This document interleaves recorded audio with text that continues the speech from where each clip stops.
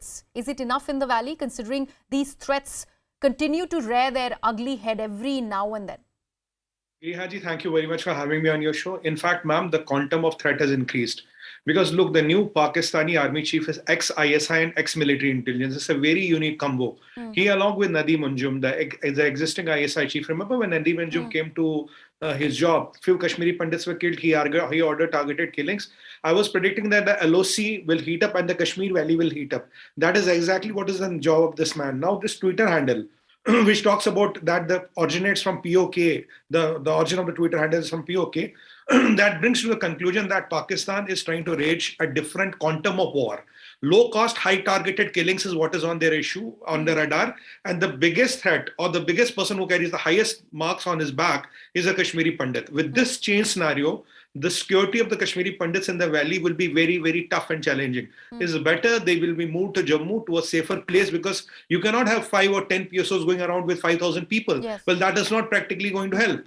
And this threat is real this time because there's a new man on the job. And he knows what exactly he's doing. You see, yesterday he chose to visit the Kashmir side of the border, not to the Afghanistan of the border, where a lot of trouble is brewing. And he was talking about Ghazi, Ghazwa-i-Hind, and he's some alim of Quran and some literate of Islamic scholars. And he says he believes he's from a clan which is a direct descendant from Prophet Muhammad. With all these things summing up, and we can see the impact of the new chief on the ground. The situation is not good. I think this threat is real. And if they've come up with the names, even if they're able to strike 1 or 2, that will be not a welcome step at all, and we have to prevent it in any way whatsoever. Mr. Pandit, do you agree with Mr. Peer, considering we have a new army chief in Pakistan, and that's why this threat, an increased amount, and also the, the intensity of the threat has increased? Pretty much what happened in the 1990 is what Mr. Peer is talking about. Do you agree?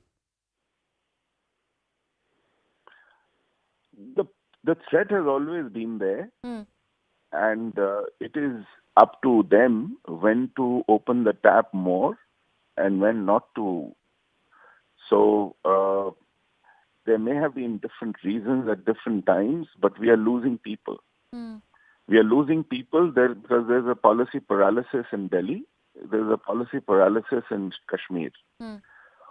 We have somehow decided to just wait out things and lose the initiative, and always hand over the initiative to the adversary. They decide when to step up the killings and when to hold back. That has been the cat and mouse game played so far, and we are just happy losing lives and do nothing about it. Just as more than 200 days have passed, the PM package employees have been agitating in Jammu. We have pushed them into a death zone, into a killer zone, from where they barely escaped 30 years ago. So a genocide has not been acknowledged. All the crimes have not been punished. Kashmiri Pandits are staging a mega protest demanding security after the Lashkar threat to them. And what has happened after this is politics is being played out. However, now filmmaker Vivek Agnihotri, the filmmaker behind the film The Kashmir Files, has jumped into this entire controversy, and he has gone on to say that after the IFI jury head, the international jury head Nadav Lapid had made those statements at the closing ceremony of IFI in Goa, is when these fresh threats have actually come about for the Kashmiri Pandits. Now, remember, only yesterday, a social media handle which claimed to be operated by Lashkar-e-Toiba had issued open threats to Kashmiri Pandits. Preliminary investigation has revealed that the handle is being operated from Pakistan-occupied Kashmir and has released a hit list of 56 Kashmiri Pandit government employees that are on their radar.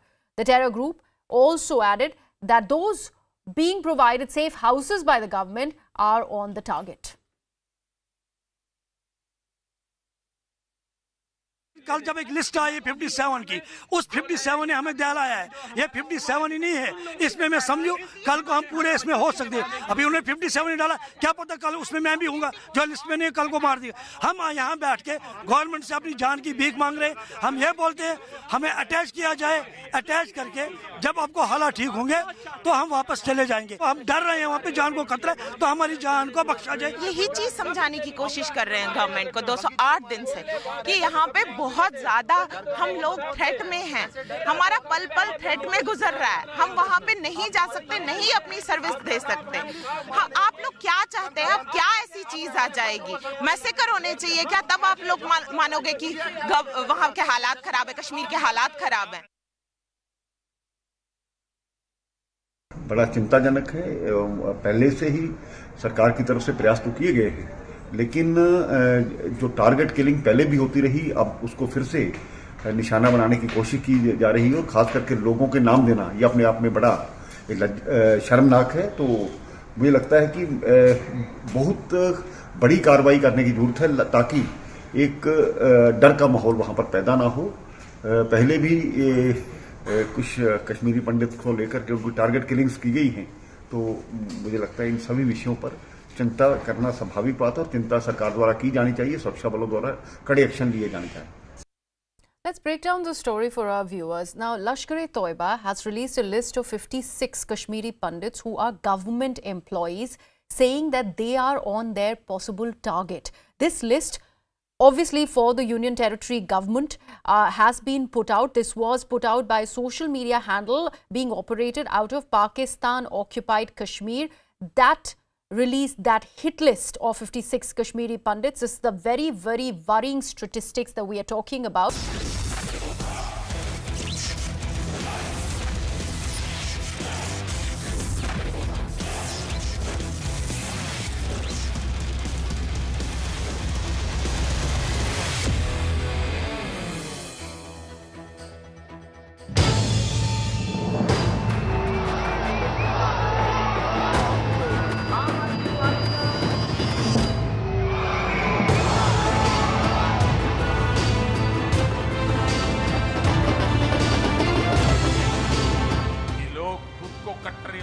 कहते हैं, लेकिन सबसे बड़े भ्रष्टाचारी यही होते हैं।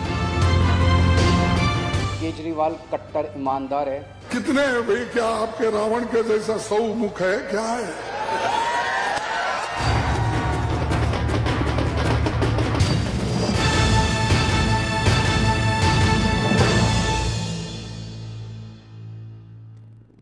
It's the beautiful vista, a dream come true for me, ladies and gentlemen. Namaste, Jai Hind, and of course a big salute to this man who is the Iron Man and because of whom we know India as we do, this generation as we see it on our map, Sardar Vallabhbhai Patel. And this is the beautiful Statue of Unity in Kevadia. Once again, a tribute to the true son of Gujarat. One son of the soil stands tall over the Narmada, watching over the rest of Bharat. The other son of the soil has a point to prove, and it is Gujarat that has gone to the ballot that has got to decide this. Phase 2 of polling is coming towards an end. There are still people queuing up at the polling booths. As of now, if you look at the numbers, and we'll try and use Alexa and of course combining virtual with the real feel to try and get you how Gujarat has voted this time around compared to 2017. Now look at it. In phase 1, there was a significant drop, nearly a 3% drop in the overall voted percentage, 66.8 and 63.1, so nearly 4% drop if you were to look at the absolute numbers. 2017 phase 2, the turnout was 70%. That's why the overall voter turnout was 68%. This time around, till about 3 p.m., it is 50.5%. It's gone up to 58%. That's the latest update we are getting. 58% by 5 p.m. Will that breach the 60% number and inch closer to about 65, 67%? We'll have to wait and watch. There was a significant 6% jump between the 5 p.m. numbers and the overall numbers in phase 1. Over to Zaka Jacob and Maria Shakil in the studio as I make my way back. Zaka, will phase 2 see a larger turnout? Will it be closer to 67, 68%? And what does that mean then?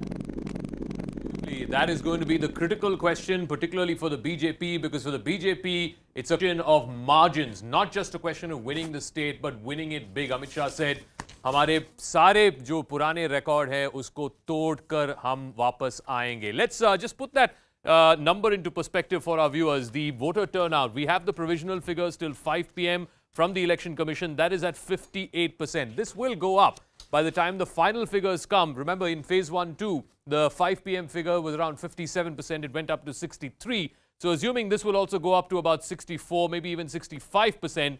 But the problem is this, the average of 63 and 65, you're looking at a 64% voter turnout in both the phases combined. If you were to go back to 2017, and remember this was a high-profile election, there were voters from both sides who were enthused, so that voter turnout was significantly higher. It was 68%.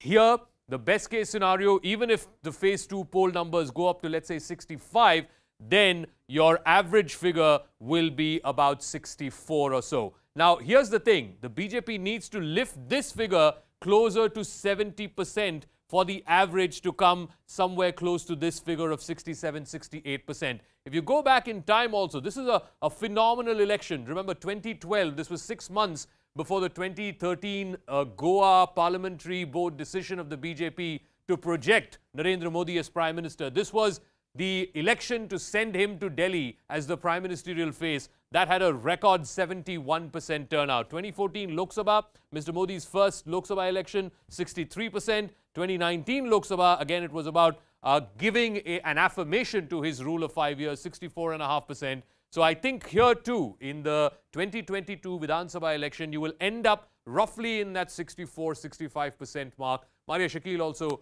with me here in the interestingly, studio. Zaka, in the last few hours, there has been a massive push by the BJP. Senior leaders of the party were in a huddle in the BJP headquarters in Gandhinagar, trying to send a message particularly to the Panna Pramukh. The overall number of Panna Pramukhs have gone up in this election. They were trying to really ensure that each and every person there in the voter list comes out and votes. So perhaps that is the number at till 5 p.m. It would, final tally.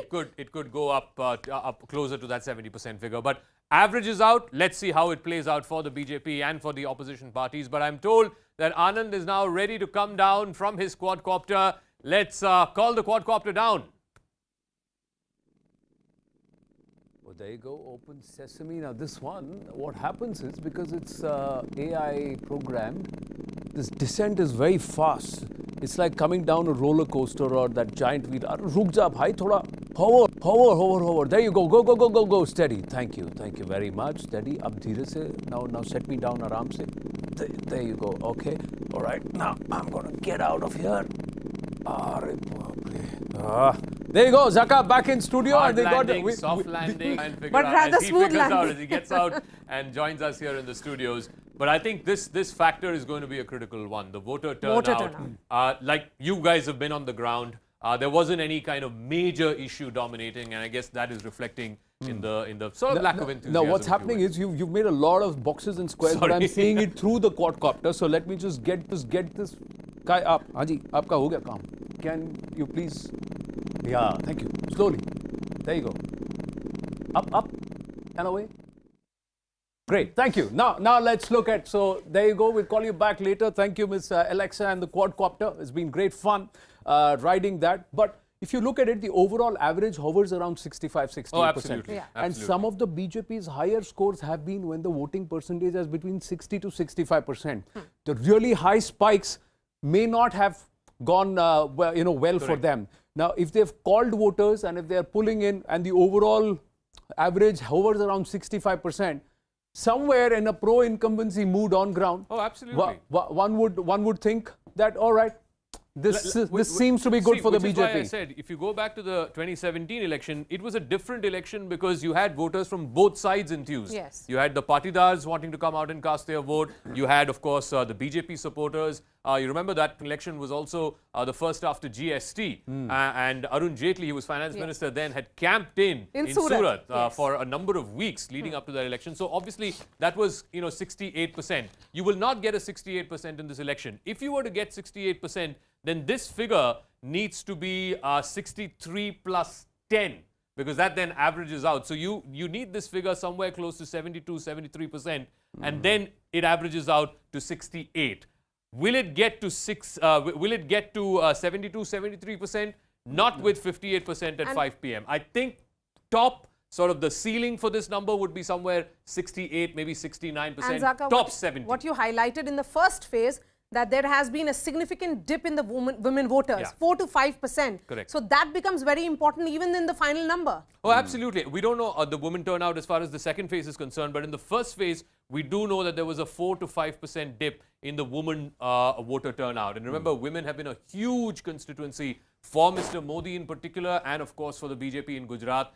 In fact, it started, one of the things about the Gujarat model is creating this women as a constituency, as a vote bank, again and again, repeat voters for the BJP. So, I think that is something that they will have to watch out for. Here again, you know, one thing I noticed about, if you were to look at the district-wise sort of breakup of this, tribal districts like Banaskantha, Sabarkantha, they were all polling in excess of 60-65%, I think, both of them till 5 p.m. So it's possible that those districts could end up with close to 70%. Ahmedabad, and we talked about this, voter apathy. Ahmedabad was less than 50 or close to 51-52%. So I think Ahmedabad would top up at, let's say, 55-56. But that's been predominantly like that in the urban areas. But if the overall average is around 65%, is that comfortable? We'll have to see. Are there voters still queuing up? Siddhant Mishra is on ground. Siddhant, are you a little more cheerful than the early start this morning, because there were hardly any people around you then? अभी क्या scene है? Polling booth से आपको बाहर कर दिया, लोग वहां पे हैं क्यू पे, voter, are they still there? No, if you talk about Ahmedabad, Anand, then voting percentage was really less, and in fact, this was a fear in the minds of BJP leaders much before the election, and that was a reason that the long road shows of Prime Minister and road shows of Amit Shah were planned, so that they can pull out their own voters from their houses, because it is all about the thought process, because the BJP voters were quite complacent कि हमारी सरकार आएगी. So that was a target, and you see, Anand, this time around, as Election Commission calls it, urban apathy. So in Ahmedabad and Gandhinagar, the voter turnout is less. But if you talk about the tribal seats and the rural seats, then the voter turnout has crossed 55%, 54%. So the rural seats have performed better. Also, Anand, especially, I would like to highlight the performance of the tribal seats in the first phase. Navsari, Tapi and Narmada districts, they all have crossed 70% mark and have formed a new record. So yes, there is urban apathy and also a complacent attitude. One very last point I would like to make, Anand, I did visit Jamalpur and Daryapur areas, which are Muslim dominated area, and I was shocked to see that there also voter turnout is less women are coming out to vote, and in fact men also were coming out to vote in those areas, because those areas are known for more voter turnout. But this time around, voter turnout in those areas are also less. Who will it impact? Yes, what is going to happen? Well, all the pollsters are doing it, a lot of them claiming exit polls. What we are going to do, ladies and gentlemen, we're making no such claims. We are just going to put out all the numbers, who's saying what, how they stack up. We'll do a poll of polls and leave for you to decide who you want to go with. Any outliers, we will put them out. Those who are looking within the margins of 115 to 130 for the BJP, which has been traditionally that band, we will look at that. 99, of course, 2017, the exception there. Sharon Elizabeth is in Viramgam. Hardik Patel contesting from there. How has the voter turnout been? Has he been urging people to come out and vote? Well, Anand, right now I am actually reporting from the Karyalaya of Hardik Patel, and if I ask my camera person to pan and show you the kind of support that Hardik Patel is in fact getting, and like you asked the question that did Hardik Patel go around the polling booth and were there actually people, while he was speaking to us, he told us that this is because this is a semi-urban area, a large number of people had in fact gathered outside the polling booth. They were in fact voting happening in large number, and you can see that Hardik Patel is in fact standing here with his supporters over here. I'll quickly just ask one question. कितने confident हैं आप? पूरा confident हूँ, मुझे कोई दिक्कत ही नहीं है। मैं तो पहले से ही, और मेरे अब हमेशा रिलैक्स मूड में ही रहता हूँ, क्योंकि हमने चुनौतियों को पसंद किया और उस चुनौतियों से हम सफल भी हुए। बट ये सीट माना जाता है कांग्रेसी सीट है, थोड़ी मुश्किल तो नहीं पड़ेगी आपको? पूरा गुजरात बीजेपी के साथ है, और राजनीति में स्वाभाविक है कि जो भी पार्टी जहाँ से जीतती है तो मीडिया उसको बोल देती है कि फलानी पार्टी का गढ़ है। बेसिकली जो काम करते हैं वही जनता उसको पसंद करती है। पूरे गुजरात की जनता बीजेपी को पसंद करती है। यहाँ लोकली अलग इश्यू होते, अलग समीकरण होते, उसके कारण कांग्रेस जीतती थी। लेकिन इस बार भारतीय जनता पार्टी के सभी कार्यकर्ताओं के सहयोग से ये सीट भारतीय जनता पार्टी जीतेगी। आम आदमी पार्टी का क्या हाल रहेगा? ऐसा बेसिकली कुछ नहीं रहेगा। हल्ला तो हल कोई मचाता है, लेकिन जब परिणाम आता है तब नहीं आता। आखिरी सवाल, पिछले साल तक तो आप बीजेपी की बुराई करते थे, इस साल आप बीजेपी के यहाँ से टिकट लड़ रहे हैं, तो लगता है कि कहीं ना कहीं आपके जो साथी थे वो कहीं पीछे छूट गए हैं? अरे वो तो परिणाम आएगा तब पता चलेगा। और सवाल ये है कि आंदोलन हर वक्त सत्ता के साथ ही होते हैं। पति पत्नी ही लड़ते हैं, पड़ोसन के वहां लड़ने नहीं जाया जाता। आपके साथ मान लीजिए कि आपके परिवार में लड़ाई मम्मी पापा की होगी, पापा लड़ाई पास वाले के वहां करते हैं, तो स्वाभाविक है कि हम जनता है, तो कई बार मान लीजिए कि कुछ लेना है तो सत्ता से लड़ेंगे, लेकिन जब सत्ता दे देगी कुछ तो फिर से सत्ता से दोस्ती होगी। So that was Hardik Patel giving very witty answers. Yeah, you had sharp questions, Sherin. What's interesting is that, as we said, 5 years is a very long time in politics. Just few months ago, he was the Congress working president of Gujarat. Now he is a BJP candidate. And 5 years ago, Zaka, he was an important factor, the Patidar factor. Absolutely. This time around, if you go back and check, you know, in 2017, the Patidar dominated seats, even though numerically they are about 10, 12, 15%, both Kadwa and Liwa put together, it's only about 40 seats. But what happened was the impact of it, the dominating the narrative, the news cycle, and of course you had that young leader in Hardik Patel back then. There was Alpesh Thakur, Jignesh Mawani. So this triumvirate of the Gujarat ke ladke. But out of those 39 seats, the BJP still managed to win 22 and the Congress 17. 7% vote share difference. But here in Saurashtra, that's where it made all the difference. This time around, the Congress may not get this. The BJP will inch a lot of lost territory, if you will, in Saurashtra. Urban constituencies, look at Ahmedabad. All of the Patidar-dominated seats won by the BJP. There were a few in North Gujarat, but I suspect the Patidar factor will not be as sharp as what it was in 2017. So if the Patidar factor has largely vanished from the scene in Gujarat, how and what is the factor then? What is it just about Narendra Modi, that preeminence and dominance of the Modi factor? Let me take that question to all the panelists who are joining us live. Tom Vadakan, spokesperson of the BJP, Mahima Singh representing the Congress, Prithvi Reddy, Aam Aadmi Party, Professor Nalin Mehta, Group Consulting Editor of Network 18, Advaita Kala, Rashid Kidwai, all with us. I'm going to begin with the woman on the panel. Advaita, what is it that you are going to watch out for in the second phase? Because the numbers are still trickling in. Well, I think, frankly, like I've been saying all along, this has been so one-sided that we're going to have to actually dig to find issues and find things to analyze.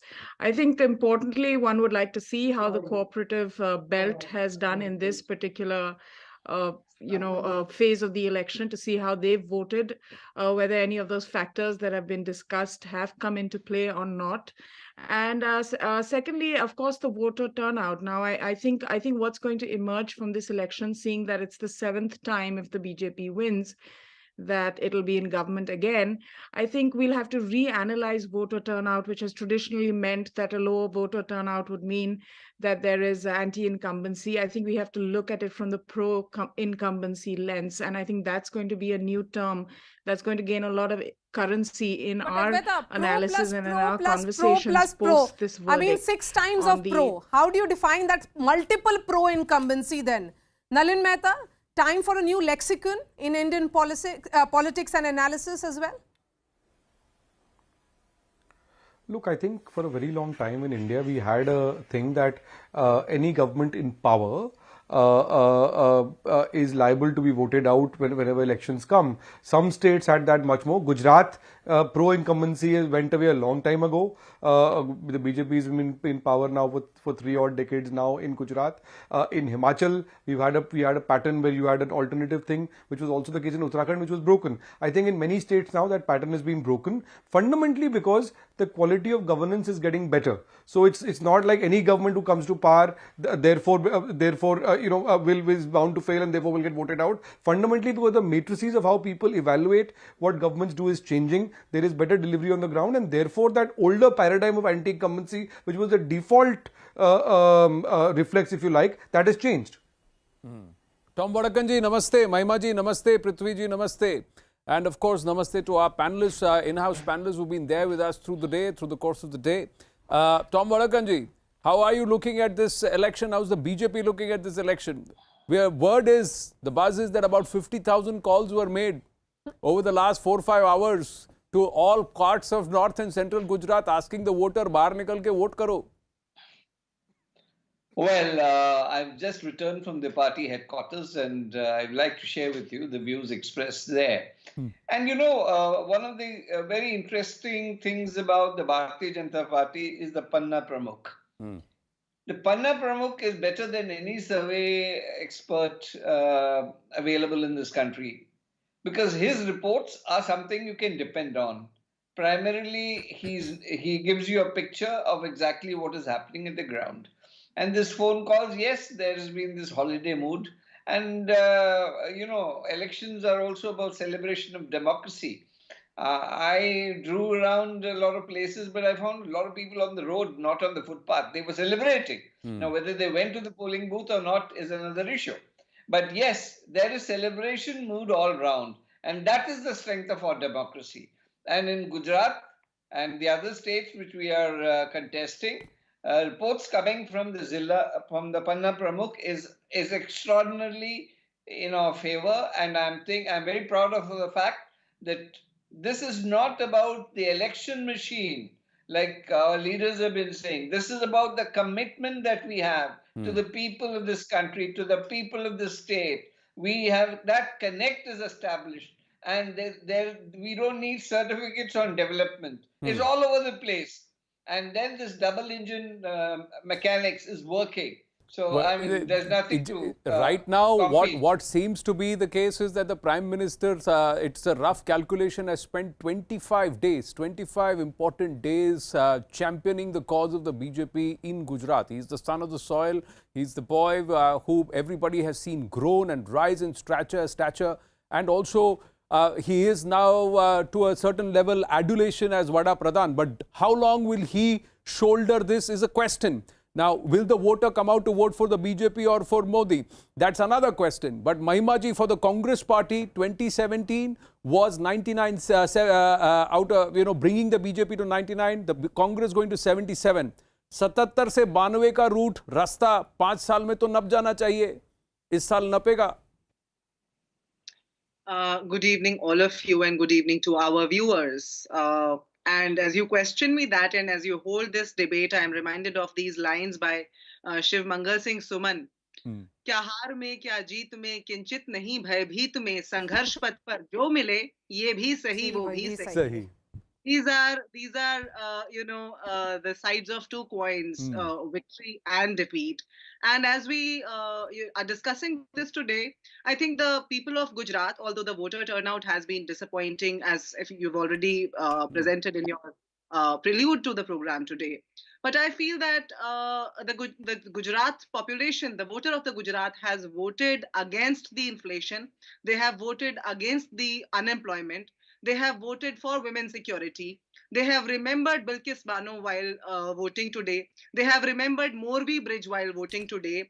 However, the breach of model code of conduct was done this morning by the person at the helm of democracy, who's responsible actually to protect the democracy. But we saw a road show this morning, and I don't know, you know, how is one supposed to justify that? महिमा जी, ये सवाल आपसे और पृथ्वी रेड्डी दोनों से है. ये बोला जा रहा है that as far as this election is concerned, this is about choosing or electing the opposition in Gujarat, not as much about who will be, you know, running the state, or government नहीं choose कर रहा है ये चुनाव opposition choose कर रहा है. पृथ्वीराज जी? Yeah, it's Prithvi Reddy. Thank you for having me. Number one, I think this is the first time that elections are being fought on real issues. I think we've taken the fight to the BJP camp in Gujarat. First time After 40 years in politics, Mr. Amit Shah was forced to go and inaugurate a classroom. Suddenly, Bijli Pani, schools and hospitals are becoming mainstay issues. Since 2002, probably 2 elections were fought purely on divisive issues of religion, and then it was the caste issues which took the main stage. I think this election is being fought between 2 development models. One is the Gujarat model, which was sold to the country with a beautiful packaging, Mr. Reddy, which has been exposed, and now I was on ground Gujarat for a voters, few days. I'm just trying to understand from you, is there a sense within the Aam Aadmi Party that perhaps they peaked too soon? That it was more sound? That the entire campaign was about sound rather than having boots on ground? That it's about ensuring that you have booth management? That's where the Aam Aadmi Party did not have that strength, the strength of an organization. Absolutely. So we are not having any tall claims. Let me tell you, this election is being fought between the BJP and the upset voter in Gujarat, who today has a viable option. As far as the issues go, I think people are relating to our issues. And if these weren't touching people on the ground and the voters were relating to this, let's not kid ourselves. Mr. Modi would not have done a 50-kilometer rally. The BJP is scared, and I believe that the results on 8th are going to give a lot of shock to people who are taking things for granted, and specifically those who have the arrogance to say, in an election, I think no one has a business to say that this is not about who's going to form government. It's about the who's forming opposition. Mahima ji ने कुछ कहा, मैं भी कहता हूँ कि many would, when you said that the BJP is running scared that the Prime Minister had to do a road show, many would turn around and say, दिल बहलाने के लिए ये ख्याल भी अच्छा है, because he did the road show in Varanasi and everybody said in Uttar Pradesh at that time, Rashid Kidwai, everybody said, oh, the BJP is running scared, 8 में से सारी सीटें जा रही है, that's why the Prime Minister is there. But the BJP was scripting history. The result showed a totally different turn of what happened. And somebody's commitment can be seen as insecurity or perhaps absolute dedication. It's how you would want to see it. 25 days of the Prime Minister. It's how you'd want to see it. Either you take a campaign seriously or you don't. You take a campaign seriously or you don't. Tom Vadakan, I'll come to you after Rashid Kidwai. Yes, Rashid Kidwai. I think Anand, this kind of zeal or this kind of determination and hard work, it is to be admired, and a lot of political parties need to learn a thing or two from this. But I think the story of Panna Pramukhs is always either it's exaggerated or it's very fanciful. If by your admission, Anand, if there is a 82 lakh, Panna Pramukhs, they are there in Gujarat, they should be winning, 3/4 of majority. If there is every third voter is a Panna Pramukh, then either the Panna Pramukh is failing to attract another voter or 2 voters, or it's the BJP is going to sweep elections. And we have this MCD election in Delhi. I mean, Panna Pramukhs were there, active there also. The outcome will show that, as it happened in Bengal and Delhi Assembly elections, etc. So I think political parties fight election with zeal, with program, package, leadership. It's a complex thing, and we cannot attribute it to just one factor alone. Well, each one will champion their own aspect. Quick word, Tom Vadakan, before we shift the focus towards Himachal. Yes. My friend Rashid Kidwai is an old Congress expert, and I don't deny his knowledge and in-depth understanding of the Congress party. But yes, Rashid, this is a different ball game, which the Congress party has never understood. When you talk about the Panna Pramukh, their kind of commitment is not something you can buy or sell. These are people who are committed and go down to the grassroots talking about the development, the agenda, the programs of the party. These are not some kind of paid agents like they have in the Congress. These are people who are 24/7 committed to the party, and that's the difference, Rashid. I mean, that's the whether they are able to deliver is what Rashid Kidwai is asking. I'm just going to quickly move and show you the national picture and set it up before we head towards Himachal, because Himachal exit poll results should come in at this point. And how is that state going to vote will be very, very critical, and what the result is, because both sides are claiming numbers. Both sides are saying we will do it. Historically, it is a PK Dhumal versus Veerbhadra Singh, Congress, BJP, and they keep alternating. Is that going to happen? The national picture for the BJP, what does this mean? Is Modi magic continuing to cast a spell? Is one big question that comes to the fore. The other one, semi-final, to set the tone for the 2024 battle. Gujarat won solidly. Will that be the story? And that sets it up as we build up to Lok Sabha 2024. 10 assembly elections which will be counted. All of that will matter. For the Congress, first big test of under Mallikarjun Kharge, a non-Gandhi party president. Well, we'll have to see how much of it goes to him, or will it be from here on? Can Rahul Gandhi's Bharat Jodo Yatra translate into words? He was busy walking all across Bharat, stayed away from Gujarat. Will it help the Congress, hurt it? We have to wait and watch. Aam Aadmi Party, one, will be hoping to pull off another Punjab. Remember, in 2017, they came up with a strong performance on ground, making a lot of noise in Punjab, and then they gained later on. The next time around, will they try and do that again this time? Is that what they're planning to do? We'll have to see. Winning will also bolster the case to lead the opposition, and that the Aam Aadmi Party is fast becoming. What a story it would be for the AAP, that within a decade they have become a party with a national presence, with governments in 2 states within a decade of their existence. A case study in itself, ladies and gentlemen, whether you like or not. Akash is joining us from Himachal. Akash, where are you? So Anand, I'm reporting from outside CM's residence at this point in time, and yes, I'm feeling the breeze, but as far as these parties are concerned, so they are quite confident, and सरकार नहीं रिवाज बदलेंगे, इस बार सरकार नहीं रिवाज बदलेंगे was the nara of the BJP, but on the other hand, Congress is saying that this time pattern will repeat. They'll repeat the same pattern as it has been repeated from last 40 years. And they are saying that they are going to be back in the government. And in fact, Anand, the interesting point is that even before the results, we have an ongoing race for the next CM, post-CM name. And this is the reason why we are learning that, MLAs have started writing. In fact, I should say that, possible MLAs have started writing letters saying that, I can be the name, I can be the name. Also, I had a word with some leaders of the Congress party, and they are saying that, they are going to win, and not just win, they'll get thumping majority this time. And also because they have promises like OPS, women empowerment, and employment for youth, and that's the reason why they are believing that this time they are going to win the state. Akash, before I bring in the guests, I want to understand from you, कितनी ठंड है शिमला में?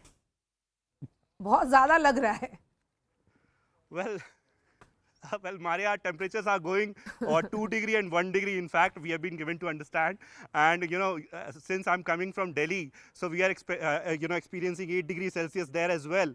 But here, I'm being told that we are recording 1 degree Celsius here. So you can, assume that what kind of breeze and what kind of season we have here. Yes, and Chief Minister is very much inside his residence. And as far as other Congress leaders are concerned, they are busy writing letters. But Advaita, isn't it similar to what we heard in the case of Uttarakhand? That leaders had started the preparations. This preparation that had started in the Congress camp. Absolutely. I think Himachal is going to be far more interesting from a political analysis point of view than Gujarat. I think there's more of a fight there. They've traditionally flipped from the Congress to the BJP and back again. This is an interesting time. I did travel in Himachal this time around and spoke with people in the way that I do. And I think what one gleaned from that the Congress definitely has a presence in the upper reaches and has a lot of support over there. Also, the disadvantage for them this time round is the fact that their stalwart leader is no more, Veerbhadra Singh. However, it was interesting to see that he was most predominant in all the posters. Yes. So they're definitely banking on his legacy to bring them back to par. The BJP, of course, has had a CM who has lasted the full term, unlike Uttarakhand, where we saw a change of chief ministers. So there's been stability in leadership, and there hasn't been any big scandal. So I think those two factors do work for the BJP, that there hasn't been anything that has really rocked the boat. But there's also an issue of rebel candidates who are standing up as independent candidates and who will kind of, make it a lot more interesting post-result government formation analysis time. Okay, before I bring in Mahima, I want to understand from you, Zaka, what is giving Congress that confidence? So, two factors. One is, of course, what Advaita was talking about, the rebel vote. Remember, last time only 3 independents, people who were possibly denied tickets, they won. And less than 10% vote share. This time, by the most conservative estimates, that there's anywhere between 12 to 15 rebels. From both parties, by the way. Both from BJP, folks who were denied tickets, and also from Congress who were denied tickets. So, even if, let's say, 10 of these people win, you are looking at the possibility of neither party, neither BJP nor Congress, being able to form government. Remember, in 2017, it was a clean sweep for the BJP. It was 44 to 21. Even though the vote share difference was only about 7%, it was almost twice. In fact, BJP had more than twice the number of seats as the Congress did. And similar was the case in 2012 as well. It was the opposite picture, the Congress winning big in that election, 36 to the BJP's 26, even though the vote share difference was only about 4% or so. But there again, look at this figure. I think this figure is something that we're going to pay very close attention to. In the 2017 election, when the BJP swept, this figure was only 9%. This time around too, I suspect that this figure of others, the vote share of the third party, as it were, or independents, that is going to be substantially higher than 9%. Perhaps even the number of people who will win will be more than the 3 who won last time around, and that could possibly be a deciding factor. And one face which was present and dominated the posters of the Congress party was late Veerbhadra Singh, 7-time Chief Minister of Himachal Pradesh. His wife, Pratibha, is the state president of the Congress party. She has spoken to us. Let's listen in. कितना confident है, कितनी सीटें आ रही हैं कांग्रेस की? हम लोग बहुत कॉन्फिडेंट है और हमें पक्का और पूर्ण विश्वास है कि इस बार कांग्रेस सरकार बनेगी हिमाचल प्रदेश में और हम भारी बहुमत से जीत कर आएंगे। बीजेपी लगातार ये कह रही है कि कांग्रेस में तो लॉबिंग अभी से शुरू हो गई है, सरकार बनना तय है नहीं, लेकिन पहले से लोग सीएम पद के लिए दावेदारी ठोक रहे हैं। मैं श्रीमती सोनिया गांधी जी की आभारी हूँ कि उन्होंने मुझे प्रदेश का अध्यक्ष बनाया। जो जिम्मेवारी उन्होंने दी उसको मैंने बहुत निष्ठा और ईमानदारी के साथ निभाया। इस बार भी जब उपचुनाव होना था तो हाईकमांड का निर्देश था ना, हाईकमांड ने मुझे कहा कि आप इलेक्शन लड़िए और मैंने चुनाव में उतरकर, जबकि ये सीट हम 4.25 लाख वोटों से हार चुके थे, उसको कवर करना और बढ़त लेना एक बहुत बड़ी बात थी। जबकि केंद्र में भी बीजेपी की सरकार और हिमाचल प्रदेश में भी बीजेपी की सरकार, मुख्यमंत्री जयराम जी मंडी से, ऐसी परिस्थिति में चुनाव लड़ना एक असंभव कार्य था। पर लोगों के प्यार ने, लोगों के विश्वास ने, लोगों की एक श्रद्धा भाव जो इस परिवार के प्रति है, उन्होंने मुझे इस चुनाव को जितवाया, जिसकी वजह से हमारे कांग्रेस पार्टी में एक जान पड़ी। Well, ladies and gentlemen, the first set of numbers are out. Let's have a look. It's Himachal that are coming out, and it was many people thought that this is what will happen. Have a look at this. So these are the 2017 results, if you were to see, and this is what PMark as of now is predicting. BJP 34 to 39 seats, Congress 28 to 33, and Aam Aadmi Party 0 to 1 possibility, 1 to 4 seats is going to the independents or the others. So रिवाज नहीं बदला, सरकार नहीं बदली, रिवाज बदल दिया. That's what's happening. There's another one. So this is what it's predicting. 44 seats were there in 2017. This time PMark is saying 34 to 39 seats.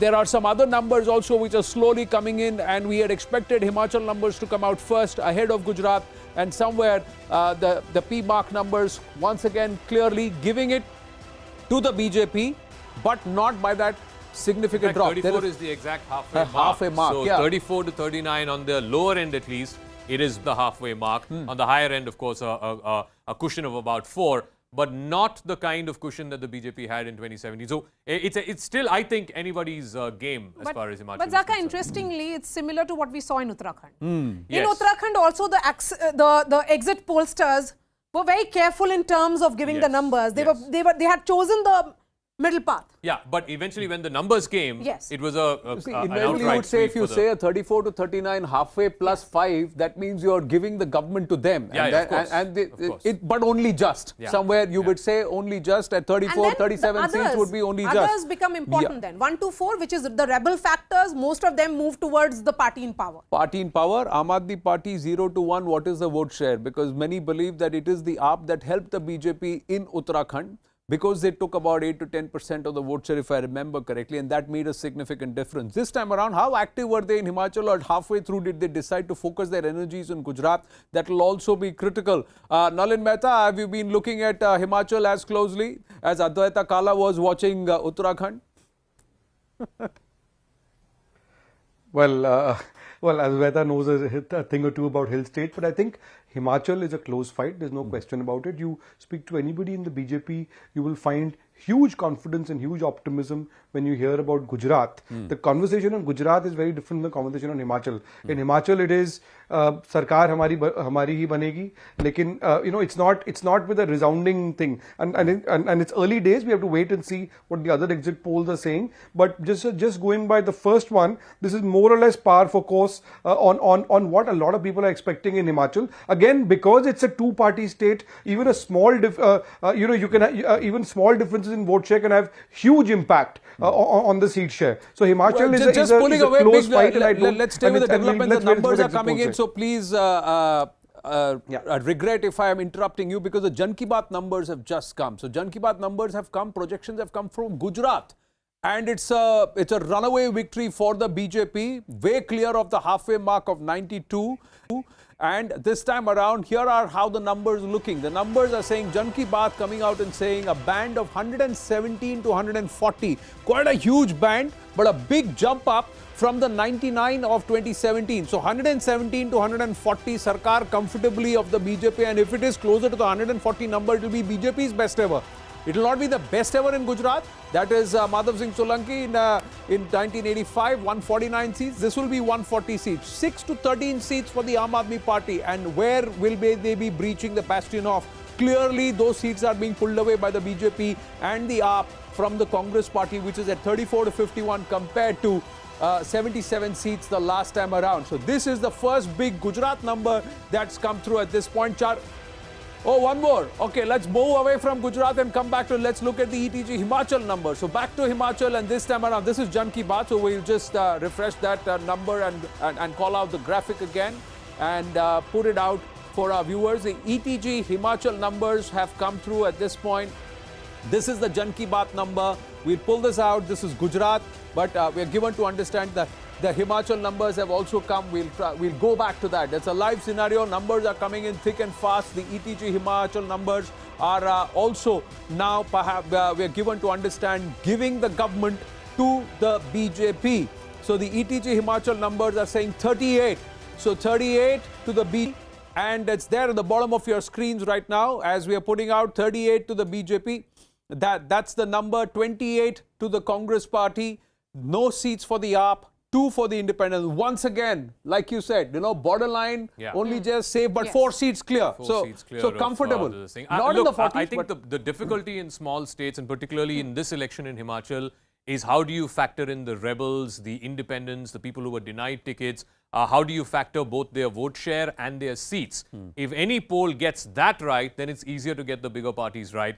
But we'll have to wait and see which of them is getting that part right. But it also shows it's not a three-way fight, Maria. It's again a two-party fight. Absolutely. Like in Gujarat we are seeing, and like in Himachal we are seeing, it's two-party fight. It was quite surprising. I don't think Kejriwal went to Himachal maybe once or twice. Maybe once or twice, that's it. Yes. I don't think he ever went to Himachal. But Gujarat, he was there virtually like twice or thrice a week. So clearly there was something up there, because the conventional wisdom is AAP is a new entrant, it'll do better in smaller states. Look at how much he went to Goa and Uttarakhand.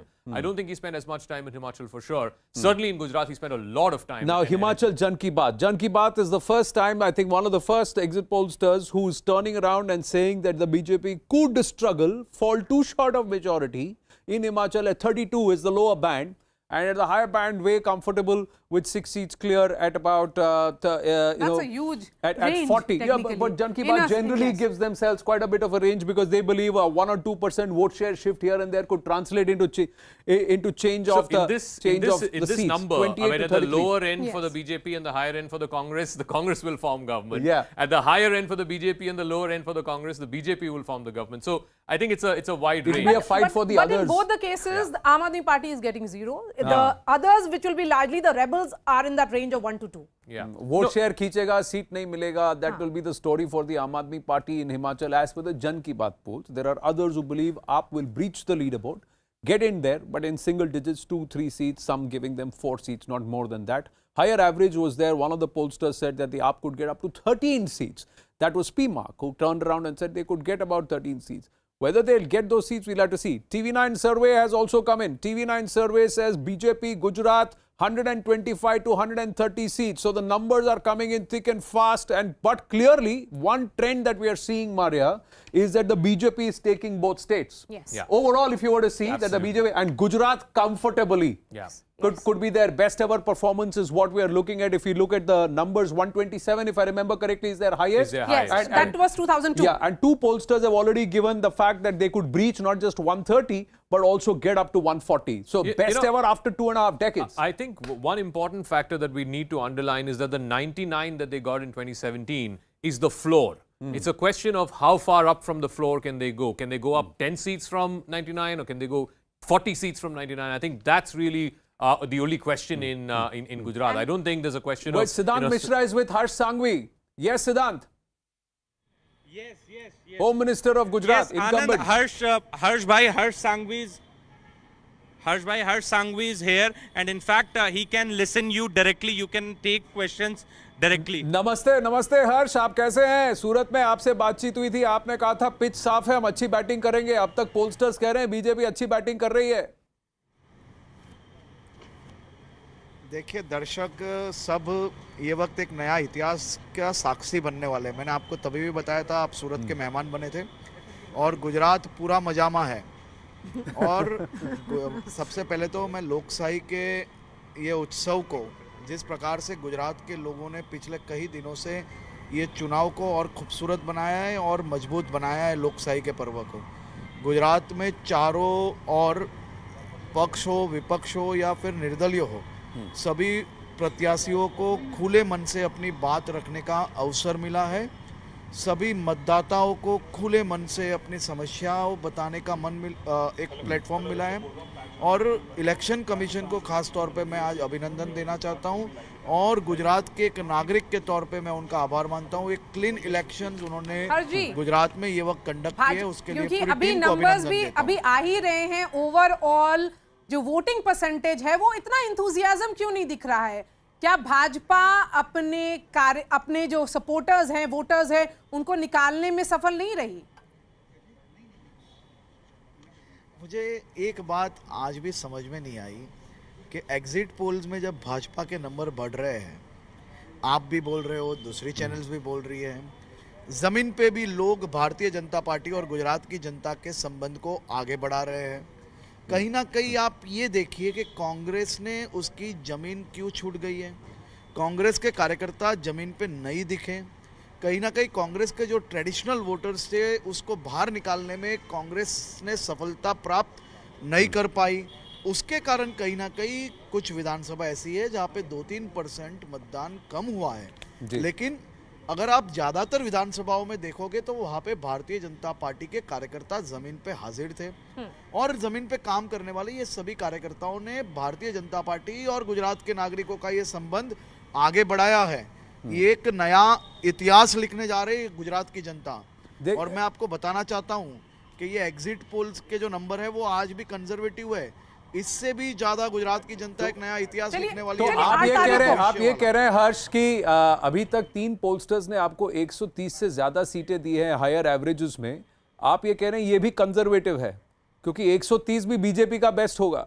Of course ये भी conservative है. आनंद जी, मैं आपको बता रहा हूँ, गुजरात की जनता ने, ये देश तोड़ने वाले लोगों ने जिस प्रकार से गुजरात में मैनिपुलेट करने की जो कोशिश की, गुजरात की धरती को बदनाम करने की जिस प्रकार से कोशिश की, भारतीय जनता पार्टी और गुजरात की जनता ने ये वक्त हर एक फैसले एकदम जबरदस्त लिए है। गुजरात की जनता ने निर्णय कर लिया है और रिजल्ट 8वीं तारीख को सबके सामने आ जाएगा। पौने 7 बज रहे हैं। गुजरात की जनता और भारतीय जनता पार्टी ने लिख लिया है। पौने 7 बज रहे हैं, तो मैं आपसे जानना चाहूंगा, कंजर्वेटिव एस्टिमेट आप कह रहे हैं 130 140 है, आपका ऑप्टिमिस्टिक एस्टिमेट क्या है? देखिए, हम सब आपके साक्षी बन रहे हैं। कहीं ना कहीं मैं आपको बता रहा हूँ कि 8वीं तारीख को 12 बजे तक ये इतिहास बदल जाएगा, एक नया इतिहास लिखा जाएगा। और वो नया इतिहास होगा, ये कोई सत्ता का इतिहास के बारे में मैं बात नहीं कर रहा हूँ, मैं बात कर रहा हूँ दिल के संबंधों के इतिहास के बारे में। हम एक नया ये संबंधों के इतिहास तोड़ने जा रहे हैं और नया इतिहास लिखने जा रहे हैं।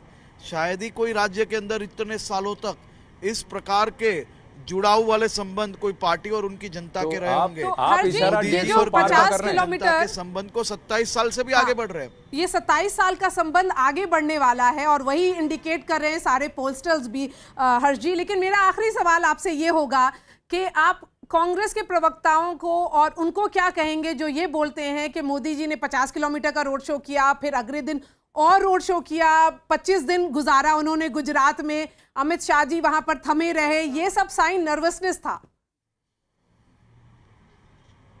देखिए, हमने कहा ना बोला था राहुल गांधी ना आए, वो राहुल गांधी जी को बुला ले। हम कहा ना बोलते, हमारी 10 सीट और ज्यादा आ जाती। हम ना नहीं बोलते कभी भी। भारतीय जनता पार्टी के नेता है मोदी जी, अमित शाह जी ये देश के गृह मंत्री होने के बावजूद भारतीय जनता पार्टी के एक एक कार्यकर्ताओं को मिलते हैं। ये कार्यकर्ता की भावना है, ये कांग्रेस की घिसी पिटी कैसेट है। चुनाव हारते नजर आते ही वो लोग कहीं ना कहीं बहाना, जिस दिन पहले फेज की वोटिंग चल रही थी तब से उनके ईवीएम मशीन के लिए कहीं ना कहीं बहाने निकाल रहे थे। मैं अभी कांग्रेस के एक प्रवक्ता को कोई चैनल पे सुन रहा था, वो बोल रहे थे 150 सीट के बाद राहुल गांधी जी सरकार बनाने जा रहे हैं। मैं समझ ही नहीं पा रहा हूँ कि कांग्रेस के कार्यकर्ताओं में इस प्रकार की बौखलाहट कहाँ से आती है। हर्ष जी, आपके चेहरे से, आपके हाव भाव से बताया जा रहा है, लग रहा है कि जो रिपोर्ट आपके पास आई है बहुत अच्छी आई है। आपको ऑल द बेस्ट। 8 तारीख को आपसे फिर भेंट होगी। Thank you very very much. Let's quickly get a move on. Lots of numbers have come in. Let's call them out, ladies and gentlemen. Right now, the TV9 survey, this is how it looks like. Look at the jump that it is pointing to. The TV9 survey is pointing to compared to what it was in 2017. 99 to 125, 130. At a time when the BJP should be facing anti-incumbency at its peak, nearly 2 decades plus in power. It's a massive pro-incumbency wave that we are witnessing as per these pollsters. And it's a slide for the Congress. The AAP gains from it. There are others who gain from it. Big numbers, Zaka, as we look at the polls. There's quickly just put out TV9 survey, Jan Ki Baat, and then, of course, you have PMark, which not only put out the Himachal numbers, it's also put out the Gujarat numbers. And it's a nearly 150 number that it's calling. So it starts with the best ever for the BJP here. 127 से आगे 128 to 148. Breaking that record. That's a record in itself, because if it is 148, it's near to Madhav Singh Solanki's 149, closer to that 150 number. This is big, Zaka. It's a runaway win that everybody's predicting for the BJP. Oh, absolutely. Like I said, 59 that they got last time is only the floor. How far up can they go from that? So if you were to put those 3 surveys that have come up, the lowest end of the band is 117 and the highest end is 148. That's right. I hope I've got these numbers right. Between 117 to 148. So basically, the question is whether it's going to be a 16-17 seat jump for the BJP, or is it going to be a 40 to 50 seat jump for the BJP? And I think the Congress figure has also fallen. What used to be 77, I think the highest figure that I saw was somewhere in the range of 50. Not more than that. And the lowest figure was somewhere in the range of 30. So basically, you've had another 20 to 40 seat fall for the Congress, and that has directly jumped as far as the BJP is concerned. So the third party, which of course was very active on social media and stuff, I'm not sure they will get to double digits. At least if you were to go by the exit poll figures, a bulk of the fight is still primarily between the BJP and the Congress. The third parties have been relegated or designated to just single digits. Let's just look at all 3 pollsters together and these 3 numbers together. Now, Zaka, you said the lowest number, you were right, 117 for the BJP. The highest number or band is 148. So anywhere between 130, 135 seats, somewhere that's where it settles as far as the median is concerned.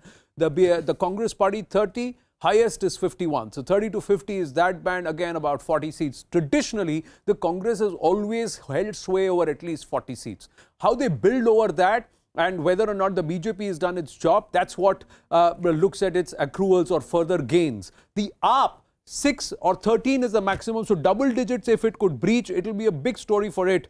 And then, of course, the minimum is 2 seats. So at least it will get onto the leaderboard is what the pollsters are saying. So it will not be just pinching vote share, it will pinch a few seats too. Waracha is one of the seats in South Gujarat, in the Surat region, which is being spoken about, where the AAP could actually break into the leaderboard.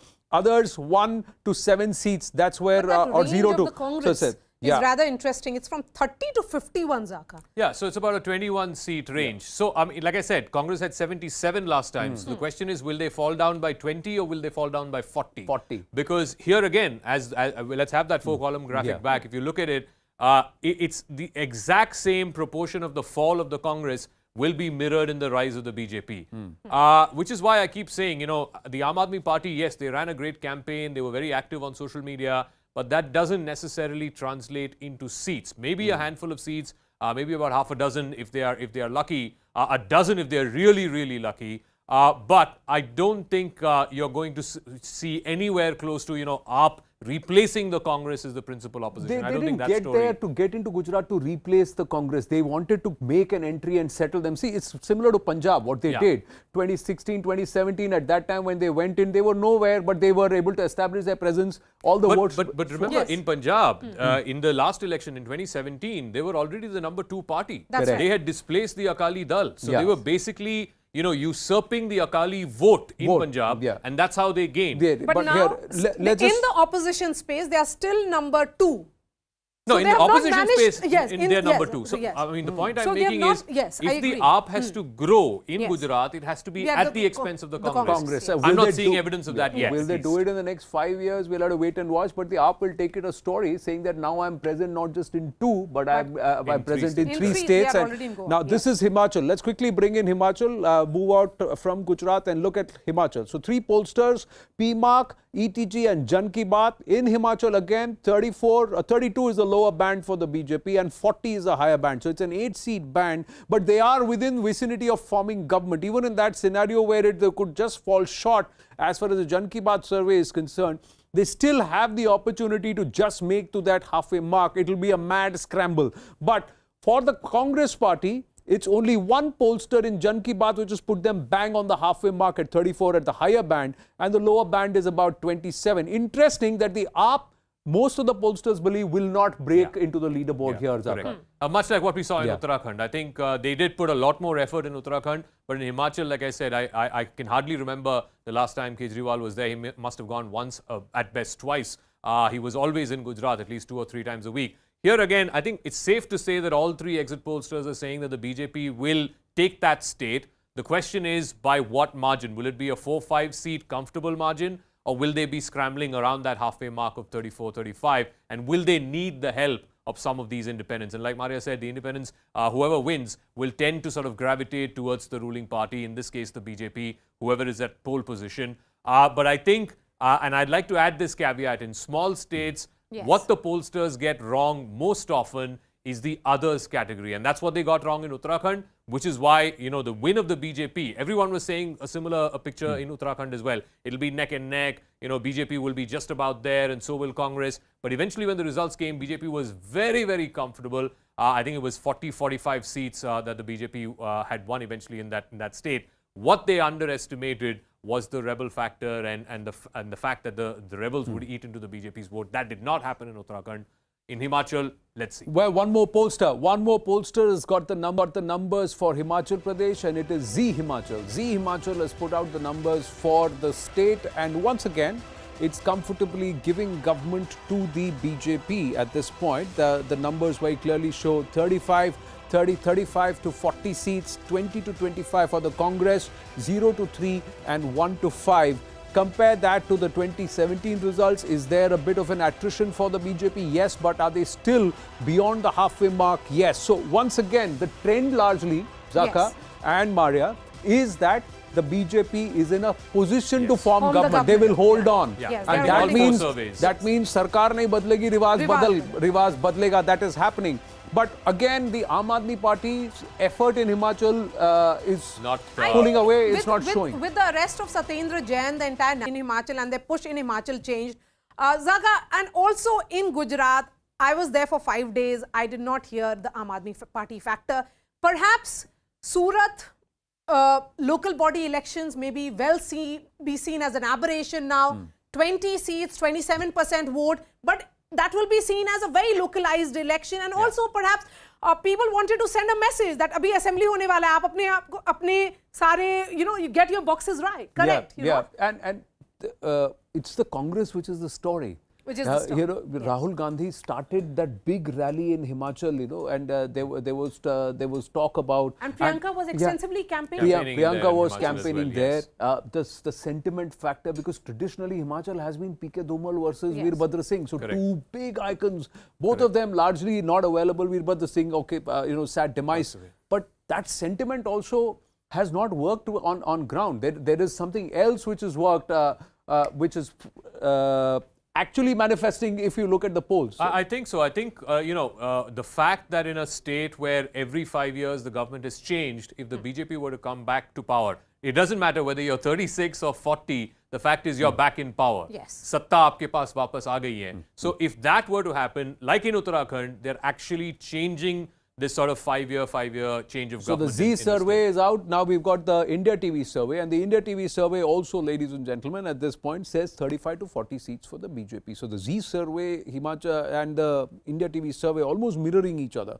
The Congress seats are different. The others and AAP, that breakup is different, but that 35 to 40 band for the BJP once again states. So if you look at it, multiple pollsters have come out and said, barring one, that is Jan Ki Baat, which said BJP may just fall short by 2 or 3. Now, whether or not they're hedging bets or they're looking at vote share percentage slipping 1%, 2% this way, that's the margin for error that Jan Ki Baat has kept. But otherwise, all the other pollsters are saying that the BJP will breach the halfway mark, get into the right side of forming government. And beyond that, if they consolidate, we'll have to wait and watch. Now, somehow, this rings and this is deja vu.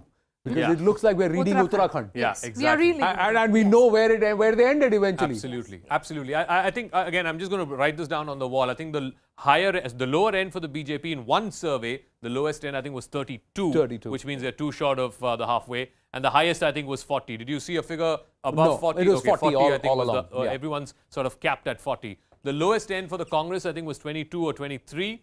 And the highest end, one survey, 34. I think, has said 34. Yeah. So basically, I mean, even lower and higher end comparison, clearly the BJP is in a different bracket. It's in the 30s to 40s range, whereas the Congress is in the 20s to 30s range.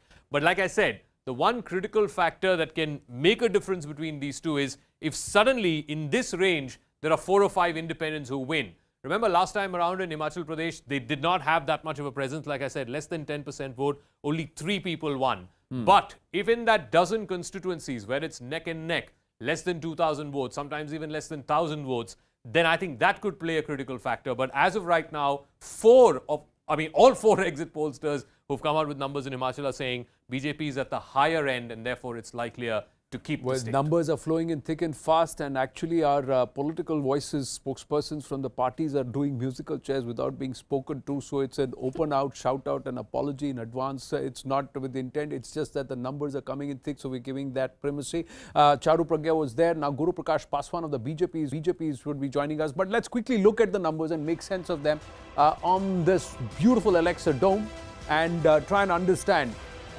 how it stacks up. Now, do you want to get a poll median already, or you want to wait for some more pollsters? Overall, it just looks like the BJP may hover around the 36, 37 seats mark. If you look at an overall average, 32 to 40, that's the band that's been largely looked at for the BJP. 35 to 39 seats, 38 seats, 35 to 40 seats, 35 to 40 seats. So somewhere around 37, 38 seats you'd want to hover and stop for the BJP. So comfortably in power, maybe just beyond 3 seats plus as far as the halfway mark. Would they want to breach into the 40s? Of course they would want to, because that would have given them good cushion.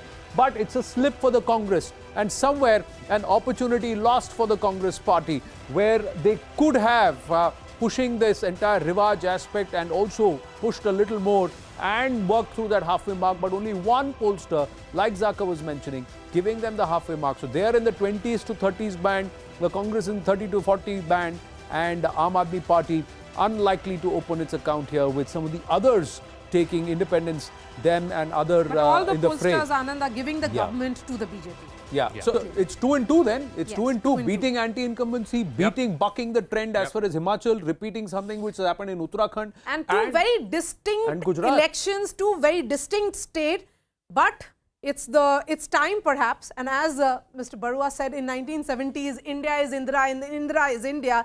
Now it is about the Modi voter. Prime Minister Modi is, if these numbers hold, is winning Himachal for his party. He is also winning Gujarat for his party. That's very clear now. If these numbers hold. It is the Modi vote which It's is the Modi very vote. clear. Absolutely. Yes. I mean, the Gujarat voter, both on phase 1 day and today as well, they were all saying, we are here for Modi, right? It was largely an issueless election. The only biggest issue was we should vote for Modi and we should ensure that he does not face a defeat. So there is an incremental 5 to 10% Modi vote in every state, and more so in Gujarat because he's from there, he's the son of the soil. What this will also mean, if the BJP wins both Himachal and Gujarat, is it puts them in a very, very strong position for next year. You have, I think, about a dozen elections. You've got a whole bunch in Northeast. You have Karnataka, which is a big one. You have then at the end of the year, Rajasthan, Chhattisgarh, Madhya Pradesh.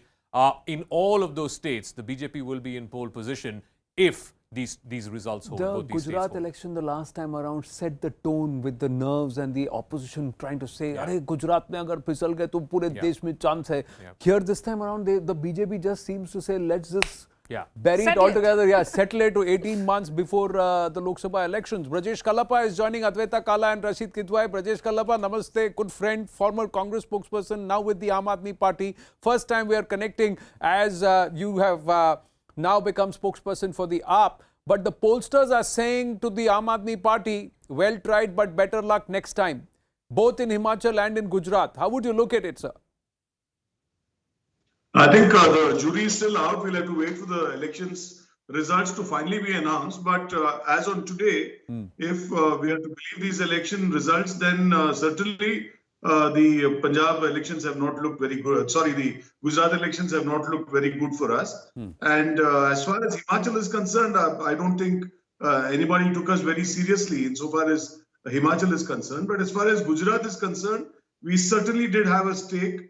And we tried to do our very best there. We had a plan of action. We had a chief ministerial candidate. We had a party president. We had a proper structure. We had a very nice campaign. And I think the fact is that we had, in the 2017 election, we had not performed very well.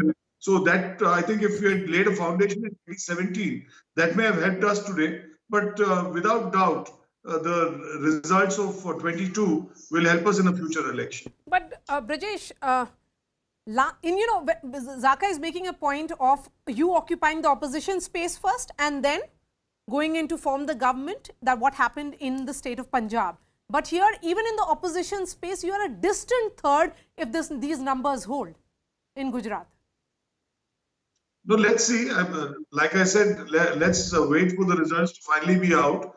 But I don't believe that the results will be as dismal as these, because we certainly have put in our very best foot forward, and it looks that our performance would be quite good. But of course, one has to wait for election day to finally comment on the results. I'll ask Meeta Chakravarti now of the Congress party. Well, we've just got numbers of Axis. Axis has put out the numbers for Himachal. Let's try and look at what the Axis numbers are for the state of Himachal Pradesh. And does this bring a surprise? Is there a different story to tell? Here, the Axis Himachal is saying BJP 24 to 34, Congress 30 to 40. So this is the outlier compared to the other pollsters so far, which is actually giving the government to the Congress party, saying the Congress stands a chance, 0 to the AAP again. But others 4 to 8. So the first of the pollsters in Axis saying it's going to swing the other way, it's going to be Rivaj, and BJP is not going to form government. That's what it looks like. In fact, it's the only poll out of the 5 we put out. This is the only poll which is suggesting that the Congress is ahead. The Congress will win the state of Himachal and not Again, the one factor that Axis has on the higher side compared to all the others is the others. Yes. It's 4 to 8. The others had 0, 1, 2, 3. I think 3 was the highest that I saw. But even at the lower end, if there are 4 to 8 independent or rebel candidates coming back as MLAs, I think that's going to be a critical factor, and maybe that is what is eaten into the BJP's figure. Axis, of course, is a reputed pollster. I don't want to doubt his figures. But like I said, he seems to be, in this case, at least the outlier poll. 4 out of 5 are saying BJP will win. He's the one who's saying that perhaps that's not that easy. Interesting this, that and we'd have to see how much of the vote share change it is, because largely most of the others, the exit pollsters, have said a 3 to 4% vote share edge for the BJP over the Congress party. If this is what is going to stay eventually, this is the only outlier. Yes. So let's try and look at all of this together, ladies and gentlemen. Let's call out the multi-poll of polls in terms of all of it together, and we'll try and get it on the magic wall for Zaka to also try and break it down. But if you were to see, we've just added, what we've added is access to this entire number. Let's try and bring it in closer, and we would see that Jan Ki Baat, PMark, the ETG survey, and you had India TV. All of them give government comfortably to the BJP. The only one which has said that the BJP will not form government is Axis.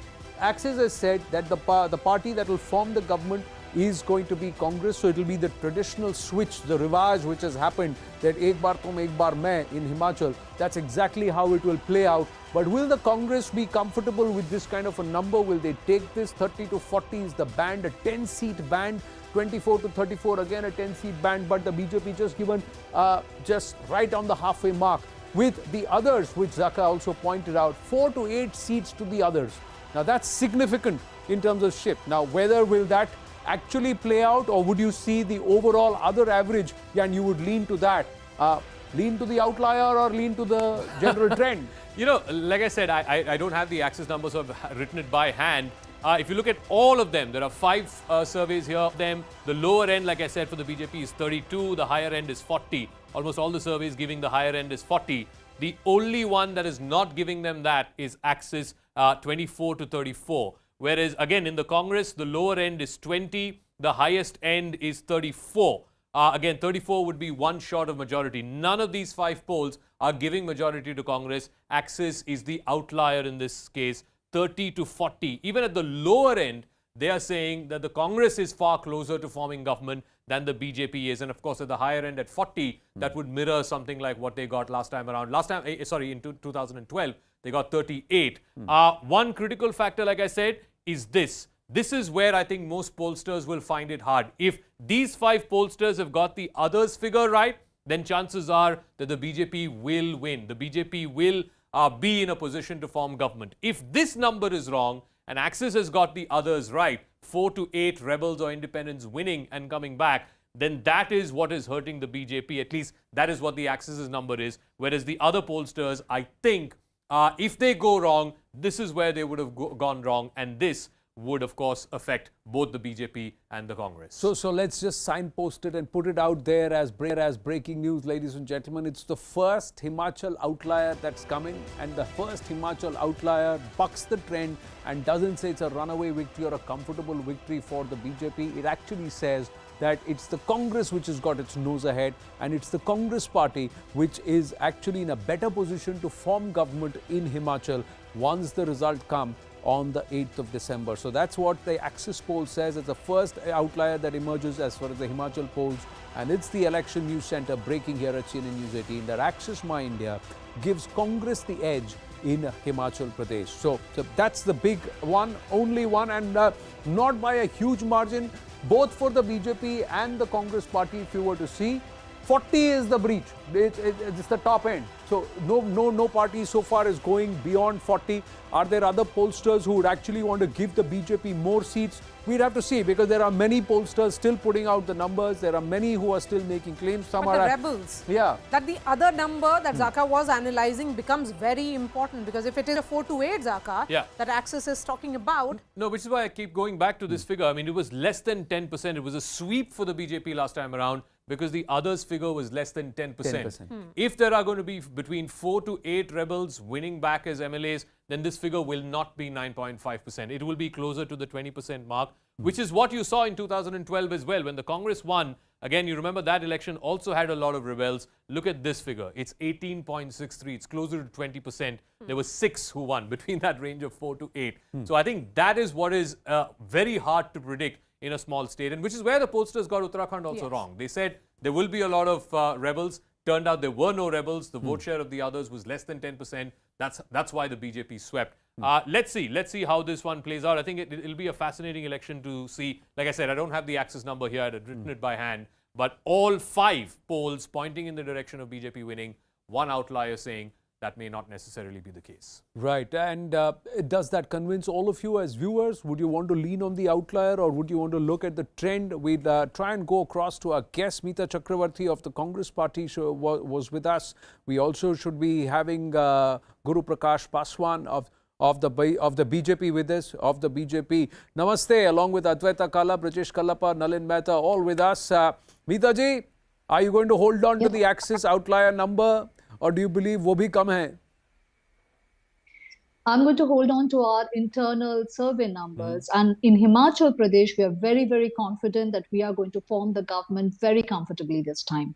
There has been strong anti-incumbency, and the manifesto that we built, which was built specifically on Himachal Pradesh-based local issues, be it OPS or be it the other issues of employment and education system that we spoke about, I think it has found a resonance with the voters of Himachal Pradesh, and we are very confident that we are very comfortably placed in that state, and we are forming the government in Himachal Pradesh. Guru Prakash Paswan, so yes, if agree, disagree? Talk about the Axis survey, we will see, but our internal survey gives a bigger number, a higher number than what Axis survey has given us. More than 40 plus is what you're looking at. Guru Prakash Paswan. Anandji, I was listening to the panelists from the Congress party, and I come from Bihar. And in Bihar, you don't go to a barat without a dulha. So where is the dulha of Congress party in Himachal Pradesh? What is the face of Congress party in Himachal Pradesh? No one. Absolutely no one. The top leadership of the Congress party, how many rallies did Rahul Gandhi or Sonia Gandhi did in Himachal Pradesh? I want to ask the panelists from the Congress party. So this is how seriously they were taking the entire Himachal Pradesh elections. But we have to understand that the people of Himachal Pradesh, the infrastructure development that has happened, the Manali roads and everything that has taken place, the pension scheme, people of Himachal Pradesh are solidly standing with the Bharatiya Janata Party. There is absolutely no doubt in our minds. And you cannot just rely on one exit poll. Axis definitely is showing it the other way around, but there are other exit polls as well. It might be a close call, but we have faith. Our leadership have worked really hard, and we have a vision, we have an imagination, we have a face for Himachal Pradesh, which is going to be our greatest advantage. And we are convinced that we'll get a comfortable But the Congress party did have Priyanka Gandhi Vadra on ground. Towards the last leg or the slogovers of the campaign, Advaita, she was campaigning extensively. And for the Congress, leaders who I interacted with, in Shimla or Hamirpur region, they kept on talking about Priyanka Gandhi, saying that she has a recall value. She's also been a resident of Himachal. That's right. She has a home there, so she does spend a fair amount of time in the state. I think, like I said earlier and prior to the exit polls, I think for political analysis, Himachal is going to be the interesting one, because I do think that it's going to be close. And Congress does have a shot, unlike in Gujarat, where it's a walkover. I think in Himachal, there has been this flip-flop. But I agree, Veerbhadra Singh, despite Priyanka Gandhi and the few rallies that she's done, they have fought this election on his legacy. And that's a very tricky thing, because even when you looked at posters in Himachal, Veerbhadra Singh was predominant in them. And then you had everybody else, sort of dotted around that central figure, including the Gandhis, who were part of that galaxy of people. But can you win an election based on a leader who isn't amongst us anymore, no matter how great and how effective he was. And he certainly was, no doubt about it. He was the foremost leader in many ways in Himachal, but he's gone now. And I'm not sure that that's going to really deliver in real terms, because they're really counting on an emotional connect for it to deliver for them. And like I said earlier, I think the upper reaches, the Congress is strong there. But again, unlike Uttarakhand, in Himachal, we have not seen that anti-incumbency sentiment against the government. It was far more prevalent in Uttarakhand, and BJP still won. I think Uttarakhand was a case of Congress losing that state as opposed to BJP winning it. But in Himachal's case, it's slightly different because Jairam Thakur does not have that anti-incumbency sentiment around him. He's had a stable government, and he's had it without any scandal. Adwaita, the joke is that the anti-incumbency against Jairam Thakur was within the BJP and not elsewhere. That's where the rebels come in, Anand. Will that come into play? We have to wait and watch. Meanwhile, let's just, before we go across to our guests again and go back to our guests again, let's just quickly do a recap of who's saying what. What are the numbers looking at as far as the pollsters in Himachal Pradesh? Quick recap, ladies and gentlemen. Let's try and see. This is the PMark survey. PMark has one of the first to give the government to the BJP. Right on the halfway number, plus the higher number is 39. So clearly another 5 seats from halfway having majority. That was the number that PMark had given, saying the Congress would fall short 28 to 33. That was the band.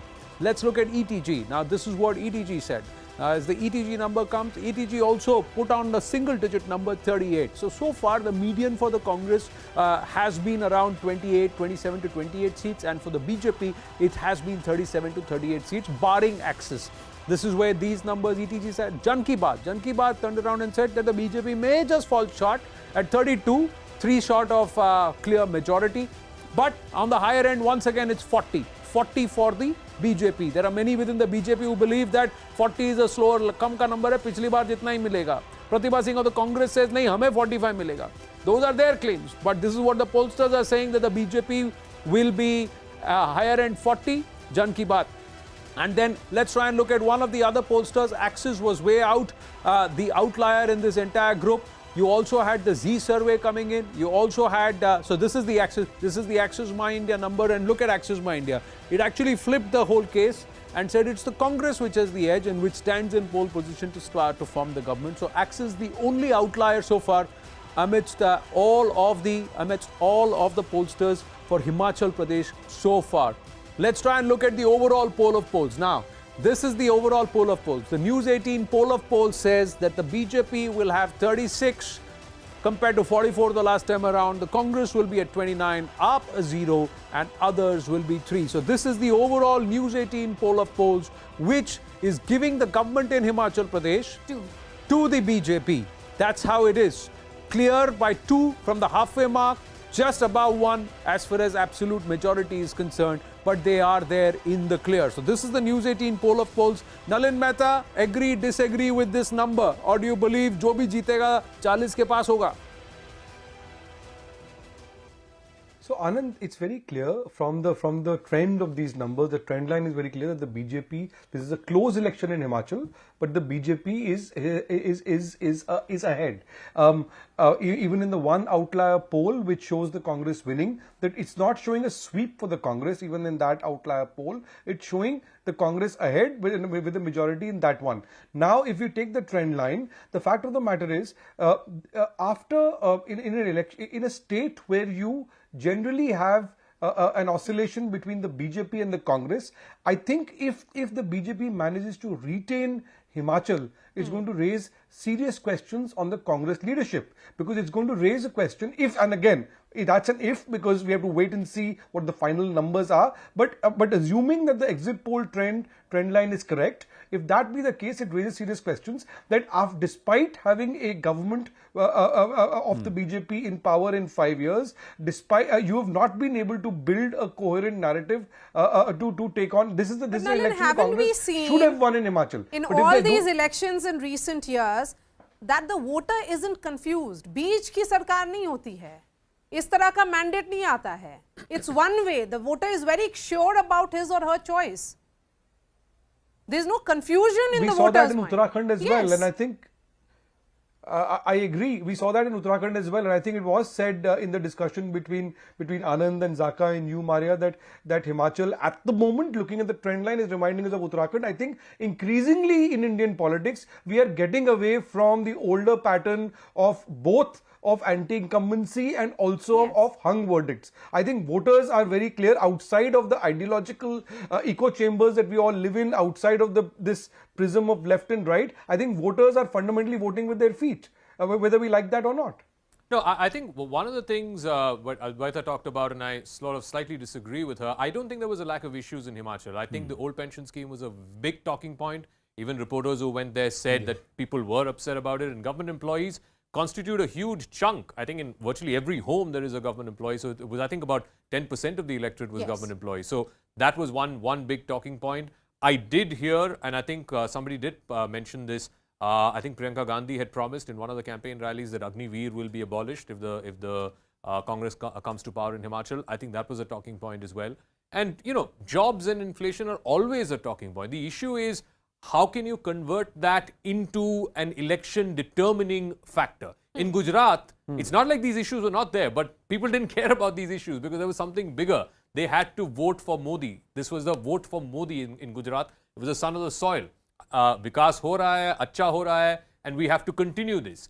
In Himachal, we didn't quite hear that same sentiment. The other aspect is fixing what is broken, to try and correct an anomaly. If there was a sentiment of anti-incumbency with the current leadership in Gujarat, it was a full sweep of the 38-member cabinet that happened. So there was action. Was there an issue of paper leak? Yes. Education an issue? Yes. Unemployment or jobs and sorting out? Yes. Corruption within the bureaucracy and certain echelons of administration? Yes. But can these be addressed, and do they believe the BJP will address it, or the only person who will fix it is Modi? That is also yes. That's the thing. In Himachal, what do you think will stand out, Rashid Kidwai?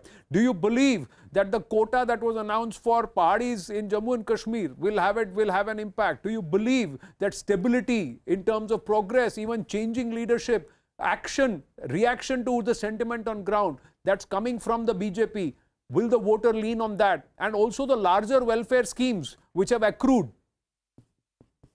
I think, Anand, there is no fixed pattern when it comes to voting behavior in a state like, from Gujarat to Himachal, or for that matter, Delhi Municipal Corporation. And I think voters tend to vote for or against as per the local conditions. I think in Himachal, story in Congress was quite formidable. They have established leadership. There was no dearth of resources, and the entire election was macro-managed by Priyanka Gandhi Vadra. If the Congress fails to win or Himachal, it will be a very a big blow to the Congress leadership, not only to Mr. Kharge, but also to the Gandhi family and all. And it will establish that when Congress tries Modi versus Rahul Gandhi, then they lose. If they detach Rahul Gandhi, then also they are good for nothing. So Congress will really run out of ideas. So therefore, I think for the Congress, for its political survival, Himachal is very important. But Rashid, you're talking about a valid point. It's about in Himachal and also in Gujarat, it became Modi versus a local candidate in the Congress party, because they realized that they did not have a figure which was so prominent like Prime Minister Narendra Modi. But talking specifically about Himachal and Priyanka Gandhi, because it was Priyanka Gandhi and Rajiv Shukla who were backroom managers of this entire campaign. She was there in Himachal. She tried to speak about the Agnipath scheme and said that if they come to power, then things will be different. But, as far as anger is concerned, there was no anger per se. Will it be about anti-incumbency, or did the people just say that, let's look at some other government?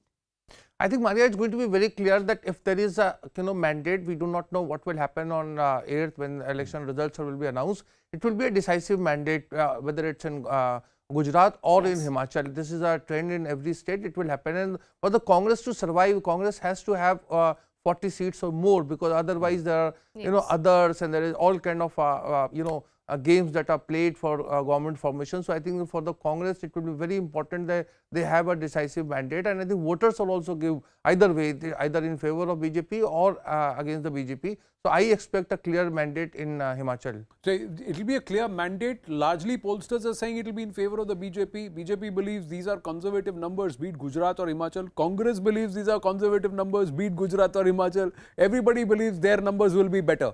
It's a good feeling to have because they're all confident that they have done well and they put in the effort on ground. Now, what formula works for which party?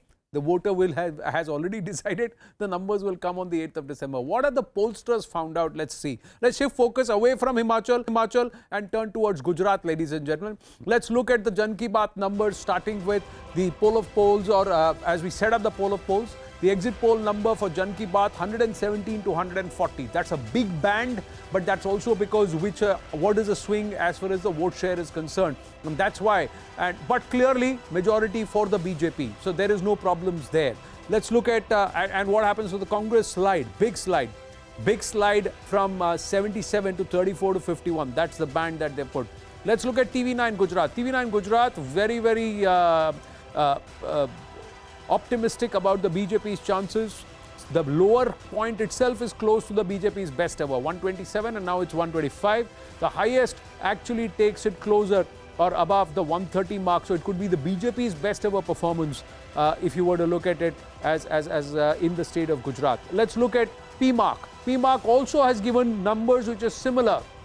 128 to 148. PMark actually the lower number closer to what TV9 had said. But it is still better than the BJP's best ever.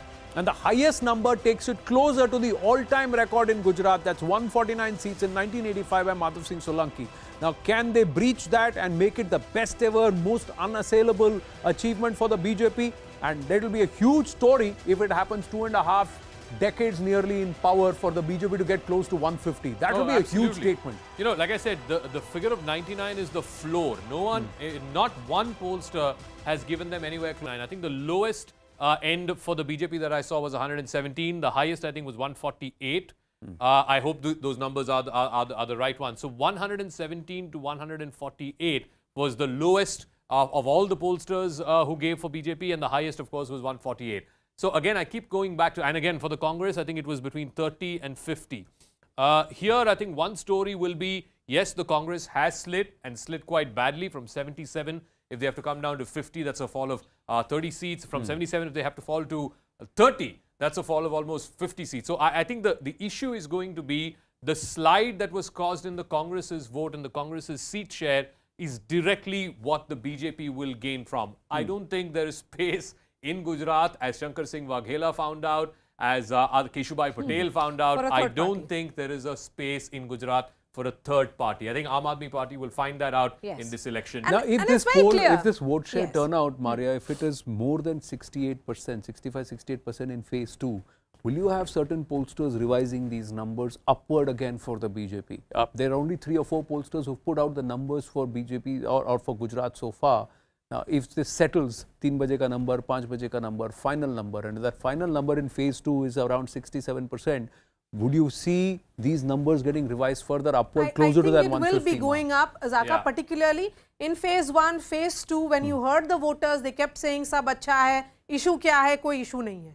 Yeah, I think you come back to this range. If you're looking at 130 as the midway point in this range, 130 is better than ever what the BJP has had in the last 27 years that they've been in power. I think the highest they had was 126. 127, 2000. 130, and you'd remember Amit Shah in every interview, including to the one that he gave to News18, to Rahul Joshi, he said, BJP ke sare purane record hum todenge. So if 127 was the benchmark, 130 is already the average. In fact, the News18 poll of polls figure, I think, is 132. Is that right? Yeah. Of course, we haven't seen any outlier polls yet. We haven't seen the Axis number for Gujarat. But I suspect the Axis number will err on the side of further for the BJP. I don't think it will be less for the BJP. And Zaka, this is after 27 years in government. Absolutely. I think that is the story.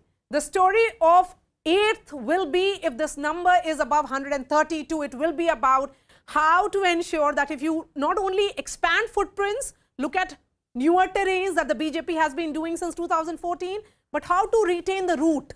This is where the story begins. That's where the Gujarat model prime minister begins, started talking about from 2014 after onwards. 27 years, if you have to come back with the biggest majority that you've had in that state, you have to be doing something right, boss. Yeah, and it just settles it. And every time this jibe that comes, that PM is spending so much time. Correct. PM इतनी लंबी rally क्यों कर रहे हैं? इतनी सारी rallies क्यों कर रहे हैं? यहाँ रोड शो क्यों किया? Why did he do a road show?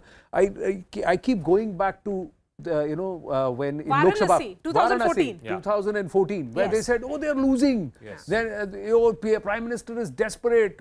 They're not going to be able to hold on to these seats, and it's all gone. UP And look at the score. Look at the score. Yes. Look at the score. 2014, 2017, same thing happened, and the score was different. When you see the Prime Minister pushing this kind of effort, perhaps going forward, one must realize that they are going for the jugular. They are actually going for a number which nobody thought the BJP will ever achieve, or they have set their sights on that and they believe they can reach it or they can better that. 140 seats or 148 seats. Look at the higher median Jan Ki Baat and PMARC.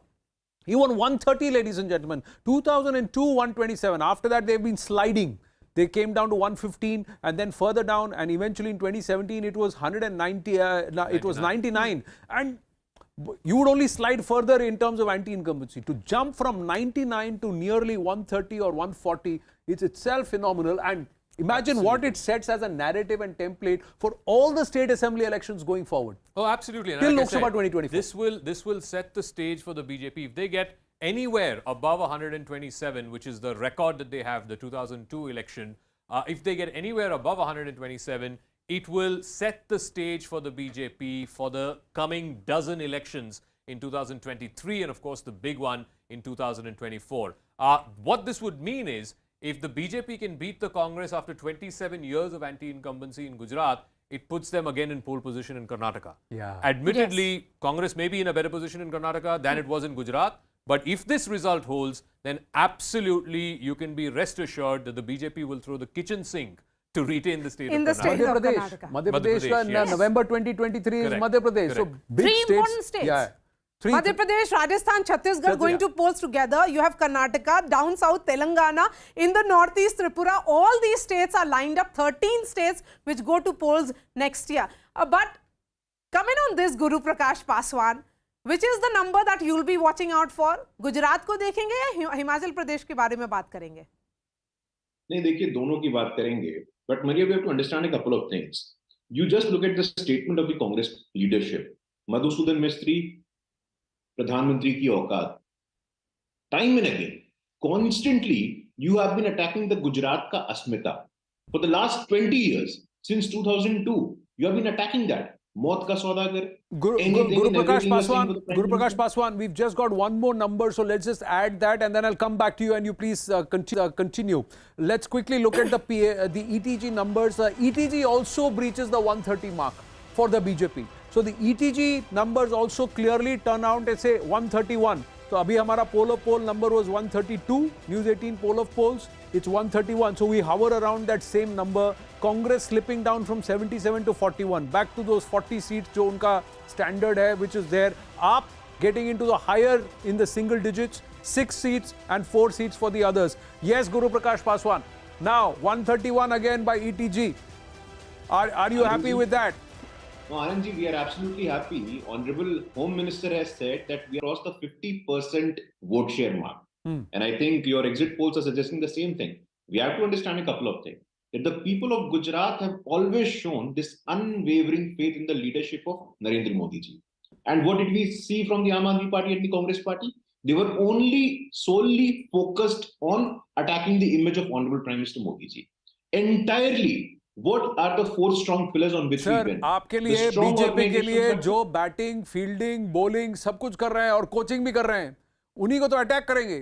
It's all PM Modi. He's shouldering this single-handedly, quite literally. Not that the others are not chipping in, but the others are dwarfed by what his contribution is and what his aura and what his image is. And how long can you piggyback on Prime Minister Narendra Modi is a question that the BJP leadership has to ask itself. Let's look at the poll of polls quickly as we go across to our other guests. So far as right now, ladies and gentlemen, the pollsters saying it's the Modi magic at work. Prime Minister Narendra Modi, the son of the soil, Gujarat's very own, has got the trust of the Gujaratis. That's what the pollsters are saying, hands down. 99 to straight the lowest number at the Jan Ki Baat median is 117. The highest number is with PMark at 148.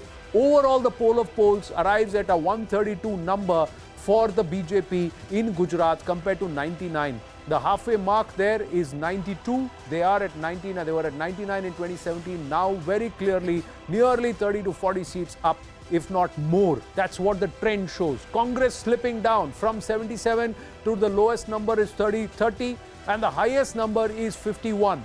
Now, will they be happy with this number? Keeping Rahul Gandhi away, largely making it a local election. Are they happy with their traditional base of about 40 to 45 seats across Gujarat? This is a good story to tell, is important. Aam Aadmi Party, will they take heart? Will they take heart that they are breaching onto the leaderboard, emerging as a third entity and a third party? Largely, many others have tried, but they have failed. Will the AAP use this perhaps as a stepping stone to their plans for 2027? We'll have to wait and watch. Now, we've just got more news coming through, and this is the election news breaking. If there was an outlier in Himachal, all pollsters so far are agreeing on one thing. It's the BJP that is coming back, and how in Gujarat. Prime Minister Narendra Modi, the BJP's organizational abilities, Amit Shah and all the other leaders, plus the local factors of certain changes which were made 18 months ago, all of that allow the BJP, as per the exit polls and the News18 poll of polls, to be poised to create history in the state of Gujarat. This is a big development, ladies and gentlemen, bucking a trend. Nobody would believe that they would come back so strongly after nearly 2.5 decades in power, set to win a 7th successive time. What a story. Case study in case studies. And Aam Aadmi Party breaches into a third state within 10 years of existence, and within 27 years of power, the BJP comes back as perhaps its best ever performance in the state. Oh, absolutely. I'm just going to handwrite the poll of polls so far. There are 4 polls, all of them giving the BJP a substantial majority. Remember 2017, and I keep going back to this, 99 was the floor. It was the lower end of the ceiling. How much more can they add from that 99? It was the foundation for the BJP. It was the lowest you could go to. From there, how much more can they build on their pillars? Lower end, 117. Highest end, 148. And that's where the News18 poll of poll number is also. It's bang in the middle, 132. As far as the Congress is concerned, and again, people keep talking about, 77. 77 was what they had in 2017. But when they start this election, it was down to 60. Because remember, 17 of their MLAs had shifted to the BJP. Many of them got tickets as well from the BJP. So 60 was their base. Now you look at this number, not one poll is giving anywhere close to 60 for the Congress. So the Congress is lower than what it got, not just in 2017, but lower than where it started this election. 51 at the highest, at the lowest, of course, 30. So the range between 30 to 51, that's a 20-21 seat range. The point then is the Congress has done worse than where this election started. These 17 seats I'm not counting because, like I said, those 17 MLAs moved away from the Congress into the BJP, and like I said, many of them got tickets. But even the starting point for the 2022 election, they're not able to breach at 60 seats. Aam Aadmi Party, like I said, the News18 figure is 6. Everyone was sort of saying single digits. If they get high single digits, that in itself will be an important one. And let's not forget, in Gujarat too, you had the rebel factor, but you're not seeing that play out as much because, of course, it's a much bigger state. It's 182 seats. Himachal is just 68, so the rebels will not play as big a factor. It is still a very much a bipolar state as far as I'm concerned between the BJP and the Congress. The Congress far diminished than what it used to be before, and certainly what it was in 2017. And the BJP far higher than 2017, and possibly, if it's on the higher end of this figure, it could be the biggest that they've seen. But Zaka, in 2017, BJP got 49% vote. Yes. If they stand at 132, it is above 55 or so. Absolutely, absolutely. It could be anywhere close to 55 to 60%. Again, the important thing is, in a 2-horse race, if anyone crosses 50%, you automatically win because it's the first past the post system. If you cross 50% vote share, then you are sitting on a massive landslide. Or maybe that 148 could be much above. Yeah. You never know. That, if it's 50% plus. 59% at Lok Yes. Sabha, if it is 55% in the assembly, in the Vidhan Sabha this time, with about a 64-65% overall vote share. What does it mean? Now, let's just quickly bring in the News 18 poll of polls, ladies and gentlemen. The News 18 poll of polls, this is where it stands. Zaka wrote it there on the wall. We just put it there here on Alexa, make it look a little more spunky. You can take a snapshot of this and say, Acha, 8th of December, ye hota hai ki nahi. 132, 41, 6 and 3, 99, 7, 0 and 6, ladies and gentlemen. So that's how it is looking at this point. If you look at the overall poll of polls here at News 18. But just as Maria was saying this, will that number go up? Just as Zaka was saying that if you got more than 50% vote share in a two-horse race, largely two-horse race, you should run away with the election. We're looking at about 55% vote share. Yes. I just got a message from somebody in Gujarat saying, अगर वो 135 पार है, तो 150 भी पार है. Huh. So that's what they're saying. They're saying if the Yes. trend stops between 115 to 125, then they will hover around that number. Zaka, If they are breaching 135, as our average is 132, if Yes. they're going beyond 135, वो 150 पार है. Yes, so that's it's why similar they'll run away with the whole then thing. it is a story similar to that of Uttar Pradesh 2017 when it is a two-third. Yeah, absolutely. Even at like I said, even at Yes. 130, it will be a two-thirds majority for the BJP. So the issue again, Gujarat has once again shown that it is a two-party race. It is still now largely between the Congress and the BJP. Yes, it's a far more diminished Congress. For the Aam Aadmi Party, I think, yes, they made a lot of noise on social media, on the campaigns, but I think the best performance would be single digits. They've managed to open their account. If they need to replace the Congress as the principal opposition in the state of Gujarat, then there needs to be a serious work on ground. It may take a couple of election cycles for them to breach the 30 or 40 seats that the Congress manages to get. But to be able to seriously challenge the BJP, and let's not forget, Modi magic is there, absolutely, anywhere between 5 to 10% vote. There is the Modi vote, but there is also the organization vote. The BJP, again, even in Gujarat, had about a dozen odd rebels who were not given tickets. About 30% of their candidates were changed. A lot of them stood as independents. Some of them went to AAP, some of them went to Congress Party. But to be able to buck all of that and come back with this kind of a resounding majority, like we said, at the lowest end, it would be 20 seats higher than what they got last time.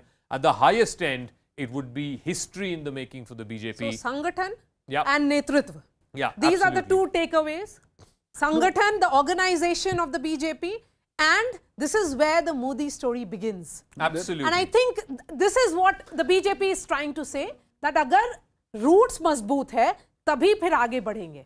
It's also the commitment of Prime Minister Narendra Modi. He is not willing to take any aspect of this entire democratic dance lightly. Most importantly, electioneering, and he understands the importance. Now we have assumed G20 leadership, Zaka. If he is Prime Minister Narendra Modi, who wins Gujarat 25 years plus later on with a record margin, look at the stature where it elevates him. Absolutely. Say, you can't question me. Netanyahu can't come back and say, stand like that. A Macron cannot stand like that. A Biden cannot stand like a Prime Minister Narendra Modi would stand. Not because he's retained the his own country or the national level twice. And this is a 7th successive government for the BJP. And look at the mandate that he's getting. Less than about 18 months to Lok Sabha 2024. And setting the eye on the next set of elections. Today was the organization meeting, Zaka. National Office Bearers meeting was happening at the BJP headquarters. Then you had the state unit presidents. All of them were meeting for the next set of elections. That's quintessential BJP, the new BJP that Nalin Mehta keeps talking about, which sets its eyes on the next set of elections. Nalin, if you are still there with us, when you look at these numbers, and the state of Gujarat, which is all set, if these numbers hold for 8th, to vote for the BJP for the 7th consecutive time, uninterrupted. If these numbers hold, then we are seeing a landslide for the BJP. We are seeing a demolition of not the Congress voter in Gujarat, but the faith that the Congress voter had in Gujarat on the Congress leadership. Because if the Congress gets so diminished after doing so well last time, this is a huge questions it raises to the decision by Rahul Gandhi and by the Congress leadership to stay away from this campaign. Because then fundamentally you essentially have a BJP dominant polity which the Congress has given up on. As far as the point you were making about the new BJP and about Sangathan and Netitwa, you are absolutely right, Maria. We are seeing the fact that you have brand Modi, the fact that you have this deep connect with Narendra Modi and the persona of the Prime Minister, that of course is a very goes without saying. But at the same time, I don't think we can. At the same time, you have a very deep grassroots structure of the BJP upon which this whole thing is built upon, and that has taken a long time to build, and we are seeing the results of that. So it's the leadership then adds extra oomph and extra value to it, but getting the voter out, getting the last mile out, and that is exactly why the AAP is not succeeding in the way that many thought it would. So therefore, the fact that the Congress gave up the campaign, that the above range would be much higher than what the pollsters are saying. The upper range? Will it be above 132? Could you repeat that, Maria? Will it be above 132? That is the News18 could be, because poll of polls? It's very possible that happens, Maria, because what you are seeing very clearly is that AAP has cut into the Congress vote. A core of the Congress vote is of course there, but because AAP has cut into it in several places, and the BJP vote has not really diminished, it could easily hit the 130 to 140 mark. So 60% is what they had, Anand, in 2019 Lok Sabha elections. No, it is roughly 59. I was just saying the same thing. 59 point something was the number, and I said 59% means if they are getting back at least 55%, there is an electoral mechanism that they seem to have perfected. Plus, they have a star candidate who's not just sitting on the aura. The aspect is the hard yards that the Prime Minister is ready to put in, ladies and gentlemen, and that is the commitment that he's showing. He's not taking a single voter lightly. He's not sitting on his laurels, nor is he turning around and saying plenty of takeaways that stand out. But let's just quickly look at how the numbers stack up. And so far, Axis has not yet come in. Will Axis give us an outlier number which belies this trend, or it actually takes this trend and extrapolates it further and takes it into the 150 mark? We'll have to wait and watch. But largely what it looks like is the kind of voter turnout that's come through so far, the numbers which they've come. I'm just going to check with our team if the final vote share numbers or voter turnout numbers, beg your pardon, voter turnout numbers for phase 2 have come out, and the overall Gujarat voter turnout has come out. And then we would know, because today we know for sure that the BJP has asked its voter to come out and vote. And if it's the BJP voter that's come out to vote, what does that imply in phase 2 out of these 93 seats that went to polls today? Those are aspects which will come and perhaps play on this stack that you see for the BJP, with the lowest number at 117 and the highest number at 148. It's a fantastic story, and layers within layers. Congress demise debacle is a case study. Aam Aadmi Party's rise in states within a decade of existence is a case study. And the BJP's dominance decade after decade is also a case study. But for you, Zaka, if you look at these numbers, were you expecting, let me put you on the spot and say, listen, were you expecting the News18 poll of polls to aggregate 132 for the BJP? Or did you say 100, 110 khich lega, tab tak? Yeah, look, I mean, if a party has to come back after 27 years in power, and like I said, conservative, the estimate by the News18 poll is 132. I'm putting 130 there, and 41 for the Congress. This is the most highest that the BJP has had in the last 27 years under Mr. Modi first, and then of course there was Anandiben Patel, and then Vijayabhai Rupani. To come back with the highest margin or highest number of seats after 3 decades in power, that is no small mean feat. And like I said, even at the lowest end, it's 117. It is about 17, 18 seats more than what they got last time. So I think the opposition has to go back to the drawing board, particularly the Congress party. Remember, they had 77 last time. Even if you were to discount the 17 rebels who left the Congress and then joined the BJP, even if you were to take the lower end of 60 for the Congress party, the starting point, they're not able to match that 60 in any of these numbers. We don't have any outlier polls yet, all of them pointing in the same direction. The lowest end at 30, the lowest end at 30 and the highest end at 51. So the Congress party needs to go back to the basics and ask, did we not raise the right issues? Where was the leadership?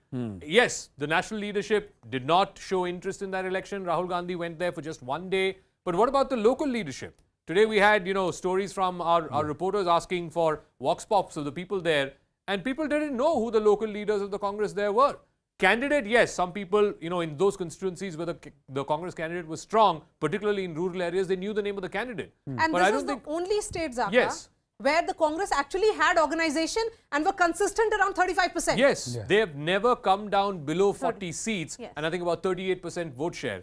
If they come down to this, 34 to 51 or 30 to 42, they would have come to the lower end, both in terms of vote share and in terms of seats. And I think that is a wake-up call See, the for distance the Congress from 99 to 117 is far greater from the distance from 77 to 92. Yes. Let's look at it practically over a period of 5 years. If you wanted to consolidate, you would have wanted to. आप saying लगाने की कोशिश करते हैं, मेहनत करने की कोशिश. There are a lot of takeaways, but clearly the 2024 momentum is with the BJP, ladies and gentlemen. If these results stand on the 8th of December, that's Result Day Live, and the only place you can confirm that is right here at CNN News 18. Let's quickly, we just got about 90 seconds to go. Let's quickly look at both the states, Himachal Pradesh, and also let's look at the state of Gujarat. First, let's look at Gujarat, 182 seats. This is how the numbers stack up. Phenomenal performance by the BJP if this result holds. Now, Axis, which had put out the outlier as far as Himachal, has not yet set its number, but these are the numbers that we have. 117, that's the lowest for the BJP, 148 is the highest. The lowest for the Congress party is 30 seats, and the highest is 51. They have some serious introspection to do. The Aam Aadmi party, if it breaks into double digits, will take that as a major win, along with, of course, the consolation prize of the MCD victory in Delhi, where largely all pollsters are saying that the AAP is taking it hands down. But otherwise, if they break into the leaderboard, then they have the opportunity to consolidate in a third state and 5 years down the line, try and become perhaps the opposition for the BJP and perhaps cannibalize the Congress. What that will do to the entire dynamic of the united combined opposition in Lok Sabha 2024, that's another matter, and we will discuss that another day. Let's look at Himachal. In Himachal, once again, except for the outlier that is Axis, which gave the government or perhaps a possibility or pole position to the Congress party, all other pollsters say that the BJP will retain power. Maybe just or comfortably, but they are on course to retain power, which will again buck the trend in Himachal Pradesh. Sans Veerbhadra Singh, is the Congress perhaps missing him or not a potent force to continue the trend that BJP once, Congress again, then BJP, then Congress? This time will that buck the trend like in Uttarakhand? Will that happen in Himachal? The poll of polls shows yes, it's the BJP that's taking. So 2 and 2. 2 and 2 to set the tone, 2 and 2 to set the tone ahead of 2023 and 2024, right?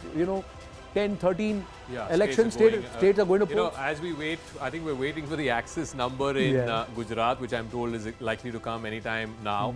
Let's have a wager. Let's have a bet with the. My sense is, given what he's given for the Himachal election, being the only outlier poll, even in Gujarat, I think he will err further on the side of the BJP in the sense that 148 could be even more. I think the Axis number would be close to 150. This is my view. I will go with you. Well, I think that's a fair assessment. See, I don't know psephology, but we know the trend. See, when everybody said that the BJP is going to struggle, we said they will get 282. They got 280 plus. They said they never breached 300. They got 300 because ground sentiment is different, and the political lexicon itself now has to change in terms of how you would read this. Like even that, 2017, if the Patidars were up and rebelling, still at 49%. the others consolidated in favor of the BJP. Exactly. Here, there is now a huge chunk who are now voting for the BJP. They say Bhajap. They don't say only Modi. They say Bhajap. So they know the party in Gujarat. They also know the leader that is Modi. And they also see what he is doing, how much he is doing. Should you do more? Of course. Should I do more? Of course. But when we get our performance rating happens, we also see what we have done, right? Can do better is always there, but what we've done. So I would say that they are breaching 150. If this trend holds, they are breaching 150. So I'm going back to these numbers, and I'm going to write the News 18 poll of polls number. It's 132 for the BJP, 41 for the Congress, 6 for the Aam Aadmi Party, and 3 for the others. If the Axis number were to be on the higher side, higher than 148, which is the highest we are seeing here amongst any of the polls, if it was going to be in excess of 150, I think those gains will have to come from the AAP number and perhaps even the others number. I think this will be closer to less than 5 and maybe 0. I think that's where those gains will come if that number has to breach 150. Like I said, right now it's hypothetical because that number has not come. But my sense is also that it will be higher than the poll of poll number. Because remember, if at 132 the BJP comes back to power, that is a record. That is a record, the highest ever seats that the BJP has got in its 3 decades in power in Gujarat. And it's not easy to do. It is not easy to do after so much of anti-incumbency. And there were issues. Anyone who says there were no issues in Gujarat, I don't think it's accurate. Definitely there were issues. It's a question of, which opposition party was able to make that into a vote determinant. I think they missed an opportunity. They were not able to make that into a vote determinant. And if the BJP comes back with 132, 127 is the highest they got in 2002. 20 years later to come back with one better than that, you got to give it to them. Well, we're waiting for the Axis Gujarat number. We've got another one, the person who was the outlier in 2014. Today's Chanakya. So Chanakya has come down and they have given their numbers. Let's look, and these are numbers for Himachal. So the today's Chanakya numbers for Himachal, these are the numbers. It says that the BJP will be at 33, AAP will be at 33, and beg your pardon, Congress will be at 33, AAP is at 0, and there are 2 others. So whoever breaks those 2 others forms government. It's hung 33. So today's Chanakya is saying again one more rivaj will be bucked. That jo jeetega wo hands down jeetega. That's what happens in Himachal. You vote one way or the other. That's not happening. It's 50-50. Advaita Kala, if you're still with us, we're going to check. Otherwise, Maria Shakil, is this possible? 50-50. No, I'm pretty sure, Anand, that the voters aren't confused anymore. If you This look is a at hung assembly. elections, I don't think there'll be a hung assembly. In multiple elections, Aka, it has shown the voters vote very decisively. If they want to vote out a government, they will vote. If they want to continue with the same government status quo chahiye, to phir bhi unhi ko wapas layenge, perhaps with a bigger number. So it's very clear. I think hung assembly situation is long gone. Long gone, but we just put it out there on the Election News Center. One more outlier. Let's call it the outlier because it's the only person who's saying that it could get stuck, phas jayega mamla. And that too, it will be too close to call. Himachal is too close to call because today's Chanakya has turned around and said that the BJP and the Congress will be tied at 33 seats. 33 seats for the BJP and the Congress, with 2 going to the others. And will those 2 decide? We'll have to see whether or not. So Himachal, a tight fight, says Chanakya. Congress forming government, says Axis. Rest of the pollsters say BJP in pole position and very comfortable. So let's look at the multi-poll of polls of Himachal and how it changes. How does the scenario change now that we've got Chanakya's numbers in? Now do those numbers get a little disarray? 35 is the majority number. 34 is the halfway mark. The BJP, amidst most of the pollsters, is forming the government. One pollster says it's Congress, another says ye phas jayega mamla, and it will be the 2 independents who would perhaps decide, or the 2 others who would decide.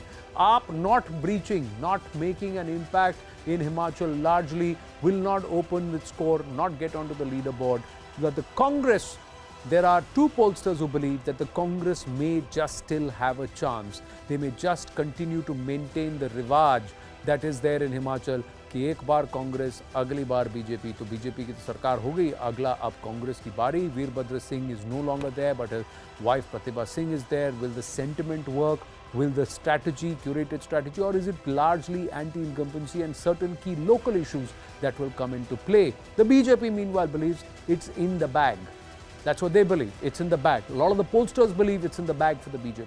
But this is how things stand. Does that change our own poll of polls, News 18 poll of polls? maybe by 1 or 2 seats, but that still gives the number to the BJP above the majority mark. 38 said it'll come down to 36 or 37. Yeah, I think it was 36-29. It'll be thereabouts. I don't see this, because he's given a hung verdict, I don't think that will change the poll of poll. But like I said, for me, in the Himachal number, there are two outliers. One, of course, is the today's Chanakya one, which is the hung assembly, the only one who's predicting that. And like we've seen, I was just trying to think which is the last assembly we saw which was hung. I think you have to go all the way back to Karnataka the last time. Then the JDS and the Congress came together to form the government. No party crossed the halfway mark. Even in Madhya Pradesh, which is a very, very close election in 2018, Kamal Nath still managed to form the government. They just scraped through, I think, 1 or 2 seat majority they had. And then, of course, they won that state. But the other outlier, of course, is Axis, who's saying, in fact, he's the only poll who's saying that the Congress will win, the BJP will lose. All other polls, and there are 5 of them, are all saying BJP will win. That's Jan Ki Baat, PMark, ETG, Matriz, and Z. All 5 of them saying that BJP will win, Congress will be in opposition. In fact, the poll of poll numbers also could have gotten slightly skewed because of this Axis number, because of Axis being an outlier number. But otherwise, I suspect that all the polls are giving this state to the BJP. The Congress is not in pole position as far as Himachal Pradesh is concerned. But let's also pay attention to this others figure. And I think this is where the election will be decided, or at least pollsters find it very difficult to measure this figure. I think the big difference in the Axis number and the other numbers is that he's giving a much higher figure for the others, or the independents, the rebels who didn't get tickets, who were contesting his independence. He's giving a much higher figure than everyone else. Aam Aadmi Party, most of them are giving 0, 0 to 1. But this figure is what is making the difference in the Axis number and the other polls. If anyone gets this right, if the number of independents who come back is at 6 or 7 or 5, then the chances of this verdict is entirely possible. But if this number is closer to 0, 1, 2, then I don't think the BJP should have any problem. If you go back, so far, most of the pollsters have largely stuck to the trend that BJP is retaining Himachal, and BJP is also getting into the higher 130s, early 140s. There are certain pollsters which we've not put here, who are on other channels and regional channels, who are making their own predictions, and they're all giving the BJP a 135 plus number. Now, that's what they're looking at as far as Gujarat is concerned. In Himachal, somewhere it's very difficult to believe that Himachal would vote hung, especially in a two-party race. Unless a third player comes and becomes very active and diffuses it and pulls away about 15% of the vote share, you won't get a scenario. And AAP has not done that kind of legwork. No, it's not. In Rashid fact, Kidwai is with us. Yeah, like I said, Kejriwal hardly ever went to Himachal, and it's showing in the numbers also. Most of them are saying 0. Most of them are saying 0, maybe 1 if they're lucky, or 2. But therefore, it is still primarily a fight between the BJP and the Congress. Like I said, 1, 2, 3 and another 2 here. So 5 out of 6 surveys are saying BJP will win, or at least will be within striking distance of winning. Only 1, which is Axis, saying that Congress will be in pole position. And to my mind, I think the reason why he has become the outlier in this case is because he's given a much higher share to the rebels. If he gets this figure wrong, then his entire poll will be wrong.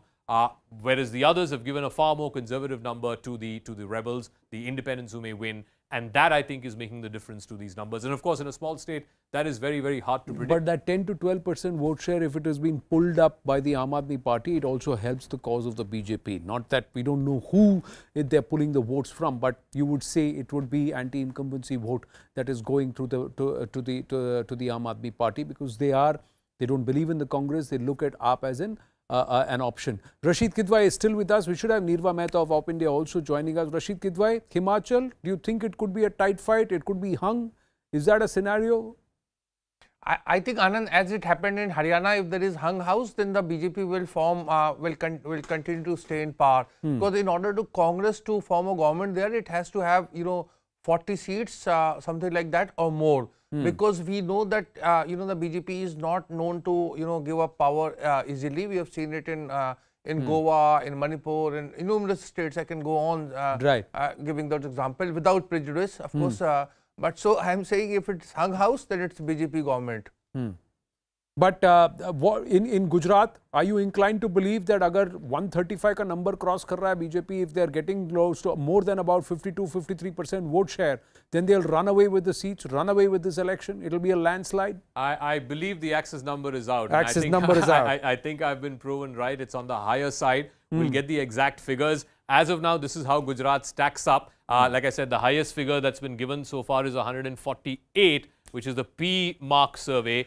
The Axis number, I'm told, is higher than 148. It's 150 plus. 150 par to hona hi tha. Yes. 150 par hona hi tha. Ho gaya. That's what's happened, ladies and gentlemen. We've got the numbers. I'm going to move and then let's quickly call out Alexa, put out the number. There you go. 129. That's again best ever for the BJP. Lower median. Highest is 150 par, ladies and gentlemen.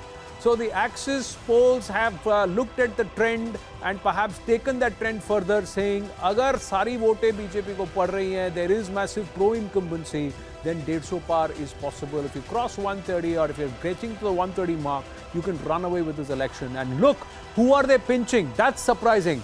They are actually pinching the Congress, and the Congress is being pinched and squeezed from two ends, the BJP and also the Aam Aadmi Party, with whom they are giving them a significant number of seats, 9 to 21 seats for the Aam Aadmi Party. And this would be largely in Saurashtra and South Gujarat region, where they would have got these seats if Axis were to be believed. So the BJP runs away with the election, the AAP then gets closer to the Congress party, and of course will then try and say, I am the better option than the Congress party, not just in Gujarat but nationally. So they get to spin a narrative and a story. And suddenly from a one state, two-state party, they become a national party out of 2024. Most importantly, I mean, if the Axis number holds, it's not just the BJP could breach 150. That in itself is a huge story, an incredible story, no doubt about it.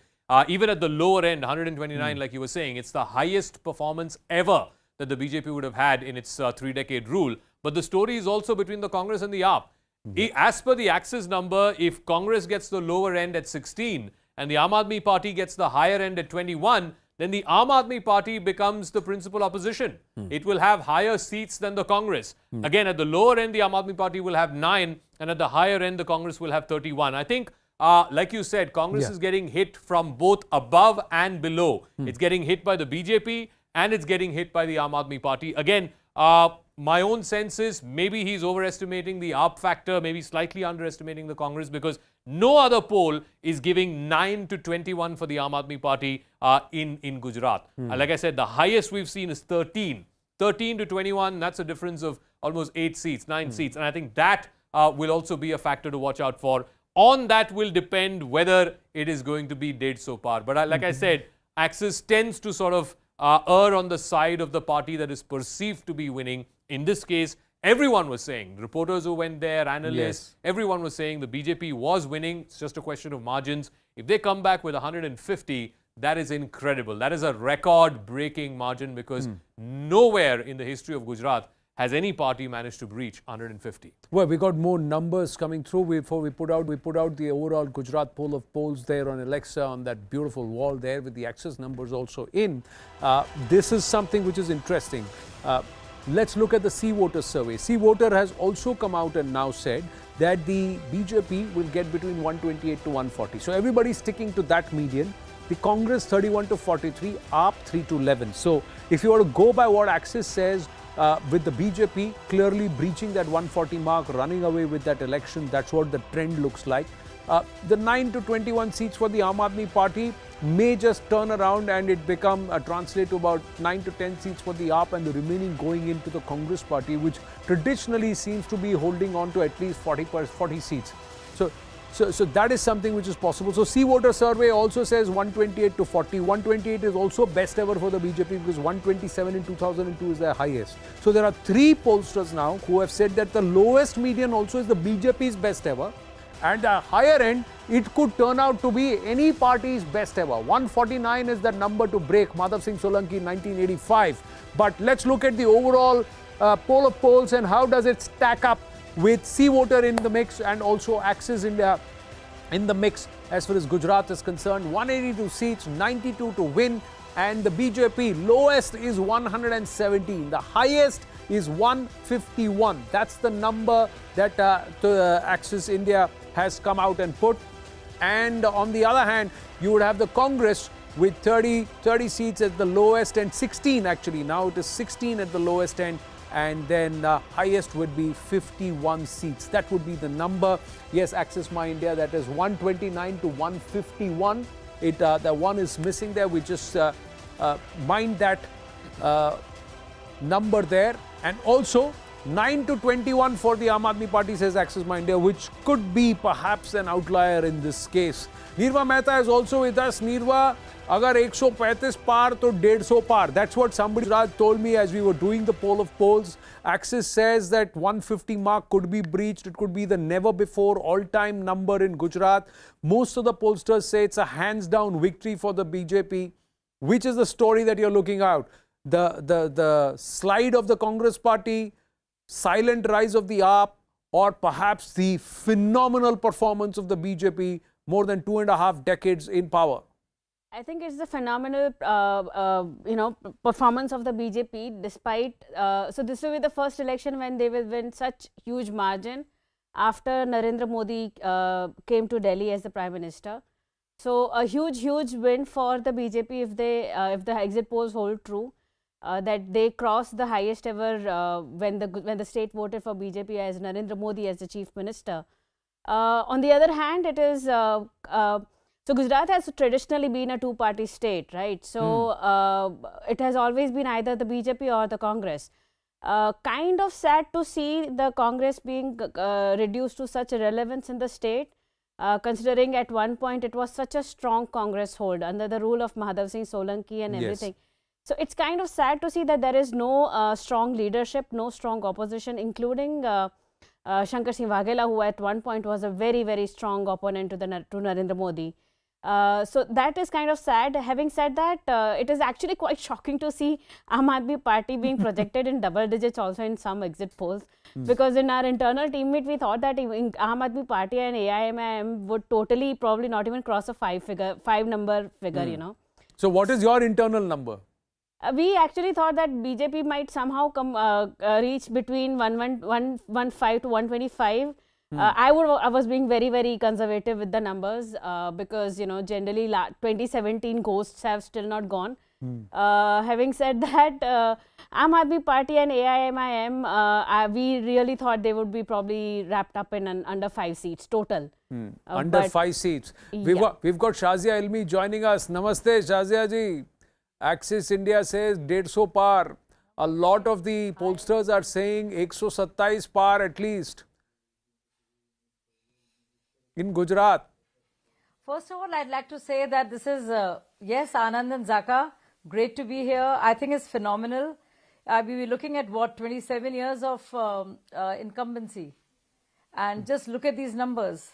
So numbers speak for themselves. I mean, even if they were not to my liking, I would not discredit the opinion polls ever. I've never done that. But this says a lot, really. And I would go with these numbers. And I think all the surveys, not just yours, but everyone else seems to sway that way. So I think it's just not the mere swaying of the voter, but it just goes on to say the immense respect for the work, for the leadership of our Prime Minister and you know, the party itself, the cadres, and that this is good stuff. Also, I would like to say that I've been saying this for the longest period.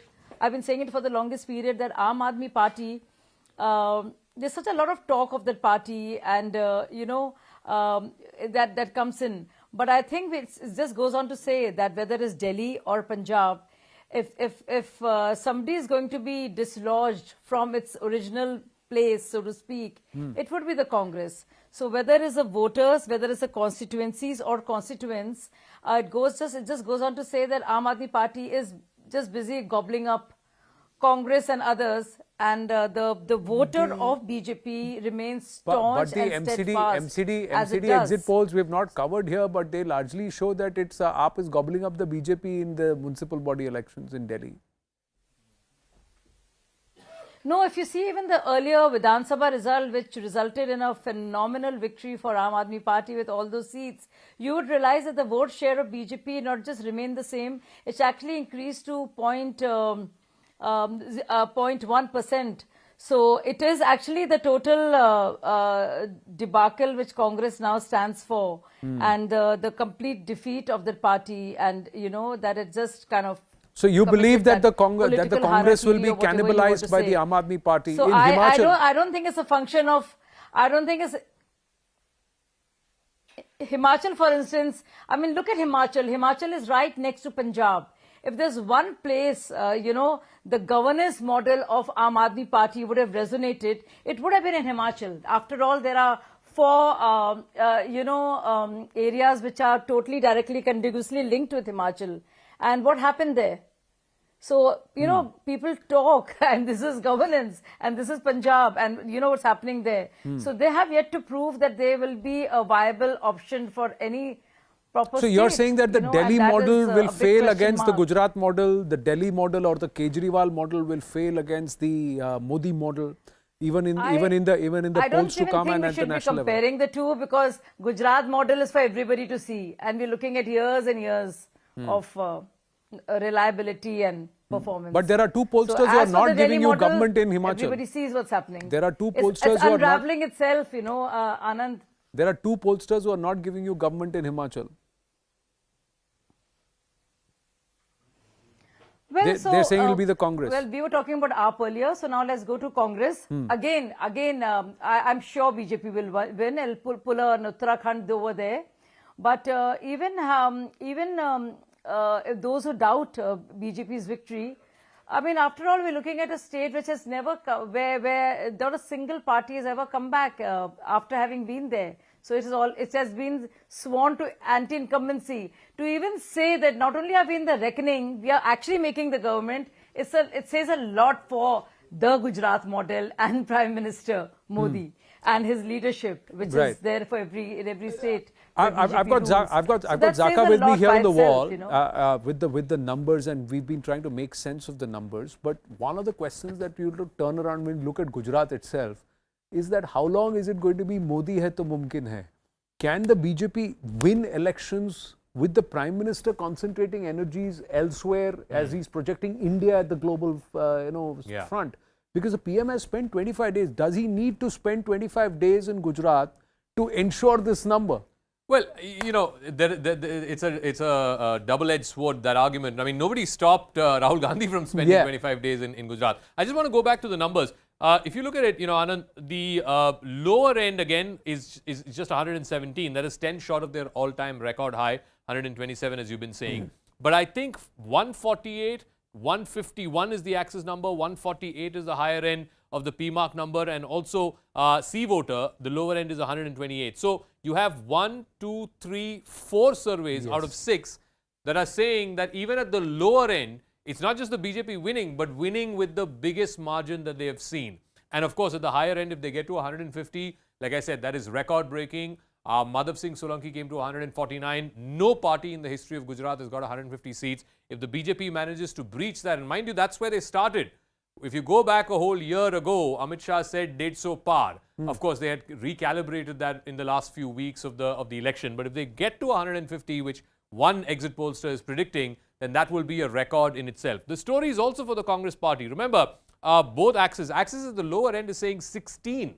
If the Congress gets the lower end of the axis survey at 16 and the Aam Aadmi Party gets the higher end of that survey at 21, then you're seeing a tectonic shift in opposition politics in the state of Gujarat. I don't think we're there yet. I think the axis number is underestimating the Congress and overestimating the Aam Aadmi Party. But even in the C voter number, it's 31 to 43 for Congress and 3 to 11 for the Aam Aadmi Party. My own suspicion, and I tend to agree with one of the panelists who said, I think the Aam Aadmi Party would be in single digits. I don't think they will get to double digits in Gujarat. And if they are in single digits, then the Congress would be in the 30 to 40 range. And even at that 30 to 40, I mean, you need to ask yourself, why is it that a party which has been out of power for the last 25 years, at its worst, was still getting 38% vote share and still getting a minimum of 40 seats? This time, they would have breached that floor. That floor of 40 seats, they would have gone below that. And I think that question definitely needs to be asked to the Congress party. Shri Rashid Kidwai, please tell me, 77 से 92 का रास्ता easy है या 99 से 140 का? I think it's a very commendable part on the on BJP's part to increasing its tally if it happens on 8th of December. The Congress story is one of very kind of utter failure as far as Gujarat is concerned. Forget about the national leadership, even the state leadership has not been able to retain its hold, because even after defections and all, as Zaka was saying, they had 60 MLAs, and if there is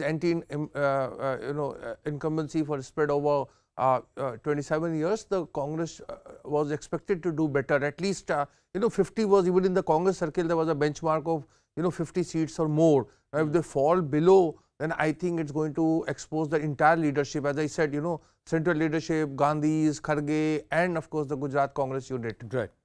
If they can't retain Himachal, or I beg your pardon, if they can't win Himachal, and if they cannot improve upon their performance from the last time around and be significant, turn out a significant performance in Gujarat, clearly then you have a serious problem. And if the axis position holds in Gujarat, that BJP crosses 150 and the AAP gets into double digit, then it's serious embarrassment for the Congress party. Nirva Mehta is with us. Nirva. Absolutely. Anand, and it's going to be a very poor reflection on Bharat Jodo Yatra. I mean, Rahul Gandhi is talking about all of these things, but after all, he is part of, if not ahead of a political party whose job is to win elections. And if they're not winning elections, then what is the point of having this Bharat Jodo Yatra? No, the other aspect is many, if they are turning around and saying, you stay away, we'll win it, then it's a serious problem then. The other thing is, if he stays away and they lose it, then again you have a serious problem. So it's like Chit mein jeeta pat tumhare kind of a scenario as far as the Congress party is concerned. Nirva Mehta is with us, Shazia Almi is with us. Nirva Mehta, let's call it. How much of the BJP's performance in Gujarat is PM Modi, and how much of it is the BJP and its organizational machinery? If you were to take PM Modi out of the equation, will the BJP be even able to retain 99? Will they be able to even breach 92? Yes, BJP would still win Gujarat even with PM Modi out of the picture. But you cannot deny the Modi factor in the voting pattern. People still are voting for Modi. वो कहते हैं ना कि मोदी जी के नाम पे ही vote गिरते हैं, तो वो they really by next elections they really need to pull up their socks and have a second layer of very strong leadership to make sure that whether Modi or not, if they want to retain Gujarat, because see, right in front of them they have the example of Congress, which has been disseminated to nothingness. It has been reduced to such irrelevance in the state, which is unfortunate, because democracy needs a strong opposition. Without having the opposition to keep the ruling party accountable, it also defeats the purpose, right? So for Congress also needs to be very strong here. Having said that, if BJP learns its lessons from the loss of Congress in Gujarat, they will make sure that their second rung of leadership will be very strong in the coming years. Well, Shazia Almi, how would you want to respond to this? How long will Prime Minister Narendra Modi spearhead the BJP's efforts? And even the cabinet reshuffle was spearheaded from the PMO. So how much of an influence is PM Modi, and how much of it is the BJP's organizational machinery and their local candidates? I will never like to repeat the words of Mr. Barwa, who said India is Indra and Indra is India. But to disassociate a Prime Minister's name, Pradhan Sevak as he calls himself, with BJP itself, and make it, I think it's not the wisest thing to do, or doesn't make sense in any way, because it is his vision and his policies that are implemented in every state. And after all, this is the blueprint that he stands for. There is something that Prime Minister Modi represents. And it's exactly that vision that is implemented in the actual implementation of all the schemes, at the from the center to the state at various levels. And we keep forgetting, while we talk about BJP and Prime Minister and other leaders, we forget a very big word, and that word is Labharti, the beneficiary. We're not talking about the number of colleges increasing from 21 to 103. We're not even, let's start talking about it. Let's dissect it further. Let's go into North Gujarat, Kutch and other parts and see what does Har Ghar Jal means to them. and what has happened. So I think a lot has to be done with what people actually are getting and the delivery, the actual delivery of all that is promised. No, but is that delivery And just a translating better into deal votes, for or an have you, average Indian? or is the BJP machinery having to make calls, thousands of calls, to ensure that the voter comes out to vote? So that's where I'm asking you the question. The other thing is, yes, there is delivery which has happened, but can this delivery sustain without Prime Minister Narendra Modi's efforts, the kind of effort that he's put in? 25 days, so many road shows, hours and hours of camping in Gujarat. That's where I'm asking you this question. As a Sangathan, where is the Sangathan Shakti here, and where is the performance of the local leaders? A lot of anti-incumbency has been overridden because of the Modi factor. If these numbers were to hold, and I'm sure we can be candid, I'm just being very forthright that you cannot rely only on one man. The captain is only as good as the team. The captain can carry the team only to a certain extent. Yes, but if the lotus is blooming, and there is a reason for that, right? And if you look at the Prime Minister's presence there, it is backed by a committed leadership. It is committed to a larger blueprint. It is committed to a huge vision that BJP stands for, and Prime Minister proposes and ensures that it gets executed. So it's a you can't take out one factor and say that this must be it. If you analyze it, we can just keep on analyzing it till the cows come home. But the fact of the matter is that it is, after all, the overall package and overall offering to the people of India that the brand Modi brings to the table.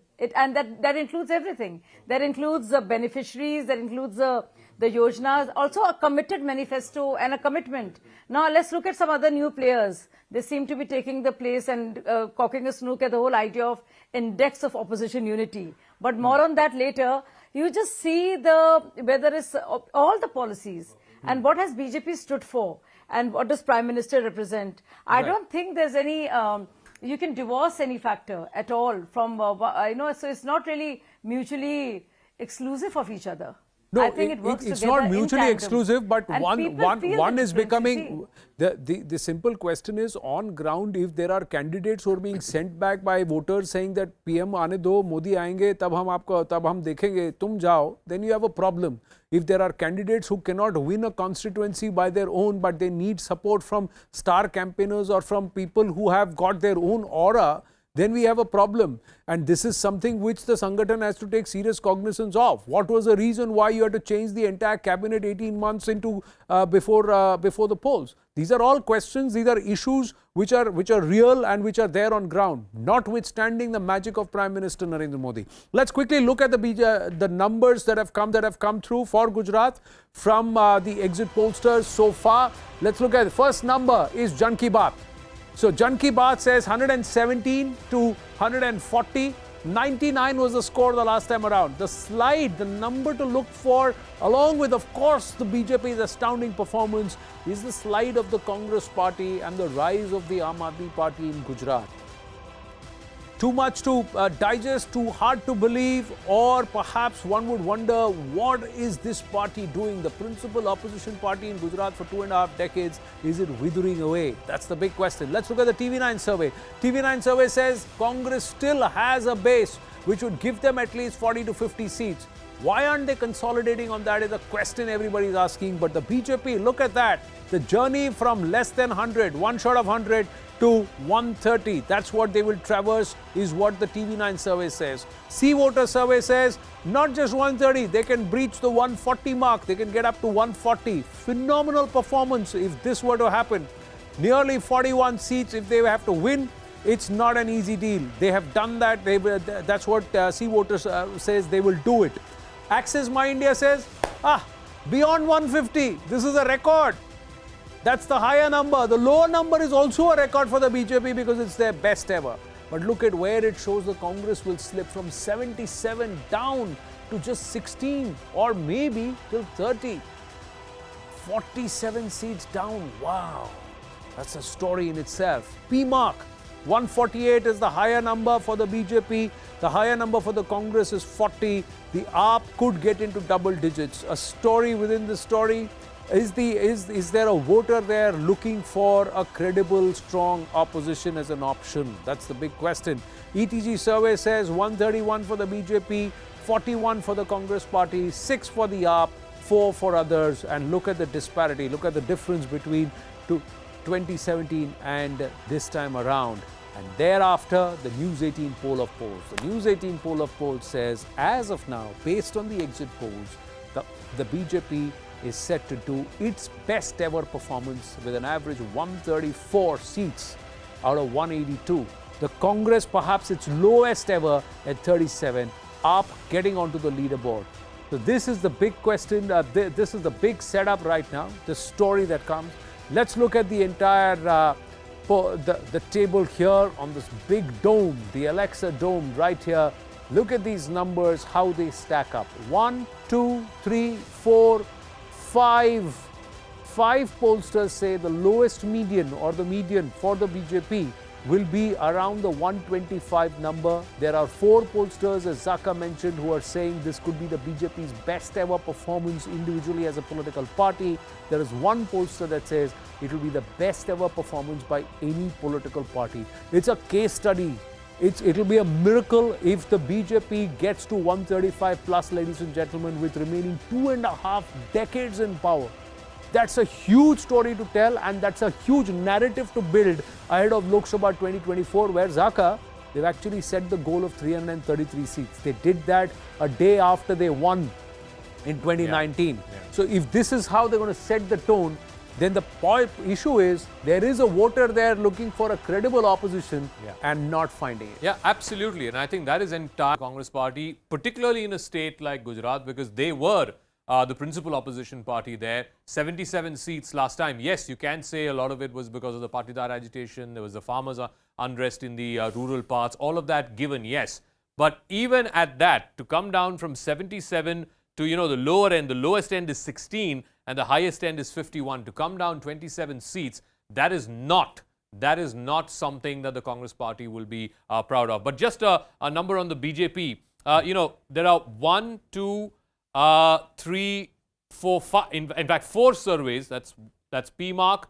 You have ETG survey, you have Access My India and C Voter. 4 out of these 6 surveys who are saying even at the lower end, 128, 129, 128, even at the lower end, the BJP will be breaching the 127 mark, which is what they got in 2002. And if you go back and look at what Home Minister Amit Shah has been saying, others have been saying, that they will break all the records of the BJP seen in previous elections. So 4 out of 6 surveys are saying that the BJP is well on course to do that even at the lower end. At the higher end, one survey saying 148, which would be just one shot of the best ever performance by any political party in the history of Gujarat. And at 151, which is the highest end of this range given by one pollster, Axis, that would be absolutely record-breaking as far as Gujarat is concerned. Because like we've been saying, 149 by Madhav Singh Solanki, the whole calm election, as it was called, Kshatriya, Harijan, Adivasi, Muslim, it created a whole vote bank for the Congress party. But the BJP would have breached that. They have created their own vote bank, their own system in Gujarat, their own voter in Gujarat. And I agree with you, Anand.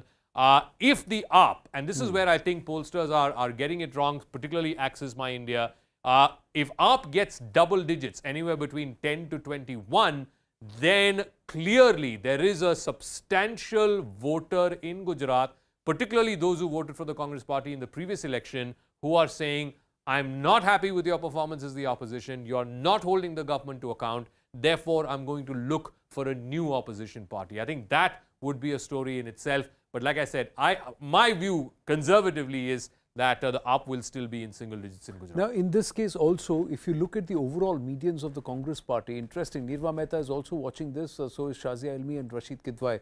Is this overall scores of the Congress also perhaps their lowest ever? Oh, absolutely. Have they ever gone below 50? They have not come down below 40 seats. And 40 I think seats. That is a big thing. If the BJP is breaching its ceiling, which is 127, and the Congress is breaching its floor, which is 40, then there is a problem. Yeah. There is a very serious problem. As people were saying, in the run-up to the poll, this is almost an identity fight for the Congress, an existential fight. for the Congress party. And I'm sorry, but below 40 in an assembly of 180, you are as good as, not surviving. State after state, it's been typed as existential fights, but then Chhattisgarh happens, Rajasthan happens, and then there is this entire semblance of belief that no, all is not lost. But in Gujarat, where you had a set base of at least 40 to 50 seats and a set base of 38 to 40% vote share, if you are going to see these numbers, we have a problem. Let's shift focus to Himachal. We have Pratibha Singh, Congress President, Himachal Pradesh, with us. Pratibha ji, namaste. Thank you very much for joining us. अभी तक जो pollsters कह रहे हैं, प्रतिभा जी, जो exit pollsters, आपको क्या लगता है? आप उन नंबर से खुश हैं?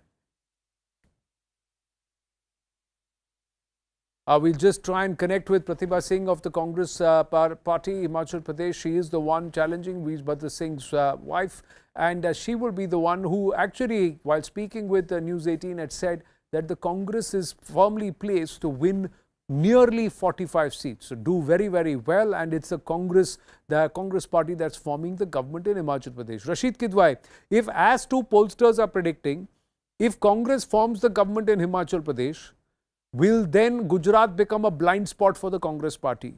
Will they then look away from what's happening in Gujarat and then just talk about and then focus only on their victory in Congress, in Himachal?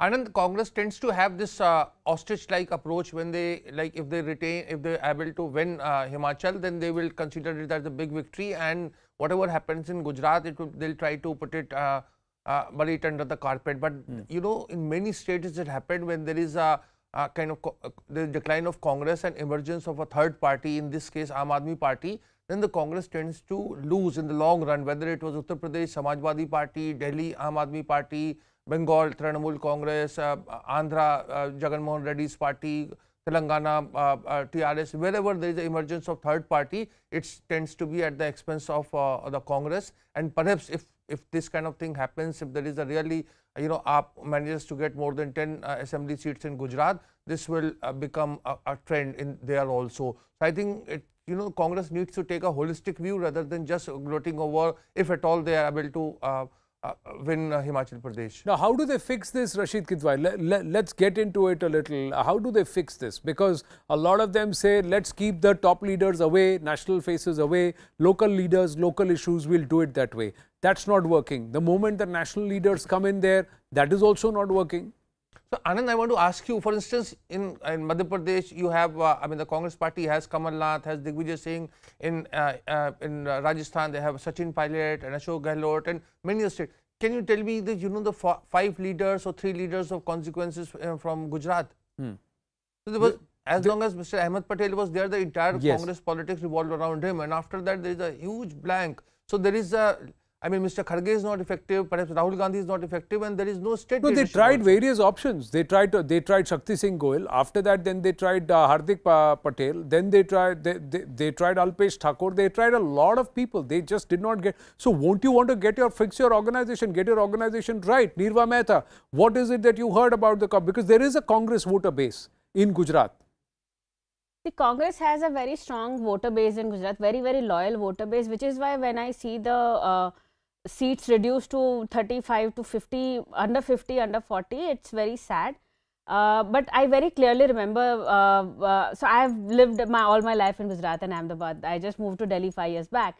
But in 2007, if I'm not wrong, after the elections, there were 4 Congress CM candidates, Siddharth Patel, Shakti Singh Gohil, Bharat Singh Solanki and Arjun Modvadia. These were the 4 possible names, if I'm not wrong. And very clearly, all 4 of them lost their seats. There was a very iconic picture in Gujarat Samachar at the back, and the last page, where all 4 of them are sitting with their heads bowed down, and that, all 4 had lost their seats. So, when Nirva, just give me a minute. We have Pratibha Singh, the Congress President of Himachal Pradesh. Pratibha ji, बहुत-बहुत धन्यवाद हमारे साथ जुड़ने के लिए. ये जो रुझान जो आए हैं एग्जिट पोलस्टर्स का, 6 में से 4 पोलस्टर्स ये कह रहे हैं कि बीजेपी वापस आएगी, और 2 पोलस्टर्स ऐसे हैं जो कह रहे हैं कि हिमाचल प्रदेश में कांग्रेस की आने की संभावना है. आपकी पहली प्रतिक्रिया मैं चाहूँगा. देखिए, मैं एग्जिट पोल क्या बोल रहा है उस पर ज़्यादा विश्वास नहीं कर रही. हम लोग धरातल से जुड़े हैं, हमें ज़मीनी स्तर पे पता है कि लोगों का रुझान क्या है, लोग क्या चाहते हैं और लोगों ने किसको वोट किया है और लोगों की उम्मीदें क्या हैं। उसके ऊपर मैं आपको कह सकती हूँ कि ये सारी परिस्थिति को देखते हुए मैं आपको आश्वस्त होकर कहना चाहती हूँ कि कांग्रेस अवश्य जीत कर आएगी और भारी बहुमत से जीत कर आएगी। हम सरकार बनाने जा रहे हैं। ये आप किस बेसिस पर आप ये कह रही हैं? क्योंकि जैसे मैंने बोला कि 4 पोलस्टर्स कह रहे हैं कि बीजेपी की सरकार वापस आने की संभावना है, सिर्फ एक पोलस्टर ने बोला है कि कांग्रेस आ सकती है और वो भी ऐसा नहीं है कि भारी बहुमत से आपको जिताया है। तो किस चीज की वजह से आप इतने कॉन्फिडेंट हैं? मैंने आपको कहा ना, अभी मैंने आपको कहा कि I was the party president and I toured each and every nook and corner of Himachal Pradesh. I know कि लोगों के दिल में क्या गुस्सा बीजेपी के प्रति था और लोग ये चाहते थे कि इस बार परिवर्तन होना अवश्य है और उन्होंने कांग्रेस के पक्ष में वोट दिया है। और जो भाजपा से उनकी नाराजगी थी, एक तो उन्होंने कीमतों को देखकर जो दिन प्रतिदिन बढ़ती जा रही है उसके प्रति लोगों का रोष था, जो युवाओं को आपने रोजगार नहीं दिया उसके प्रति रोष था, और बहुत से वादाएं प्रधानमंत्री जी ने स्वयं प्रधानमंत्री बनने से पहले जब वो हिमाचल प्रदेश का दौरा कर रहे थे तो उन्होंने कहा था कि 450 रुपए का गैस का सिलेंडर आप मुझे मौका दें, मैं इसको कम करके आपको आपकी आशाओं के मुताबिक चलूंगा। तो इस बार जब वो हिमाचल प्रदेश का दौरा कर रहे थे तो इन्होंने ना महंगाई पे बात की, ना बेरोजगारी पे बात की, ना यहाँ की समस्याओं पे बात की। तो लोगों को बहुत निराशा थी और लोगों ने कहा कि हम लोग ऐसा सोच नहीं सकते थे कि प्रधानमंत्री इतनी बार दौरा कर गए हिमाचल प्रदेश का। पर मुझे लगता है कि यहाँ पर कोई प्रतिभा जी ये बताइए, लास्ट क्वेश्चन, ये उत्तराखंड में भी हमने देखा कि जो हर 5 साल सरकार बदलती है, पॉलिटिकल पार्टी बदलती हैं, ऐसा एक रुझान आया था एग्जिट पोलस्टर्स का, लेकिन जब रिजल्ट आए थे तब उत्तराखंड में क्लियर मेजॉरिटी मिल गया था बीजेपी को। क्या ऐसा कुछ नहीं हो सकता आपके प्रदेश में भी? नहीं, देखिए उत्तराखंड में क्या हुआ क्या नहीं उसका मुझे ज़्यादा ज्ञान नहीं है, पर जहाँ तक हिमाचल प्रदेश की बात है वो बार बार बीजेपी की सरकार ये कह रही है कि हमारी डबल इंजन की सरकार है और हम इसको रिवाज को बदलेंगे और इस बार दोबारा से रिपीट करेंगे। पर मेरा ये मानना है कि इस बार कांग्रेस को अवश्य लोग सत्ता में लाएगी और अवश्य हम सरकार बनाएंगे। मैं दावे के साथ इस बात को कह सकती हूँ। प्रतिभा जी बहुत बहुत धन्यवाद हमारे साथ जुड़ने के लिए। 8 तारीख को दोबारा आपके साथ मुलाकात होगी और बातचीत होगी। Thank you very much.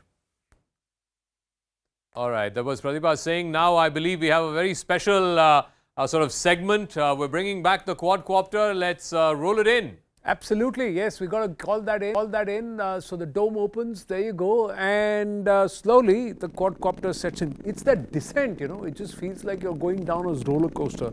Your heart just bumps for a bit, and then it just hovers there, and then it settles you down slowly. Bhai sahab, aaram se. Okay, there you go.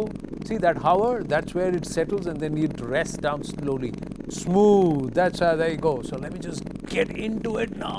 I will not bang my head. I'm sitting here. Got the controls and there. Up, and away. Let's go. All right, Zaka, this time around, we're not going to go to Gujarat. We're going to go to another location. I'm going to show you something special. Himachal in the night. All right, as we await Anand to give us a nice skyline, a bird's eye view of one of the other iconic cities, let me get a quick word in from both Rashid and Nirva. You know, the story, like I said, is not just about how the Congress squandered Gujarat. They had an opportunity. There were issues. It was not like there were no issues in Gujarat. But Rashid, accountability needs to be fixed. A basic question needs to be asked. Rahul Gandhi is in Bharat Jodo. He says disassociate that from vote bank politics or electoral politics. But he just went to Gujarat one day. Compare this to just 2017. He was there throughout the campaign. He started, I think, a Jan Sampark Yatra 3 months before Gujarat went to polls. And we saw, I mean, yes, they lost, but it was the best performance of the Congress in 25 years of the BJP. They got to 77. Yes, Zaka, I think the Congress story is very complex. The Gandhis, particularly Rahul Gandhi, is trying to disengage himself from electoral politics. I mean, the outcome of electoral politics, such as assembly elections, the 13 elections till 2024, and he thinks that, you know, by not being very active participant, he will be able to save his skin. Now, this tells you what is happening inside the Congress, because here is Mr. Mallikarjun Kharge, who's Congress president, but he's not a very effective campaigner outside Karnataka. And this is a real problem, and that is why people are getting very increasingly disillusioned. And I keep saying that I cannot rule out a split in the Congress before 2024. Okay, we'll see. That's big. If that were to happen, that'll be huge. Let me also bring in senior academic Makran Parajpe, who's joining us. We also have Tushar Gupta from Swarajya magazine joining us as we await. All right, let's go to Anand first. Anand is now ready to descend, not descend, but take us on that flight over one of India's most iconic cities. Anand. Well, this is what happens when you combine real with the digital. Here, it's a phenomenal view of the of this iconic hotel in Himachal. That's where we've been able to try and zero in, because it's beautifully lit. And this is where what we will do is call up the numbers here with Alexa, which is how. Let's see how the poll of polls looks. What are the numbers? Who's in pole position to form the government here in Himachal Pradesh based on the mega poll of polls, the exit pollsters? The BJP has an average of 36 seats, so they're just two clear of the halfway mark. It's just 2 seats there that puts them with the full majority to form the government. Will they be comfortable with that, or would they want to pinch the 3 others? We'll have to wait and watch. The Congress is at 29. That's the overall poll of polls numbers. Out of a house of 68, the BJP should have 36, and they should be in a position to form the government in Himachal Pradesh. That's what it looks like, although the Congress party says, don't go by these numbers. We are the ones coming into power because the Rivaj will continue.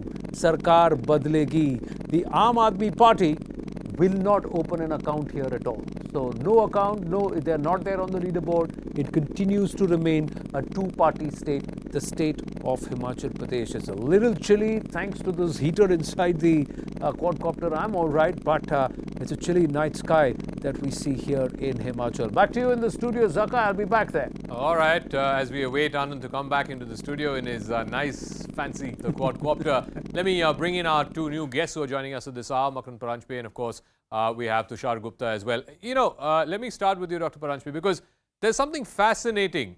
All right, we're waiting for the Chanakya numbers as well. You can see that on the screen. Again, Chanakya is also turning out to be an outlier here. BJP 150, Congress 19, Aam Aadmi Party 11, and others 2. I mean, the BJP's best performance in the last 27 years that it's been in power in Gujarat is 127 that it clocked in the 2002 election. Now, at least 2 pollsters are saying it will cross 150. Something's got to be right there in the state of Gujarat and for the BJP to be bettering its best ever performance. Oh, yes, absolutely. I think they're on a winning ticket in Gujarat. Both the Prime Minister and Home Minister are from Gujarat. And everybody in Gujarat is really proud of the performance of BJP, you know, since 2014 and even earlier when Narendra Modi was the Chief Minister of Gujarat. So there is a sense of Gujarati pride, but that's not enough to win elections. What really matters is delivering on development. And I think that anybody who goes to Gujarat has seen that, in a sense, BJP has completely transformed Gujarat. And then let's not forget that the Congress committed a kind of harakiri. They were, as you've been saying, throughout this evening, the principal opposition party, but they're in a complete disarray. And the fact that the Congress still matters is evident in Himachal Pradesh. So Congress is the only party which has on the ground, you know, deep inroads into the political system. But given that, you know, they don't have a vision, they don't have leadership, the leader is Jodoing Bharat, but it doesn't translate into votes, so it doesn't matter. And the new Congress president, Mallikarjun Kharge, is clueless. And I think, obviously, BJP will make hay when the sun shines. All right, Dr. Parajpe, give me 1 second, because my colleague Anand is now ready to come back from that beautiful skyline that he was showing the nightscape of Shimla. Here we go, Anand. Yes, I can hear you. I could hear Makaran Paranspe and you introducing Tushar too, but it's quite chill, not just in Himachal, but also on the skies of Delhi. Happy to be back in the studios. एक second के लिए धड़कन रुक जाती है when the hour. आप आराम से सेट करो भाई नीचे मुझे. There you go. Thank you very much. अब मैं उतर रहा हूँ बाहर. Please let me get out. There you go. Oh. Next time I need to find a taller one, isn't it? Zaka, so it's interesting how Himachal is shaped up. It's also very, very interesting how Gujarat is shaping up. This number is phenomenal. भाई ये quadcopter को उड़ा देते हैं वापस. Then otherwise I can't see you, Zaka. Okay, thank you very much, Alexa, and this quadcopter, up you go. हाँ बस ठीक है. Thank you. Off it goes. So namaste Tushar ji, namaste Makaran ji. As Zaka was saying and as you were saying, there are a lot of people put a lot of effort for a lot of things, but they are not focusing on the one thing that's important, that is winning elections, because this is democracy. And Prime Minister Narendra Modi has done it, and he continues to understand the importance of going back to the voter and saying, I care, I remember, I delivered, but you remember? That's what he's doing, going back and telling them, Makaran ji. Absolutely. And as I said, Gujarat is a success story. And last time it was a kaante ki takkar. I still remember how Amit Shah had camped in Surat, in fact, swing the elections.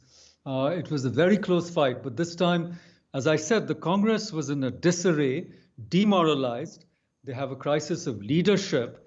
And, the formula that Sonia Gandhi had, where somehow she could appeal to the voters, win elections, and you had a clean enough prime minister in Manmohan Singh, that kind of separation of powers or separation of duties has fallen through in today's Congress. So it's a party which is not able to perform its role as the principal opposition party in India.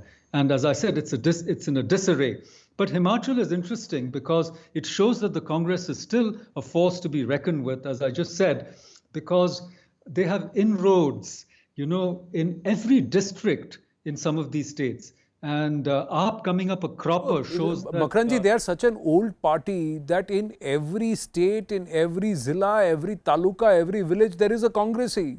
But what's the Congress party doing? Tushar, quickly, before we've just got this update, Chanakya has given BJP a whopping 150 seats. So before we go to Tushar Mehta, this is the election center breaking that's coming through. So there's yet another pollster who is given the BJP 150 ka number. So this time touching a record number of seats. Chanakya giving BJP a whopping 150. Both these pollsters have taken a few estimates, and the way they are looking at projecting the numbers, you partly tend to agree with the fact that if the BJP is crossing 135, largely they should get closer to that 150 mark. But would you want to give those kind of numbers to the Aam Aadmi Party at the cost of the Congress? That's another question. So Chanakya giving BJP a whopping 150. Axis also giving BJP a whopping 150. This conversation continues here at CNN News18, but we've got to take a very, very short break. Makaran Paranspe, Nirva Mehta, thank you very much. Rashid Kidwai, Tushar Mehta, Tushar Gupta, stay on with us. You, the viewer, stay on with us. We'll get you the full breadth of the numbers of our pollsters. What's the News18 poll of polls? Who's forming or in position as per the exit polls to form government in Gujarat and in Himachal? All of that and more here on your election news center, nerve center, CNN News18. Stay with us.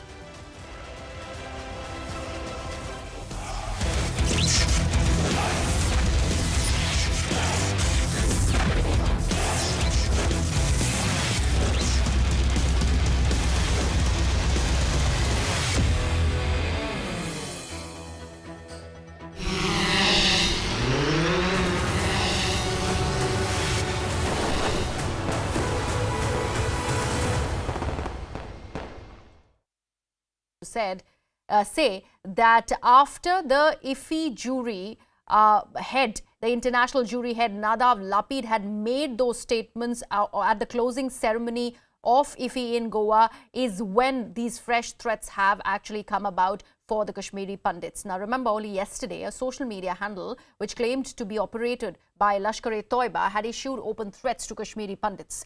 Preliminary investigation has revealed that the handle is being operated from Pakistan-occupied Kashmir and has released a hit list of 56 Kashmiri Pandit government employees that are on their radar. The terror group also added that those being provided safe houses by the government are on the target. कल जब एक list आई 57 की, उस 57 ने हमें दिलाया है, ये 57 ही नहीं है, इसमें मैं समझूं कल को हम पूरे इसमें हो सकते हैं। अभी उन्होंने 57 ही डाला, क्या पता कल उसमें मैं भी हूँगा जो लिस्ट में नहीं, कल को मार दिया। हम यहाँ बैठ के गवर्नमेंट से अपनी जान की भीख मांग रहे हैं। हम ये बोलते हैं हमें अटैच किया जाए, अटैच करके जब आपको हालात ठीक होंगे तो हम वापस चले जाएंगे। हम डर रहे हैं, वहाँ पे जान को खतरा है, तो हमारी जान को बख्शा जाए। यही चीज समझाने की कोशिश कर रहे हैं गवर्नमेंट को 208 दिन से कि यहाँ पे बहुत ज्यादा हम लोग थ्रेट में हैं, हमारा पल पल थ्रेट में गुजर रहा है, हम वहाँ पे नहीं जा सकते, नहीं अपनी सर्विस दे सकते। हाँ, आप लोग क्या चाहते हैं? अब क्या ऐसी चीज आ जाएगी? मैसेकर होने चाहिए क्या? तब आप लोग मानोगे कि वहाँ के हालात खराब है, कश्मीर के हालात खराब है। बड़ा चिंताजनक है। पहले से ही सरकार की तरफ से प्रयास तो किए गए हैं, लेकिन जो टारगेट किलिंग पहले भी होती रही, अब उसको फिर से निशाना बनाने की कोशिश की जा रही है और खास करके लोगों के नाम देना ये अपने आप में बड़ा शर्मनाक है। तो मुझे लगता है कि बहुत बड़ी कार्रवाई करने की जरूरत है ताकि एक डर का माहौल वहां पर पैदा ना हो। पहले भी कुछ कश्मीरी पंडित को लेकर के उनकी टारगेट किलिंग्स की गई हैं, तो मुझे लगता है इन सभी विषयों पर चिंता करना स्वाभाविक बात है और चिंता सरकार द्वारा की जानी चाहिए, सुरक्षा बलों द्वारा कड़े एक्शन लिए जाने चाहिए। Let's break down the story for our viewers. Now, Lashkar-e-Toiba has released a list of 56 Kashmiri Pandits who are government employees, saying that they are on their possible target. This list, obviously for the Union Territory government, has been put out. This was put out by a social media handle being operated out of Pakistan-occupied Kashmir. That released that hit list of 56 Kashmiri Pandits. This is the very, very worrying statistics that we are talking about. Taking this across to my colleague Tejinder, who's now joining us on the broadcast. Tejinder, ever since this list has been put out by the social media handle, what really is being done on the ground so that the lives of these Pandits who are in constant threat, so to speak, can be dealt with and something can be done so that their fear can be assuaged? See, the government has taken this list very seriously. They are trying to find out the people who actually released this official document to the terror outfit. This Kashmir Fight blog is being run by TRF, the Resistance Front, which is a frontal of the terror outfit Lashkar-e-Toiba. And if you remember, a couple of weeks ago, a similar threat was issued to journalists working in Kashmir. After that, the Srinagar police registered an FIR and raids were conducted at several locations across Kashmir Valley. So the government here is taking this threat very seriously. Right now, as we speak, the Kashmiri Pandits, they are holding a protest in Jammu, though the protest is going on for the past more than 200 days. These are the Kashmiri Pandits who have been working under the Prime Minister's rehabilitation package in Kashmir Valley, and they have been protesting in Jammu for past more than 200 days, ever since the Kashmiri Pandit Rahul Bhatt was gunned down by terrorists inside his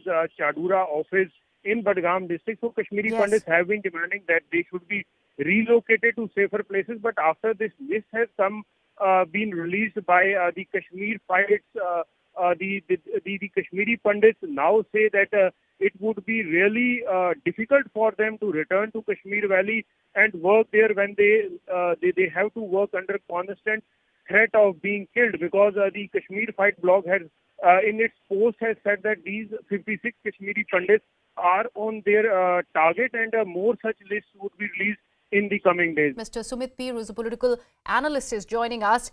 Mr. Peer, that actually brings us to this next question. Is all of this that's being done in the name of providing securities to the Pandits, is it enough in the valley, considering these threats continue to rear their ugly head every now and then?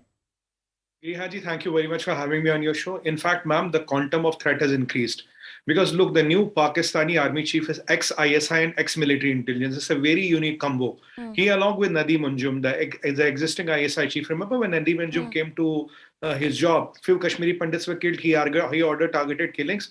I was predicting that the LOC will heat up and the Kashmir Valley will heat up. That is exactly what is the job of this man. Now this Twitter handle, which talks about that the originates from POK, the origin of the Twitter handle is from POK, that brings to the conclusion that Pakistan is trying to wage a different quantum of war. Low cost, high targeted killings is what is on their issue, on the radar. And the biggest threat or the biggest person who carries the highest marks on his back is a Kashmiri Pandit. With this change scenario, the security of the Kashmiri Pandits in the valley will be very, very tough and challenging. It's better they will be moved to Jammu, to a safer place, because you cannot have 5 or 10 PSOs going around with 5,000 people. Yes. Well, that is not practically going to help. And this threat is real this time because there's a new man on the job. And he knows what exactly he is doing. You see, yesterday he chose to visit the Kashmir side of the border, not to the Afghanistan of the border, where a lot of trouble is brewing. And he was talking about Ghazi, Ghazwa-e-Hind, and he's some alim of Quran and some literate of Islamic scholars. And he says he believes he's from a clan which is a direct descendant from Prophet Muhammad. With all these things summing up, and we can see the impact of the new chief on the ground. The situation is not good. I think this threat is real. And if they've come up with the names, even if they're able to strike 1 or 2, that will be not a welcome step at all, and we have to prevent it in any way whatsoever. Mr. Pandit, do you agree with Mr. Peer, considering we have a new army chief in Pakistan, and that's why this threat, an increased amount, and also the, the intensity of the threat has increased? Pretty much what happened in the 1990 is what Mr. Peer is talking about. Do you agree?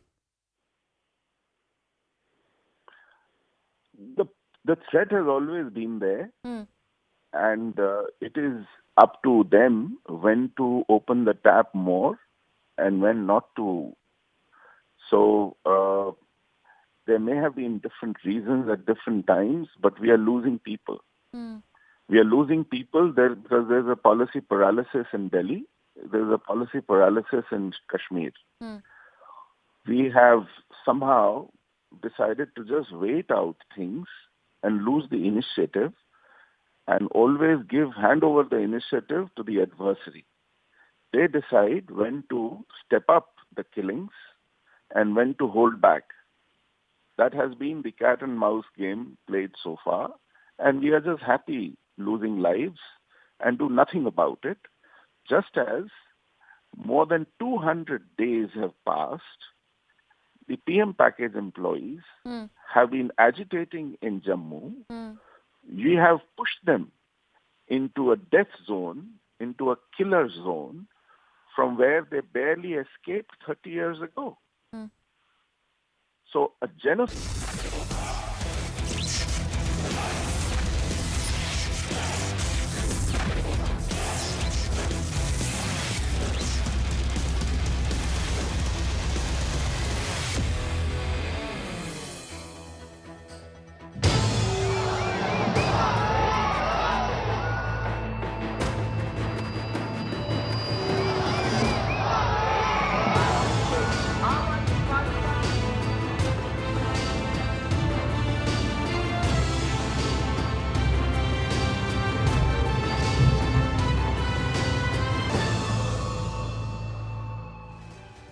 Namaste, Jai Hind, and thank you for staying with us here at CNN News 18. If it's elections, it is CNN News 18. Ladies and gentlemen, Himachal had voted, Gujarat has voted, the exit pollsters had collated the numbers, and if these numbers were to stay, then on the 8th of December, the dance of democracy will be in the BJP headquarters, because the BJP looks all set to retain Himachal and also Gujarat with perhaps best ever performance of the party.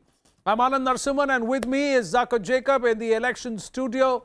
And Zaka, as usual, with the magic wall, trying to figure out कहाँ से जीती होगी इस बार सीटें और कहाँ से हार गया है Congress. We'll talk about all of that, but we've just got some of the numbers coming through. Let's have a quick look. So the latest coming in is the Matrice survey numbers, which is giving the BJP a comfortable majority, much better than the 99 they did in 2017. It's giving the BJP 112 to 121 seats.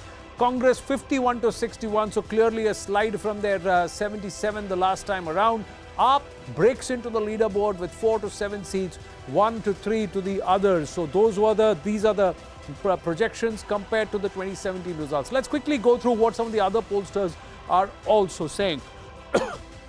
So this is Jan Ki Baat, 117 to 140, Congress 34 to 51, AAP 6 to 13, others 1 to 2. These are the numbers now. So look at the lowest number is 112 now. Jan Ki Baat had said 117, Matrice says 112. But then the other pollsters start pushing the numbers up for the BJP. TVS survey, TV9 survey clearly says 125 to 130 seats, Congress 40 to 50, AAP 3 to 5, again in single digits. Compare that with the 2017 results. So once again, BJP getting bumped up slowly from that 112 to 117. Now the lower median is 125. Let's look at PMark. And at PMark, the numbers very clearly say that it's again, see the lower number median is getting bumped up. 128 to 148, 30 to 42. So the AAP slipping down further. Beg your pardon, Congress slipping down further. AAP rising, slowly breaching into double digits. Now, let's look at the ETG numbers. What does the ETG say? The pollster, their survey says it gives a fixed number, BJP breaching the 130 mark. This will be their best ever. Highest ever is 127 for them. Congress 41, AAP 6, others 4. So again, Congress struggling to get and stay in the 40s as far as ETG is concerned. Let's look at C-Voter. C-Voter is also bumping the BJP up. Minimum number is 128, their best ever again. AAP again 3, Congress 31, and others 2 to 6. So that's where the C-Voter is pushing. But overall, if you were to look at it, the higher median for the BJP is breaching the 140s, edging towards the 150s. Let's look at what today's Chanakya did. Today's Chanakya took them beyond 151 at the higher end. 150 is the today's Chanakya number. 19 for the Congress, and the party that gains is the Aam Aadmi Party with 11. And of course others. If this happens, then does the AAP psychologically replace the Congress as the opposition in Gujarat, and how big a victory will that be, and how big a story will that be for the AAP? So let's look at the next of the pollsters. You have Access My India, which again takes the BJP past the 150 mark. This is the highest, the outlier in this case, with 151 at the higher median. It brings the Congress down to 16 at the lowest level, but gives the AAP a high of 21 seats. If that happens, ladies and gentlemen, then once again, two pollsters are indicating that AAP could then take the place of the principal opposition in Gujarat. Let's look at how it all stacks up on this beautiful Alexa dome. Let's call it up. Bottom to top, it's 150 at today's Chanakya. Then C-Voter at 140. I'm reading the higher numbers. Access My India 151 for the BJP, ETG 131, and there you go. You then look at some of the others who've been a little conservative with the BJP. Matrice 121. PMark then takes it closer to 150 at 148. Jan Ki Baat also puts the BJP at 140. The highest numbers for the AAP is 21. The lowest is 2. The Congress party, the highest number is 61, the lowest is 16. Such a big gap. Now, each of them reads the polls differently, their surveys and how they factor in. But overall, it just looks like BJP is coming back in Gujarat and in style. So the News18 poll of polls also puts the number for the BJP somewhere in the 130s, 136. So it's gone up with the two pollsters coming in, and despite the Matrice survey, it's brought it to 136 compared to 99. Look at that jump, and look at the slide for the Congress from 77 to 35. Zaka Jacob, over to you. What does that story mean? Oh, I think it's a phenomenal story. These numbers, you said 136 is the News18 poll of polls. So that's a jump of 37 seats from what the BJP got last time around. Even at the lower end, the most conservative end is 117. We haven't added the Matrice poll, but 117 is at the lowest end. That is, again, 18 seats more than what the BJP got in 2017. If you were to take the higher end, as Anand was saying, there are two polls that are putting them above 150. That would be record-breaking. No political party in the history of Gujarat since 1960, since the state was formed, has crossed that 150 mark. The highest was 149. In the famous Madhav Singh Solanki election in 1985, the calm election as it came to be known.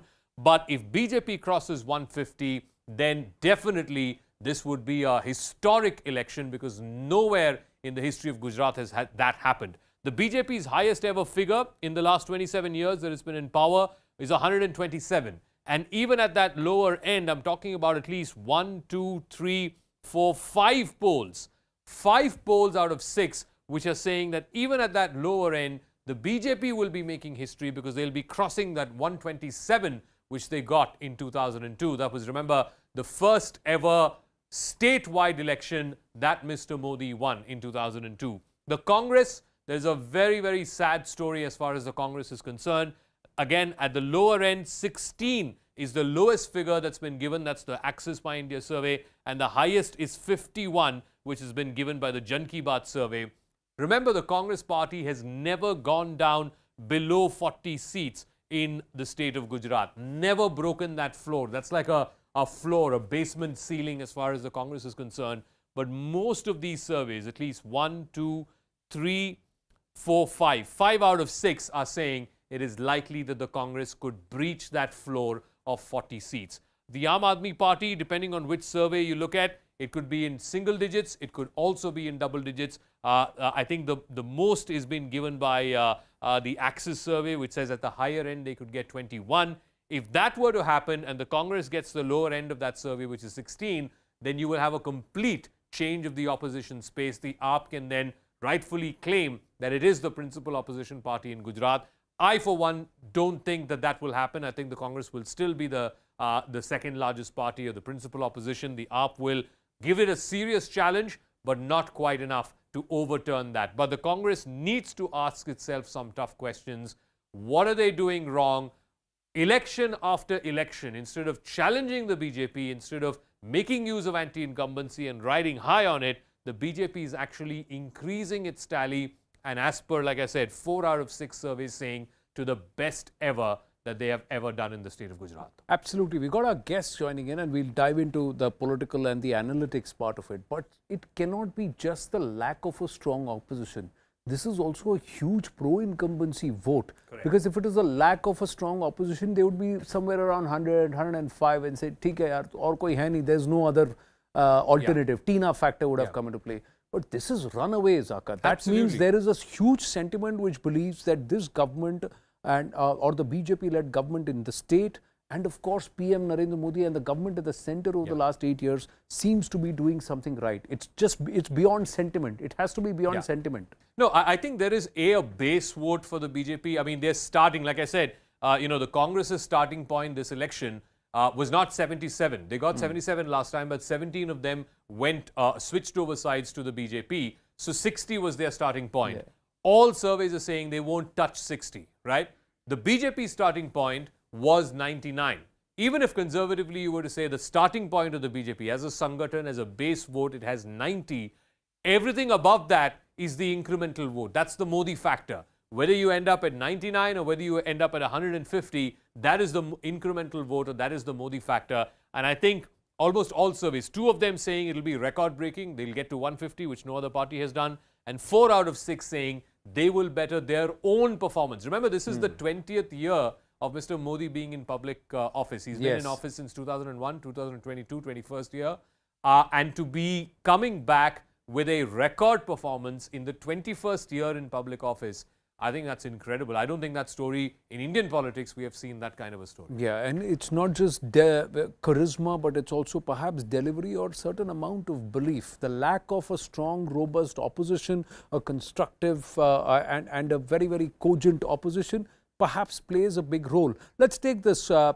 We will discuss Gujarat first up and then we will dive into Himachal. Syed Zafar Islam, BJP national spokesperson, is with us. We also have Arshpreet Khadial of the Congress party with us. We have Siddharth joining us from the Aam Aadmi party, Nalin Mehta, Tushar and Rashid Kidwai, all of them with us. My namaste and Jai Hind to everybody. Thank you very much. This is just the exit pollsters. Results could be totally different or they could just continue the same trend and the same vein. But let me ask you, Syed Zafar Islam, is this pro-incumbency? Is this Prime Minister Narendra Modi? Or is this lack of a strong, potent opposition that we're seeing manifest in the exit polls and the poll of polls here in News 18? Well, it's a combination of both in terms of the admiration people of Gujarat, or for that matter, even people of Himachal Pradesh have for the Honorable Prime Minister. Also, there is no anti-incumbency. There is a pro-incumbency, of course, because if you have been to Gujarat, and where I had spent almost a month and a half, whoever you ask, they always say that we have preference, we have confidence in the leadership of the Honorable Prime Minister, as well as the State Chief Minister and the entire leadership of the Bharatiya Janata Party. While there is absolutely no confidence, and the party, in particular Congress Party, does not lend any confidence to the people. And AAP is only making noise. I don't know how many seats they will get, but perhaps what I feel, as far as AAP is concerned, that they may not be able to open their account in the state of Gujarat. Himachal, of course, you people are not giving a single seat to in Himachal Pradesh. But there are certain channels which are showing that in your polls also they suggest that they may get 2 seats. But it's very unlikely, because the people have shown a lot of preference for the Bharatiya Janata Party, because what we have delivered in last 27 years is something which is being acknowledged by the people of Gujarat. Zafarji, the fact that you are saying that there seems to be a hint of a relief when you say that the AAP is not making big numbers or not getting on the leaderboard as strongly as they claim to. One aspect is that they have given you a run for the money in the MCD elections, Delhi Municipal Corporation elections, as per the exit polls are concerned. So clearly they are somebody who are trying to not just push the narrative, force the narrative, but also they are getting into the cognitive space. Now, whether with political parties today, they force the Prime Minister to take notice during the rallies, they force the Congress to pick up their arguments in Gujarat, and if they break into the numbers, Arshpreet Singh Khadial, there is huge danger that they may replace the Congress as the opposition in Gujarat very soon. Would you agree, disagree? See, number one, of course, Aam Aadmi Party was never and is never going to be a threat to any national party, no matter what. Number two, with regards to the exit polls that we are referring to, there have been many occasions when the exit polls have gone horribly wrong. Whether it be the Lok Sabha exit polls of 2004 that went wrong, West Bengal's exit polls in 2021 went wrong, UP election 2017 exit polls went wrong, Bihar election 2020 went wrong, Punjab exit polls 2017 went wrong. So, there have been many, many instances. And number two, we all know that, certain entities in the media incline towards the Bharatiya Janata Party. And they would obviously want to showcase Bharatiya Janata Party in good light. So, as they say, actions speak louder than words. And the passion with which we are discussing exit polls, the same passion is being, followed by the people when it comes to discussing work. Therefore, which shows that there is massive anti-incumbency against the Bharatiya Janata Party. And this is not something that is just being said. In the very first year, after they were elected as the government, Vijay Rupani was dismissed with the entire cabinet. And number two, Bharatiya Janata Party had its own internal surveys done. Anti-incumbency was reflected in those surveys as well. And number three, Mobi tragedy just happened. Bilkis Bano case happened. And inflation is at an all-time high. Unemployment is at an all-time high. Education has been, but untouched. the BJP scores also, Arshpreet Singh Khadial, are at an all-time high for the BJP. So if everything is at an all-time high, that should go against the BJP. Why are the pollsters showing numbers at an all-time high for the BJP electionally? And you may call certain entities names and you may want to brand them, but all the pollsters are pointing in the same direction. There is nobody who's giving. May get it wrong. Some may overestimate. But once again, the general direction, I don't think pollsters get wrong. Of course, they are a very berated community in this country. They have often got it wrong, but in an election where almost all, look at these numbers, everyone is saying the direction is one way, and that is the BJP will win. The question is whether it's at the lower end at 117 or whether it's at the higher end at 151. No one is saying, not one single pollster is saying that the BJP's majority in Gujarat is under threat or that they will struggle to reach 92. No one is even saying that they will get to 99, which was the lowest that they'd hit in the 30 years that they've been in power, the 27 years that they've been in power. In 2017, they got to 99. Every one of these pollsters, even at the lower end, is giving at least 15 to 18 seats more than that 99, which was the base, like I said, the base from where the BJP started this election. Every pollster is giving more than that. So I think surely something is working for the BJP, that it's managed to increase its tally despite all the issues that Ashpreet is talking about. There's got to be a reason why they're able to increase their tally. It can't just be, media is not talking about it or pollsters are biased. And the other aspect is you cannot afford to be in denial. You have to accept certain realities. And this is existential. In states which have been predominantly Congress versus BJP bastions or fights, direct fights, if the AAP is making inroads, and in certain states they have actually taken power and taken control, within 5 years of being active there or 7 years of being active there, you have to take what they are doing seriously, or you say take whatever you are not doing seriously. Siddharthji, I am going to ask you this. Would you also agree, if based on the polls, that if you don't have boots on ground, if you don't have presence at booths, no matter how much noise you make on social media, you will end up in single digits? See, as far as this argument goes... Well, to be very frank, in the past few weeks, in the din and the cacophony of election campaigning, all of us have been very aggressive. For the first time, at least in this exit poll, even the Congress has, as per the exit polls, it has a chance in Himachal Pradesh. Aam Aadmi Party spokesperson is also apparently very happy because he is winning MCD. BJP is also very happy that it is winning Gujarat. That aside, so let us come to the crux of the matter, that is the exit polls. The numbers that you are showing right now on the screen show that BJP is between 117 and 151 seats, minimum to maximum. That is the margin is 20%. 20%.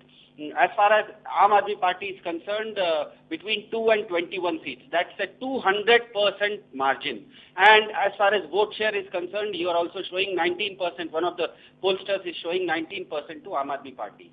So that being so, that essentially means that the pollsters are also the confidence interval, what the data scientists call it as confidence interval, regarding Aam Aadmi Party is not as high as regards to BJP or Congress regarding Gujarat.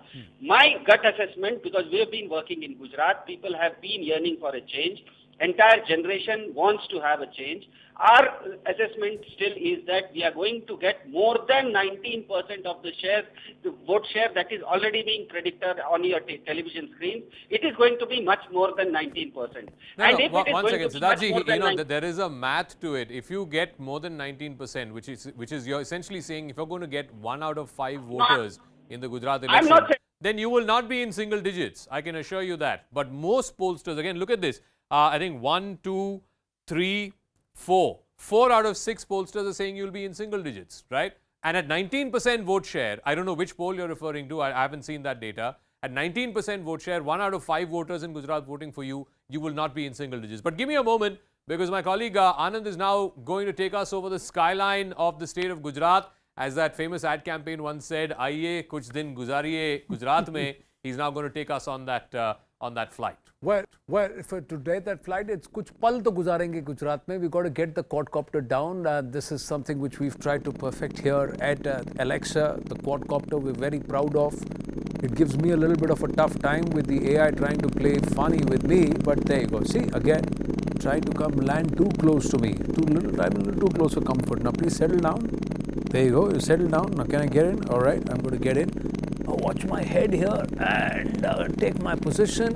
All right, there you go. Yeah, I'm settled, seated. Okay, this is better. Off we go.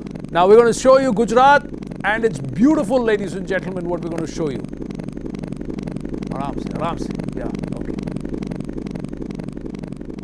All right, there goes Anand. He'll be joining us in just a couple of minutes. But I want to go to Nalin Mehta and ask him this. I mean, you know, a lot about the Aam Aadmi Party and how it's going to eat into the Congress. Well, these exit poll numbers, if they hold, that hasn't quite panned out to the extent that the Aam Aadmi Party was hoping. The story to me is A, the BJP expanding its existing base from 99 seats, like I said, the lower end 117, the higher end 151. That in itself is historic if that were to happen. And the story is also the Congress and the almost collapse of the Congress. Never in the last 30 years has the Congress party gone below 40 seats. most of these pollsters, 4 out of 6 are saying they will breach that floor of 40 seats. They'll be less than 40 seats. Absolutely, Zaka. I think what we are seeing with this landslide of the BJP, if these numbers hold in Gujarat, we are seeing a huge anti-incumbency against the opposition in Gujarat. This is an unprecedented happening in Indian politics, and even in Gujarat, which has long been a citadel of the BJP for 27-30 years now.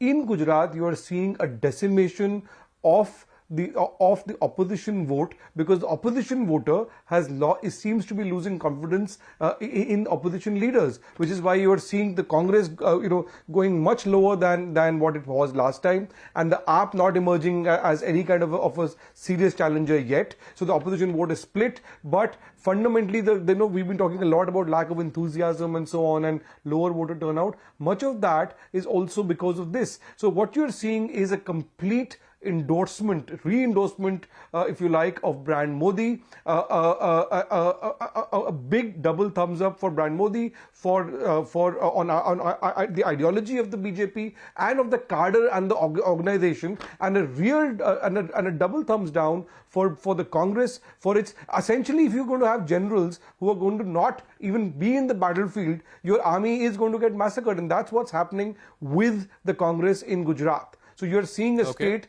almost like an opposition-less state in this election. Tushar Gupta, and the apathy the problem, of the election campaign is reflecting in these results. Tushar Gupta, the problem for the Congress is, in the last election, Rahul Gandhi was at front and center of that election campaign. He was in Gujarat, camped out there, and they still did not manage to dislodge the BJP. They came close. They ran the BJP close. They came up to 77. This election, Rahul Gandhi was completely MIA. He went to Gujarat just for one day. They said, okay, let's keep the leadership away. Let's focus on the local candidates. That seems to be working worse. So then what does an opposition do? Because guest after guest has been telling us since 6 o'clock this evening, we need a strong opposition. A functioning democracy needs a well-oiled opposition, a strong opposition. Unfortunately, in Gujarat, we're not seeing any. Good evening, Zaka. Good evening to all the panelists. Look, it's not just Gujarat where the Congress has just left everything to the local cadre. Look at what's happening in Uttar Pradesh. Look at what Congress was reduced to in Uttarakhand earlier this year, where they were expected to win. Punjab, they snatched defeat from the jaws of victory just months before the elections. Look at what happened to them in Bihar, where they became a liability for the coalition partners. Look, all the anti-incumbency vote we've been looking for, that came in 2017. Congress did manage 77 seats. But the interesting point, Zaka, is of those 77 seats, 49 seats that the Congress had were won with a winning margin of less than 10 percentage points. 77 seats, 49 won with a victory margin of less than 10 percentage points. So in 2022, when the Congress is absolutely nowhere in the fight, the Aam Aadmi Party is trying to get some attention, make some noise, continue with the optics and theatrics. That 10% vote margin, that 10% winning margin will come to haunt the Congress as they lose seat after seat. Now, less than 40 is no surprise. It is absolutely no surprise. The BJP is all set to register, in my humble opinion, more than 135 seats. This is what I wrote about a few days back on Swarajya. So at this moment, the important question is, at what point do we start looking at the 2024 elections and ask, where is the Congress in the entire Hindi belt? Where is it in North India? Where is it? All right. Let me bring in Anand. He's now flying us over the beautiful skyline of Kevadia, overlooking the Statue of Unity. Anand. Yes, I can hear the discussion, and Tushar was talking about 135 seats. Plus, let's see what the News18 poll of polls is. But this is beautiful. I miss seeing this, ladies and gentlemen. I miss seeing this in my trip to Gujarat, because we got caught up in Surat and we couldn't drive to Kevadia. We headed straight to Vadodara. But this is a sight to behold. You must put it on your bucket list if you haven't been there already. It's surreal. And especially in this evening light, the Statue of Unity looks just phenomenal. So along with the Statue of Unity, as you enjoy this beautiful view of Sardar Vallabhbhai Patel over the lovely Narmada and this vista which they have built, it's phenomenal. Let's also call up the News18 poll of polls and what do those numbers talk about. So let's cue that up, and I'm going to ask Alexa to just use the left of Sardar Vallabhbhai Patel and the Statue of Unity to try and bring up those numbers and see how they stack up. And when they stack up in that manner, that party which is colored in saffron, the BJP coded in saffron, 136 seats is after 2.5 decades in power. The 43 seats that are being won between the Congress and the Aam Aadmi Party is the anti-incumbency or what the BJP did not do right or needs to do better. The 136 seats is the confidence that what they are doing is delivering on ground and for what they have already done over the last 2.5 decades. And much of it and much of this credit also goes to Prime Minister Narendra Modi. He has championed a dream and a vision. Plus, he has gone back to his people and said, listen, I may have helped build this. I may have done a lot of other things. I may have taken the Gujarat model nationally and globally, but I have not forgotten my roots. I have not forgotten that I am from Gujarat, and whenever Gujarat wants something, I will deliver. So, even if there are panelists who talk about anti-incumbency, Zaka, as I hand it back to you, it was this government under the leadership of Prime Minister Narendra Modi that changed the entire cabinet. It was directly from the PMO, and that also gives a message to the voter that if there is dissonance, if there is distress, it is addressed. This is a government that listens, a party that wants to win, and it continues to show the hunger that it wants to govern. Perhaps that's what is reflecting in the mega poll of polls. Back to you in the studio. I'll be there in a bit. All right. Lovely As view. we await Anand coming back here, Rashid, you know, this is almost like an institutional presence. The BJP 27, and if they win another 5 years, that's 32 years in power. All right. Let me go across to, I think Radhika is there with us. All right, Radhika, if the BJP were to win, and almost all pollsters are saying the BJP will win, it's just a question of margin. At the lowest end, 117, at the highest end, 151. That's 32 years in power. I can't think of any comparable example other than maybe the left in Bengal, which was there in power for 34 years. Yeah, absolutely. You know, I traveled in Gujarat and I came back with absolutely no doubt that it was a BJP all the way. I mean, friends in Delhi were sort of, sort of piqued by the presence of the Aam Aadmi Party, and they said, no, that's going to cut into the BJP votes as well as the Congress votes. I said, look, it's too one-sided an election for the Aam Aadmi Party or the Congress to dent the BJP's strongholds.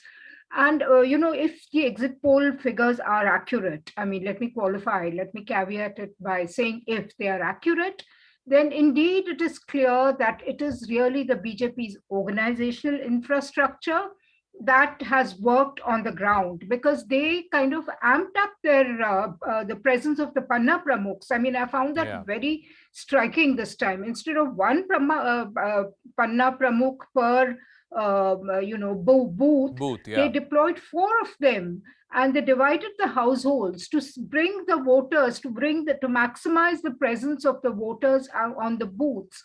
I mean, that kind of micro planning I have seldom seen, even in the BJP.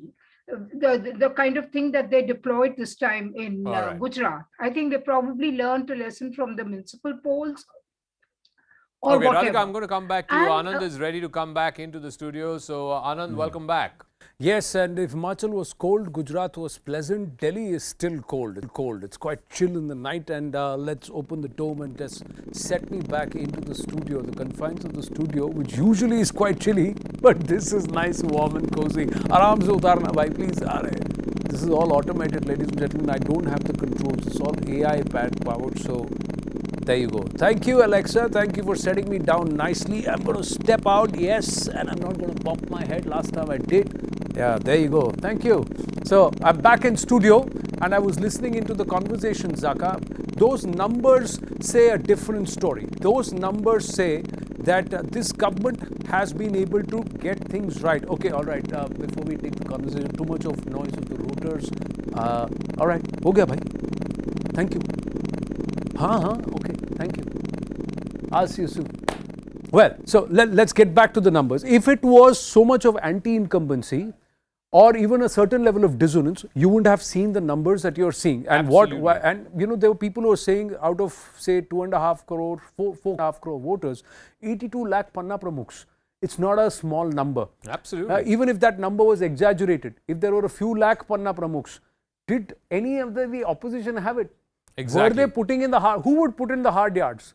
Those who are playing catch up or those who are already here, the people who are ruling the roost, who could have just sat there and won 105 seats doing nothing, they were the one putting the hard yards. What this shows to me, if these numbers, and I'm pretty sure that the number will be between the lower end and the higher end, between 117 and 151. What this shows is that the previous election, when you go back to 99 and 77, that was a complete aberration. That was not the norm. This is more the norm. This is more business as usual. This was a complete aberration. What happened was the Congress got some kind of false confidence, false bravado that they will be able to start with this base of 77 seats or 60 seats, even if you discount the 17 who flipped sides. They had that false confidence or that false bravado because this was an aberration election. This is business as usual. 100 plus or 117 plus to 150 at the ceiling. That is where this election will end up being. And I think what also happened was for the BJP, it became a prestige battle because of the last election. They were reduced to double digits. They were not in triple digits for the first time in an election since 1995. For them, it was a prestige battle to show that they will not only get back to triple digits, but they will get back to the best ever performance that the BJP has done in Gujarat in the 27 years that it's been in True, power. and Zafar Islamji, you cannot rest on your laurels. Yes, congratulations if these numbers hold and if you come back to power better than what you did last time in 2017. But there is the joke going the rounds on the ground that the Karyakartas of the BJP were just wiping the seats for imports from within the Congress party. A lot of your seats, your own incumbents did not get tickets or did not deserve to stay on. So you have a problem within the Sangathan too. You can't wish that away. And somewhere it will start creating dissonance when you start bringing in so many imports to help you win seats. Anand, that's not correct. Actually, on the contrary, the Karyakartas are totally committed to the party's welfare, to party's ideology, and to party's success. And that's when you see that a lot of Padna Pramukhs are there, and they are committed to go to every household they have been assigned and motivate the people to come out and vote for the party. Secondly, what is more important that when you compare Congress party and for that matter, the differentiating factor between and the rest, that they have lost touch with the people, especially Congress party has lost connect with the people. And Bharatiya Janata Party on the contrary has not only cemented our connect with the people, but also improves our connectivity with them and through our Padna Prabhuk and continuous engagement with them. That's when we feel that this time, especially on the ground, because having spent 1.5 months in the state of Gujarat, we feel, and everybody you speak there, that this time BJP will create history, and also Congress will create history. In terms of Congress will get the least seats this year, this time, and BJP will exceed all its expectation and previous records and break its previous record, and also break the records of Chimanbhai Patel that time when he got 149 seats. Okay, let me go to Siddharth Sharma of the AAP, because a lot was said about AAP as well. You know, a lot of noise on social media, a lot of campaigning that the Delhi Chief Minister did there, Mr. Sisodia did, Bhagwant Mann did. The point, Mr. Siddharth Sharma, is at the end of all of that, single digits at best is what you are left with, which means that either, you know, you didn't have boots on the ground to ensure that the voter is turned up, your voter is turned up at the booth, or you've been confined to just social media. That social media does not make it an election.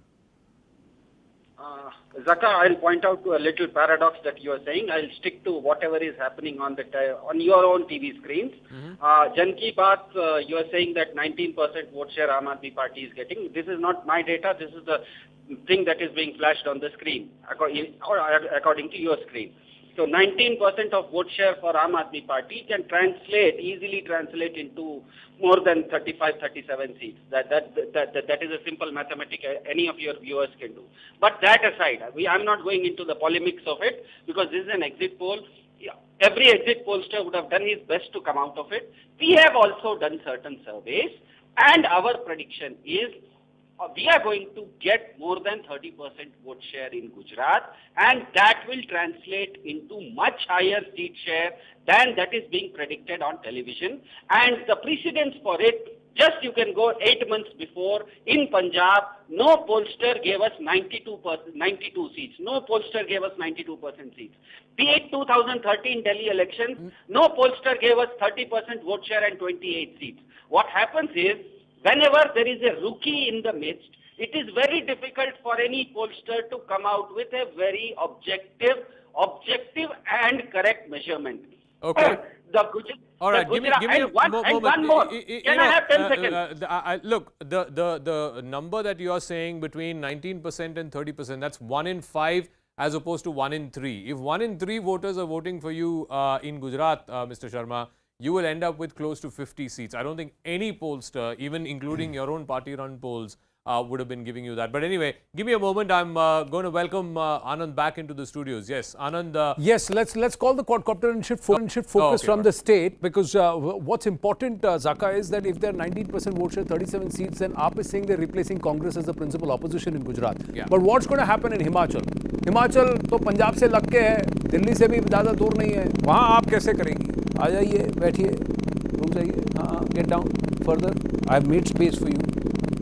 It's got a mind of its own, ladies and gentlemen, so I've got to be careful. And sometimes it can be temperamental. Last time it gave me a nasty bump. All right, let's go. Let's go and have a look at Himachal. It's looking beautiful at this point. That beautiful government resort hotel. That's where we're going to try and have some fun. I'll see you in a bit, Zaka. All right, as Anand gives us a sky of Shimla, this is how the poll of polls is looking as far as, not the poll of polls, the different exit polls as far as Himachal is concerned. And like I said, unlike in Gujarat, where all the polls are predicting that the direction is that the BJP will win, it's only a question of how big that win is going to be. Here in the exit polls in Himachal, again, all of them are saying BJP is slightly ahead, except one, which is the Axis poll, which is saying that the Congress will win. And I said this in the previous hour as well. I think where all of these pollsters are differing from Axis is the number of rebels or independent candidates. Axis is giving a higher number of independents. These could be BJP rebels, these could be Congress rebels, between 4 and 8. None of the other pollsters are saying that. The other pollsters are saying rebels will be only 1 to 2. That's why they are predicting the BJP with its nose ahead. Nowhere close to the kind of majority that they have in Gujarat, or even for that matter, the majority that they had in the 2017 assembly. Now, let's go to Anand to try and figure out the poll of polls.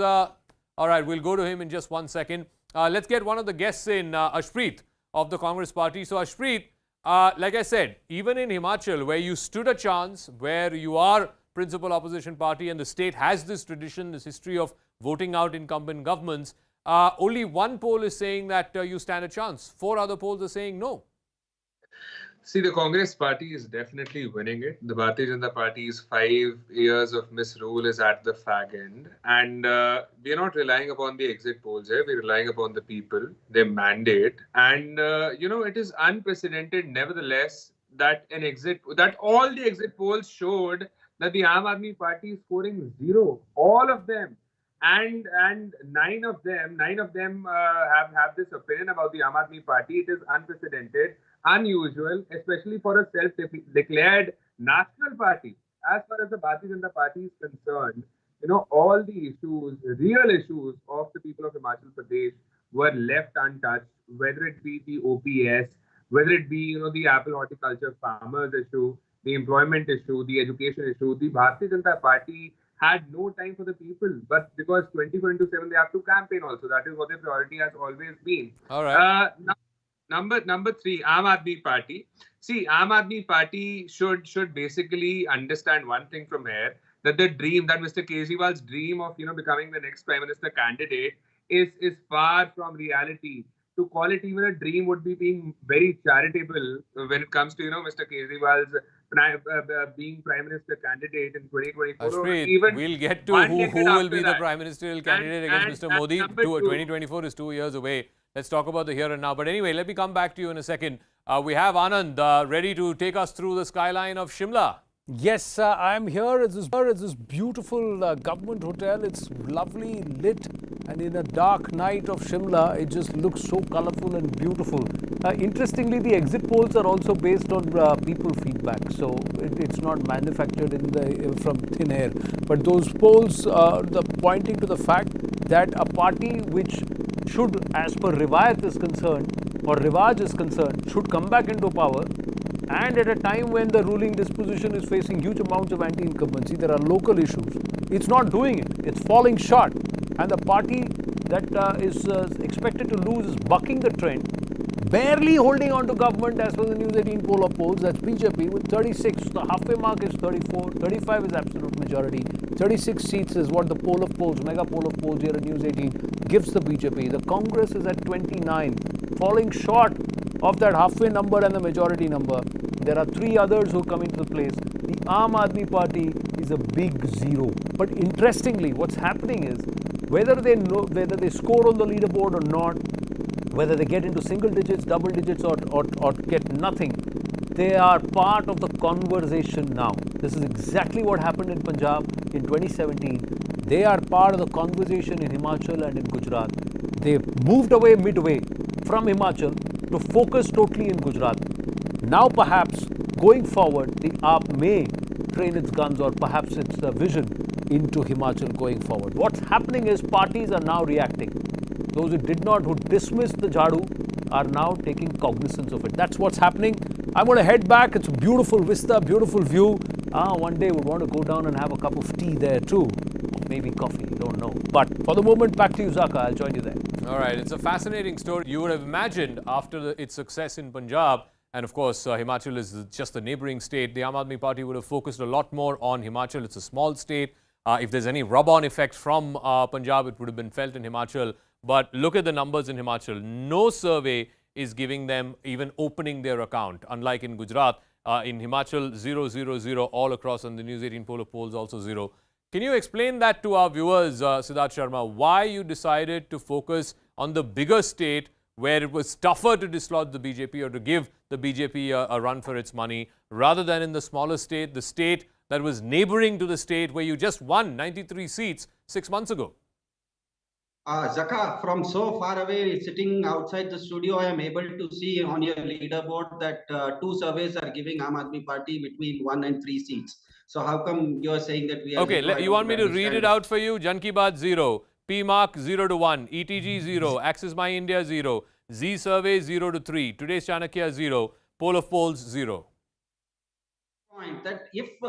See, these surveys, this entire exercise about exit polls regarding Himachal Pradesh is too close to call, because according to your leaderboard, BJP can come down to 32, Congress can go up to 27, both of them not forming any government of, and Aam Aadmi Party getting 3 seats.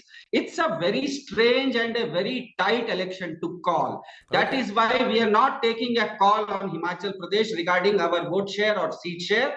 But to be very clear, Aam Aadmi Party contested Himachal Pradesh as vigorously as we contested MCD or Gujarat. Both the chief ministers of Punjab and Delhi, and including people like Manish Sisodia, have campaigned extensively, and the results will show. It's just that it's so close to call I that don't we want to cannot run you call through it. the number of rallies Mr. Kejriwal had in Himachal as opposed to the number of rallies he had in Gujarat. But anyway, that's a debate for another day. Let's bring in Anand back into the studio. Yes, quite chilly there in Himachal, and I've been listening into the conversation thanks to what technology can afford us to do. But the fact is that Himachal would have been easy pickings at a time when the Congress was vulnerable, the BJP was facing anti-incumbency. Why did they leave midway? Big question as I come down again. This line, I just skips a beat. Thank you very much. Thank you, Alexa and the quadcopter for doing that. Fantastic. I'm off, out, and there you go. That's interesting, Zaka, that they pushed a lot of effort there. They pushed in a lot of effort as they came in, but then suddenly midway they decided to lose steam. Now let me just first lose the quadcopter, and then we'll take this conversation forward. There you go. Up. All right. Thank you. See you soon, quadcopter. You've been fantastic at giving us some great views. Remember at that time. The Aam Aadmi Party was creating a lot of noise. They are the ones who actually raised the OPS issue initially. Correct. And then suddenly that entire group en masse decamped. Yeah.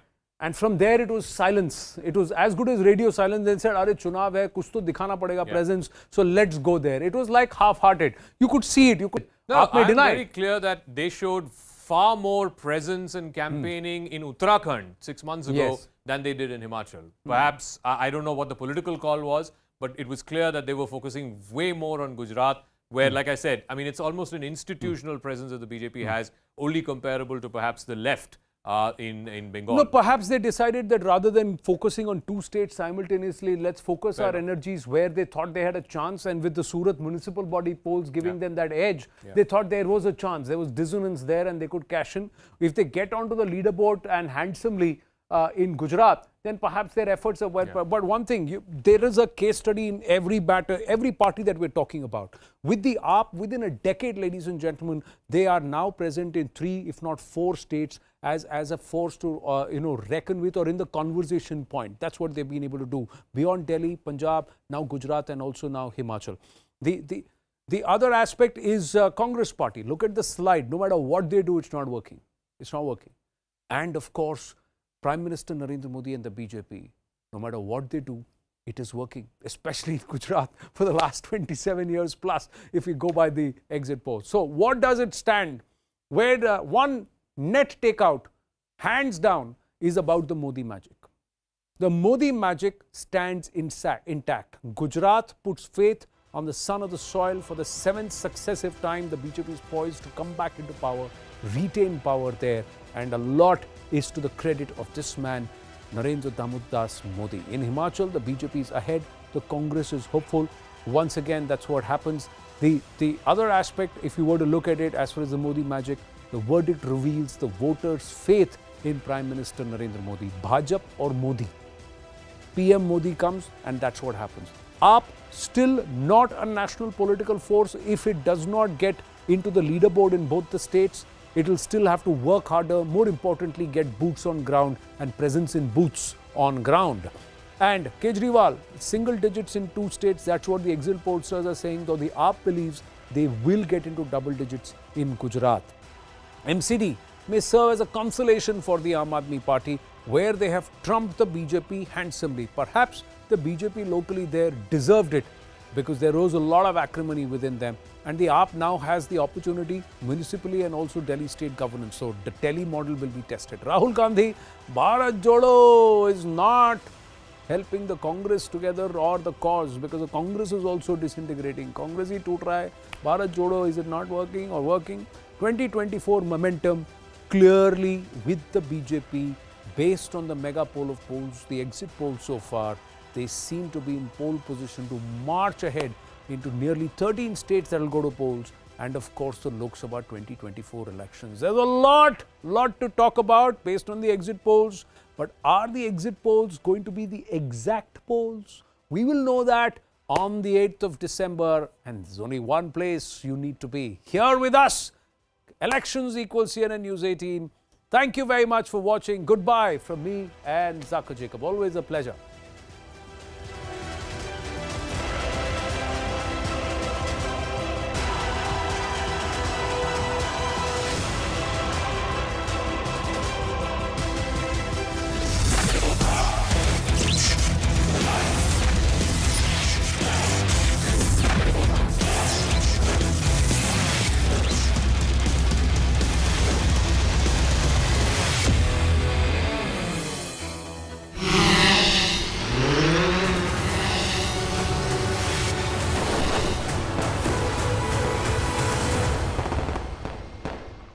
Congress is concerned, but most of these surveys, at least 1, 2, 3, 4, 5 out of 6 are saying it is likely that the Congress could breach that floor of 40 seats. The Aam Aadmi Party, depending on which survey you look at, it could be in single digits, it could also be in double digits. I think the most is being given by the Axis survey, which says at the higher end they could get 21. If that were to happen and the Congress gets the lower end of that survey, which is 16, then you will have a complete change of the opposition space. The AAP can then rightfully claim that it is the principal opposition party in Gujarat. I, for one, don't think that that will happen. I think the Congress will still be the second largest party or the principal opposition. The AAP will give it a serious challenge, but not quite enough to overturn that. But the Congress needs to ask itself some tough questions. What are they doing wrong? Election after election, instead of challenging the BJP, instead of making use of anti-incumbency and riding high on it, the BJP is actually increasing its tally, and as per, like I said, 4 out of 6 surveys saying to the best ever that they have ever done in the state of Gujarat. So the latest coming in is the Matrice survey numbers, which is giving the BJP a comfortable majority, much better than the 99 they did in 2017. It's giving the BJP 112 to 121 seats. Congress 51 to 61, so clearly a slide from their 77 the last time around. AAP breaks into the leaderboard with 4 to 7 seats, 1 to 3 to the others. So these are the projections compared to the 2017 results. Let's quickly go through what some of the other pollsters are also saying. So this is Jan Ki Baat, 117 to 140, Congress 34 to 51, AAP 6 to 13, others 1 to 2. These are the numbers now. So look at the lowest number is 112 now. Jan Ki Baat had said 117, Matrice says 112. But then the other pollsters start pushing the numbers up for the BJP. TVS survey, TV9 survey clearly says 125 to 130 seats, Congress 40 to 50, AAP 3 to 5, again in single digits. Compare that with the 2017 results. So once again, BJP getting bumped up slowly from that 112 to 117. Now the lower median is 125. Let's look at PMark. And at PMark, the numbers very clearly say that it's again, see the lower number median is getting bumped up, 128 to 148, 30 to 42, so the AAP slipping down further, beg your pardon, Congress slipping down further, AAP rising, slowly breaching into double digits. Now, let's look at the ETG numbers. What does the ETG say? The pollster, their survey says it gives a fixed number, BJP breaching the 130 mark. This will be their best ever. Highest ever is 127 for them. Congress 41, AAP 6, others 4. So again, Congress struggling to get and stay in the 40s as far as ETG is concerned. Let's look at C-Voter. C-Voter is also bumping the BJP up. Minimum number is 128, their best ever again. Up again 31, 3, Congress 31, and others 2 to 6. So that's where the C-Voter is pushing. But overall, if you were to look at it, the higher median for the BJP is breaching the 140s, edging towards the 150s. Let's look at what today's Chanakya did. Today's Chanakya took them beyond 151 at the higher end. 150 is the today's Chanakya number. 19 for the Congress, and the party that gains is the Aam Aadmi Party with 11, and of course others. If this happens, then does the AAP psychologically replace the Congress as the opposition in Gujarat, and how big a victory will that be, and how big a story will that be for the AAP? So let's look at the next of the pollsters. You have Access My India, which again takes the BJP past the 150 mark. This is the highest, the outlier in this case, with 151 at the higher median. It brings the Congress down to 16 at the lowest level, but gives the AAP a high of 21 seats. If that happens, ladies and gentlemen, then once again, two pollsters are indicating that AAP could then take the place of the principal opposition in Gujarat. Let's look at how it all stacks up on this beautiful Alexa dome. Let's call it up. Bottom to top, it's 150 at today's Chanakya. Then C-Voter at 140. I'm reading the higher numbers. Access My India 151 for the BJP, ETG 131, and there you go. You then look at some of the others who've been a little conservative with the BJP. Matrice 121.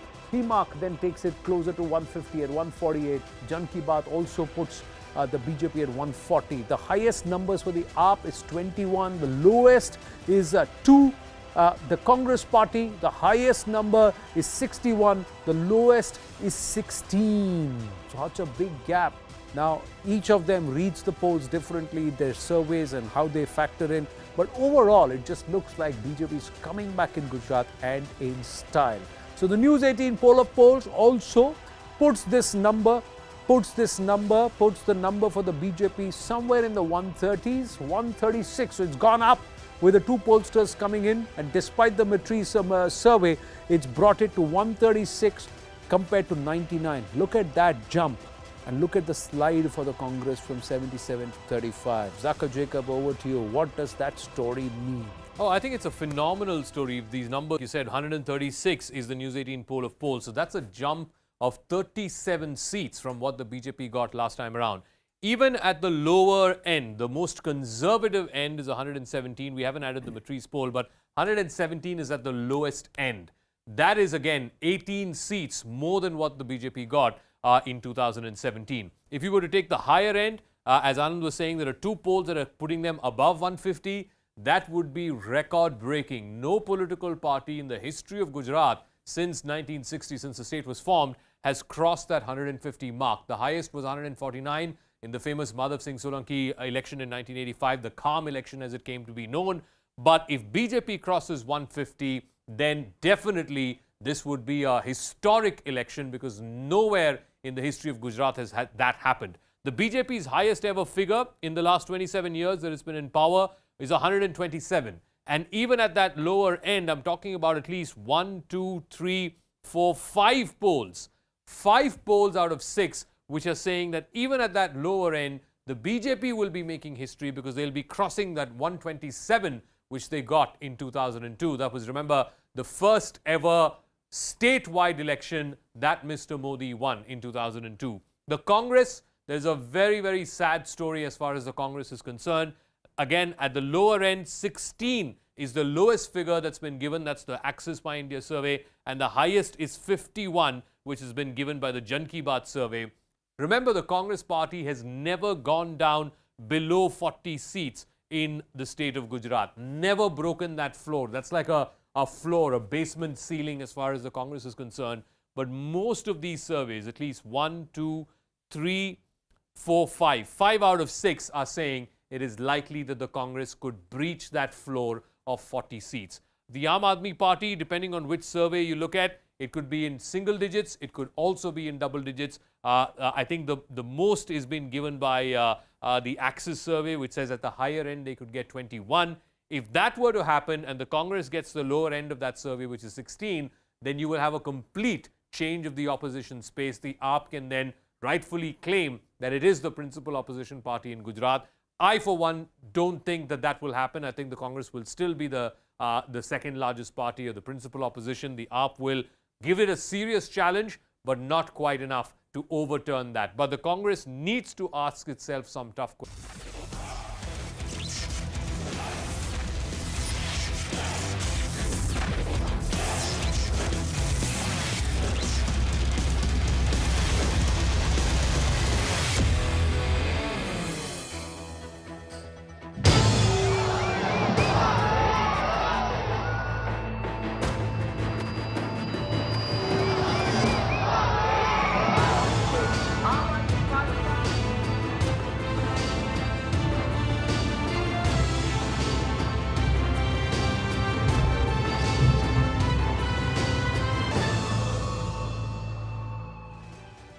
Namaste, Jai Hind, and thank you for staying with us here at CNN News 18. If it's elections, it is CNN News 18. Ladies and gentlemen, Himachal had voted, Gujarat has voted, the exit pollsters had collated the numbers, and if these numbers were to stay, then on the 8th of December, the dance of democracy will be in the BJP headquarters, because the BJP looks all set to retain Himachal and also Gujarat with perhaps best ever performance of the party.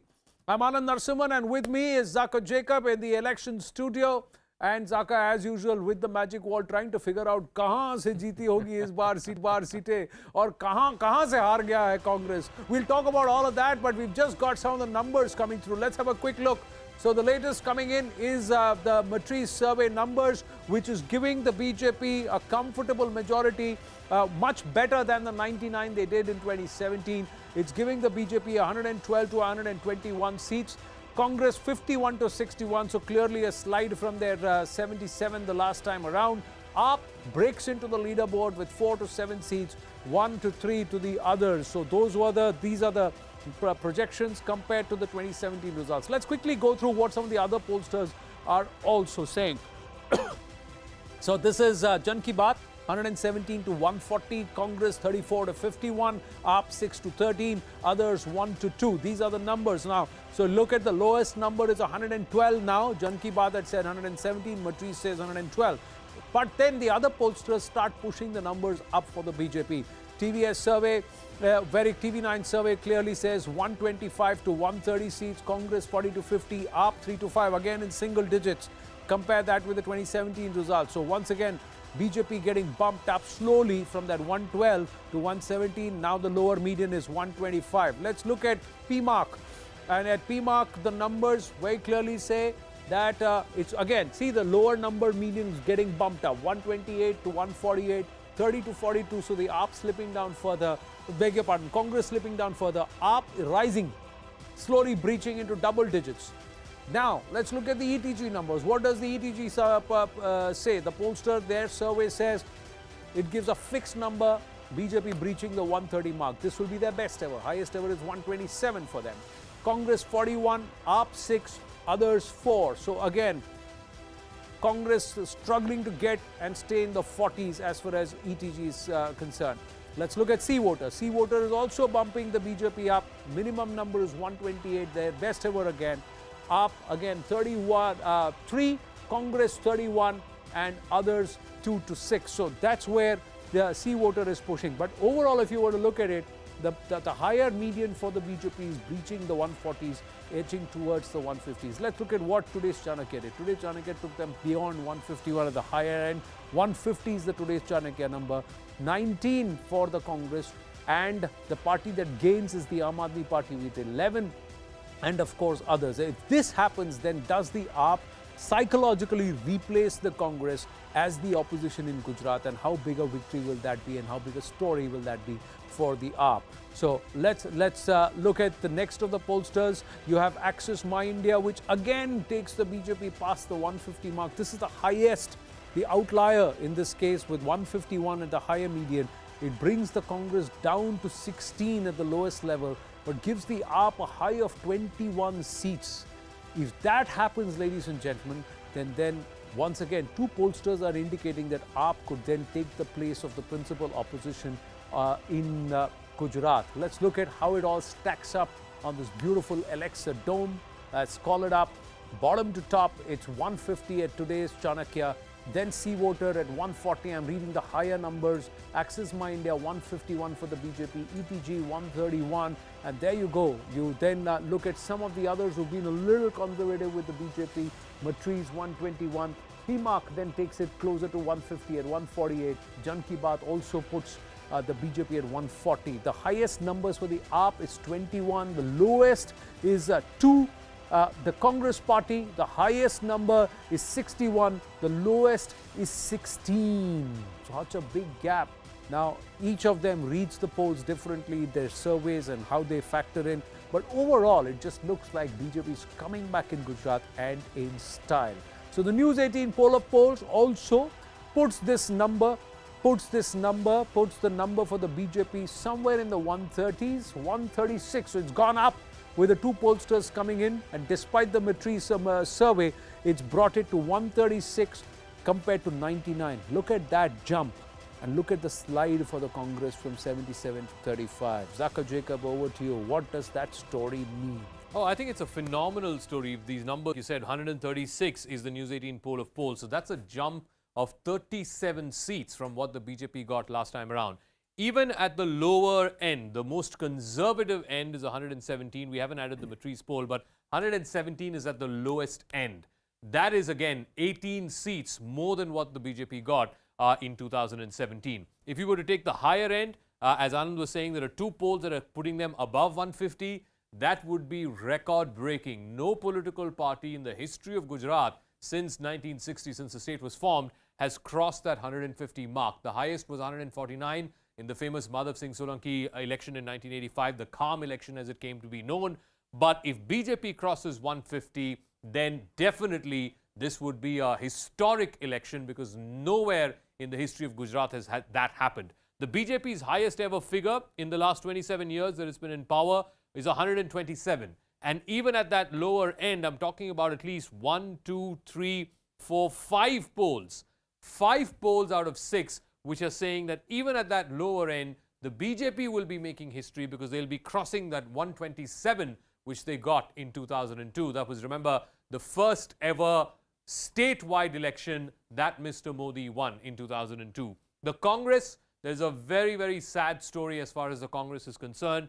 Again, at the lower end, 16 is the lowest figure that's been given. That's the Access My India survey. And the highest is 51, which has been given by the Jan Ki Baat survey. Remember, the Congress party has never gone down below 40 seats in the state of Gujarat. Never broken that floor. That's like a floor, a basement ceiling as far as the Congress is concerned.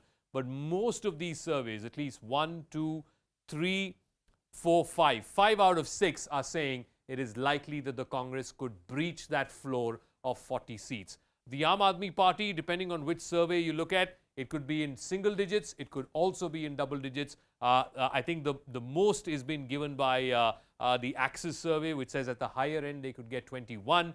If that were to happen and the Congress gets the lower end of that survey, which is 16, then you will have a complete change of the opposition space. The AAP can then rightfully claim that it is the principal opposition party in Gujarat. I, for one, don't think that that will happen. I think the Congress will still be the second largest party or the principal opposition. The AAP will give it a serious challenge, but not quite enough to overturn that. But the Congress needs to ask itself some tough questions. What are they doing wrong?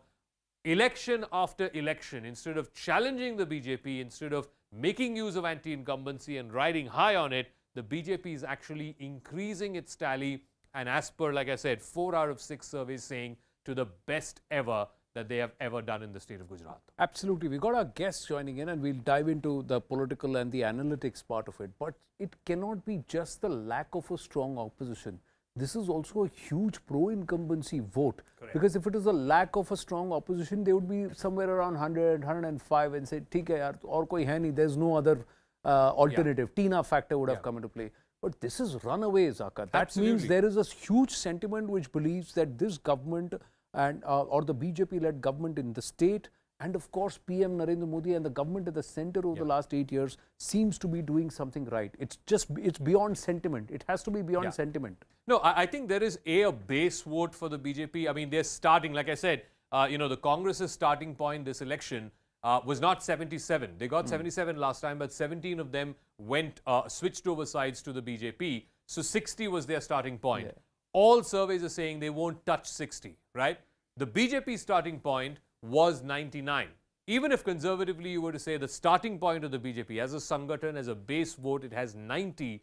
Everything above that is the incremental vote. That's the Modi factor. Whether you end up at 99 or whether you end up at 150, that is the incremental vote or that is the Modi factor. And I think almost all surveys, 2 of them saying it will be record-breaking, they'll get to 150, which no other party has done, and 4 out of 6 saying they will better their own performance. Remember, this is the 20th year of Mr. Modi being in public office. He's been in office since 2001, 2022, 21st year.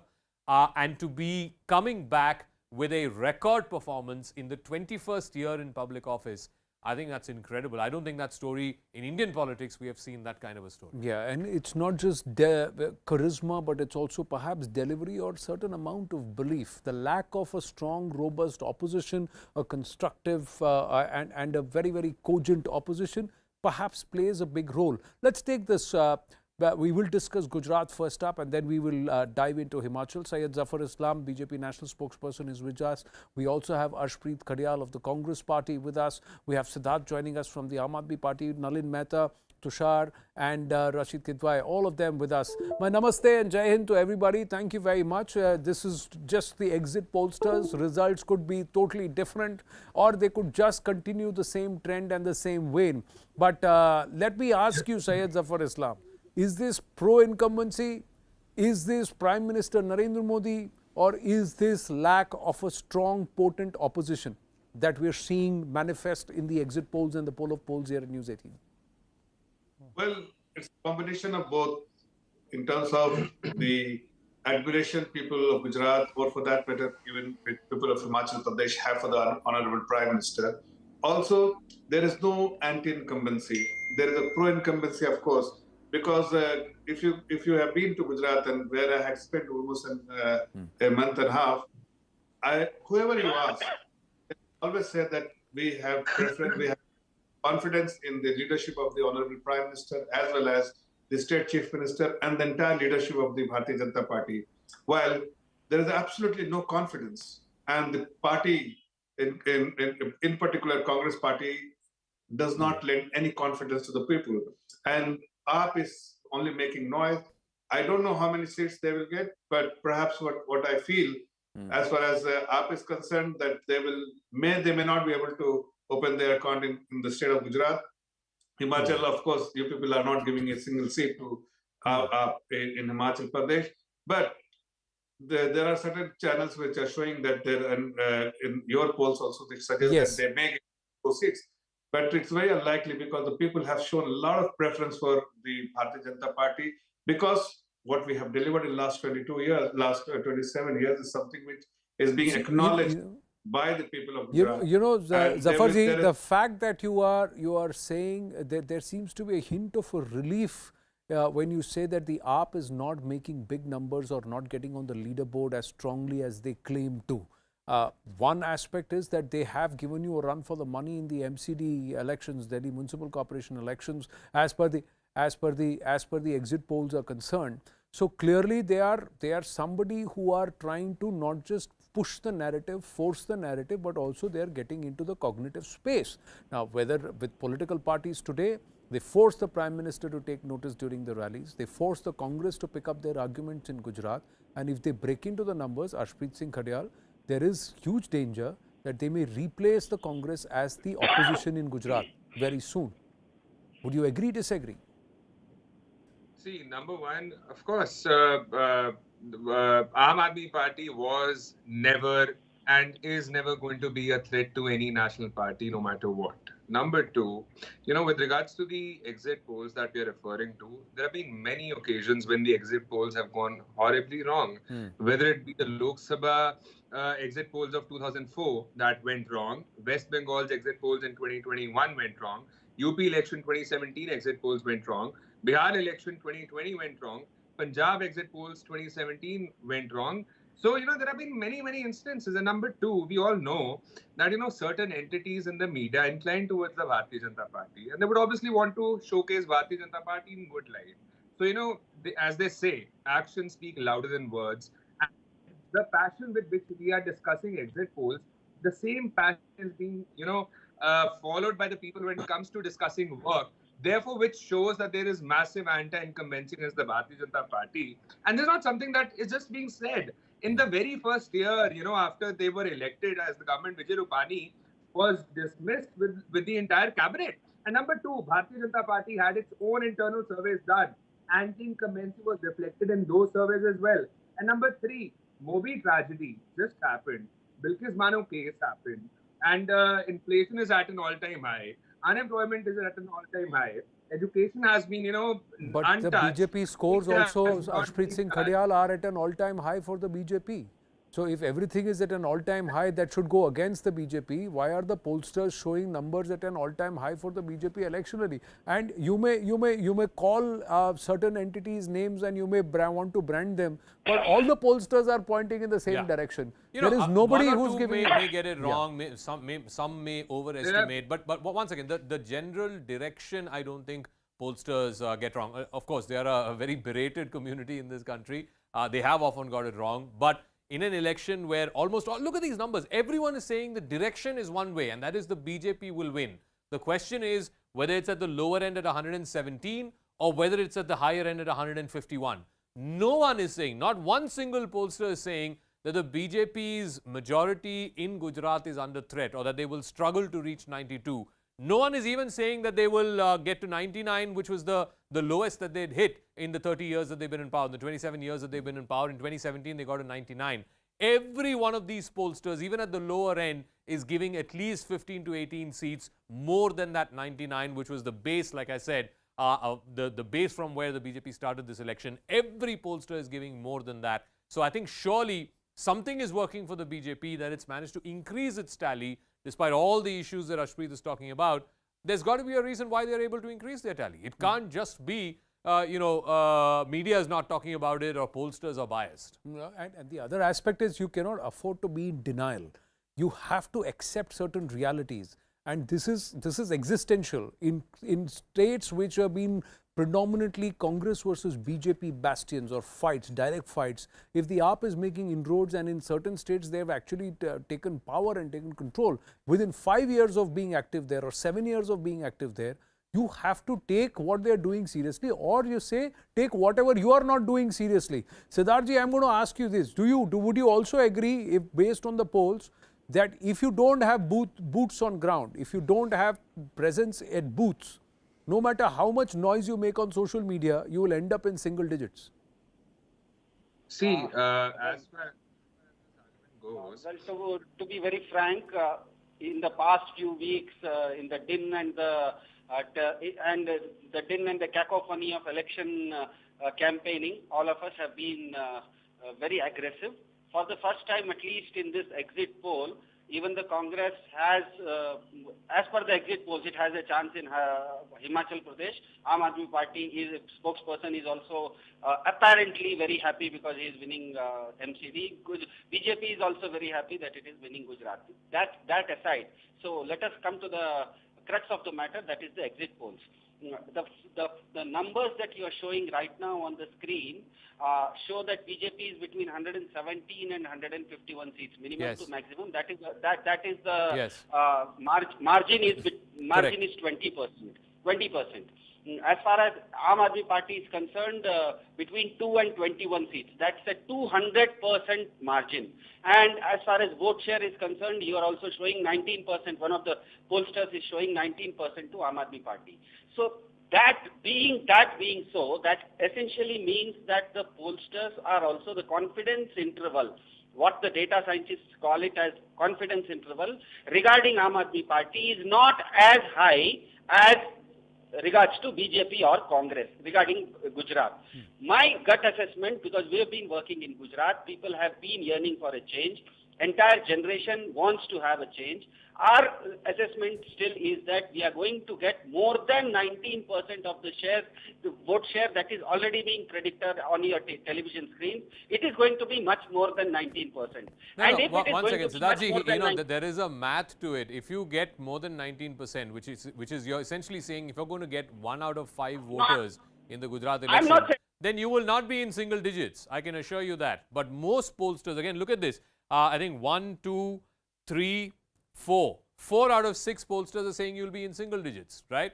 And at 19% vote share, I don't know which poll you're referring to, I haven't seen that data. At 19% vote share, 1 out of 5 voters in Gujarat voting for you, you will not be in single digits. But give me a moment, because my colleague Anand is now going to take us over the skyline of the state of Gujarat. As that famous ad campaign once said, "Aiye kuch din guzariye Gujarat mein." He's now going to take us on that flight. Well, for today that flight, it's kuch pal to guzarenge Gujarat mein. We've got to get the quadcopter down. This is something which we've tried to perfect here at Alexa. The quadcopter we're very proud of.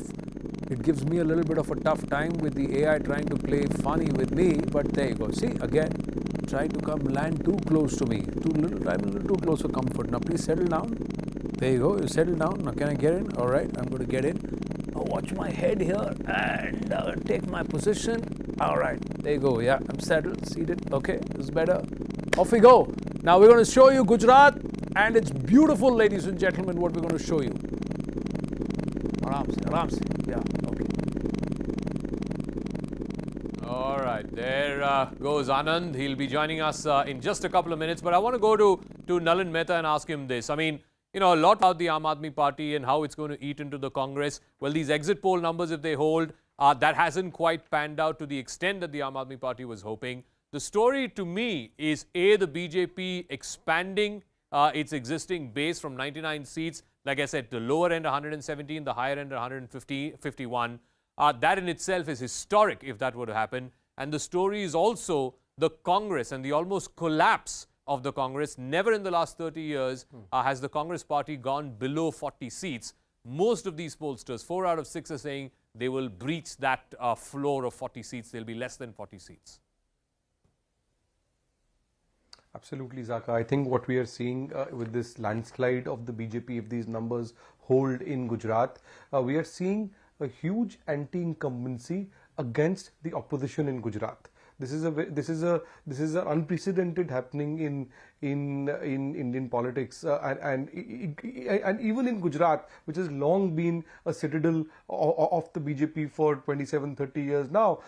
In Gujarat, you are seeing a decimation of the opposition vote, because the opposition voter seems to be losing confidence in opposition leaders, which is why you are seeing the Congress going much lower than what it was last time, and the AAP not emerging as any kind of a serious challenger yet. So the opposition vote is split, but fundamentally, we've been talking a lot about lack of enthusiasm and so on, and lower voter turnout. Much of that is also because of this. So what you're seeing is a complete re-endorsement, if you like, of brand Modi, a big double thumbs up for brand Modi on the ideology of the BJP and of the cadre and the organization, and a real and a double thumbs down for the Congress, for its essentially, if you're going to have generals who are going to not even be in the battlefield, your army is going to get massacred, and that's what's happening with the Congress in Gujarat.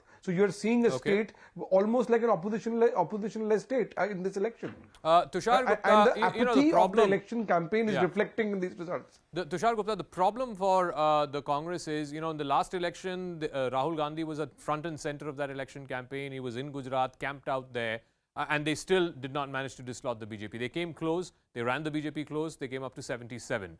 This election, Rahul Gandhi was completely MIA. He went to Gujarat just for one day. They said, okay, let's keep the leadership away. Let's focus on the local candidates. That seems to be working worse.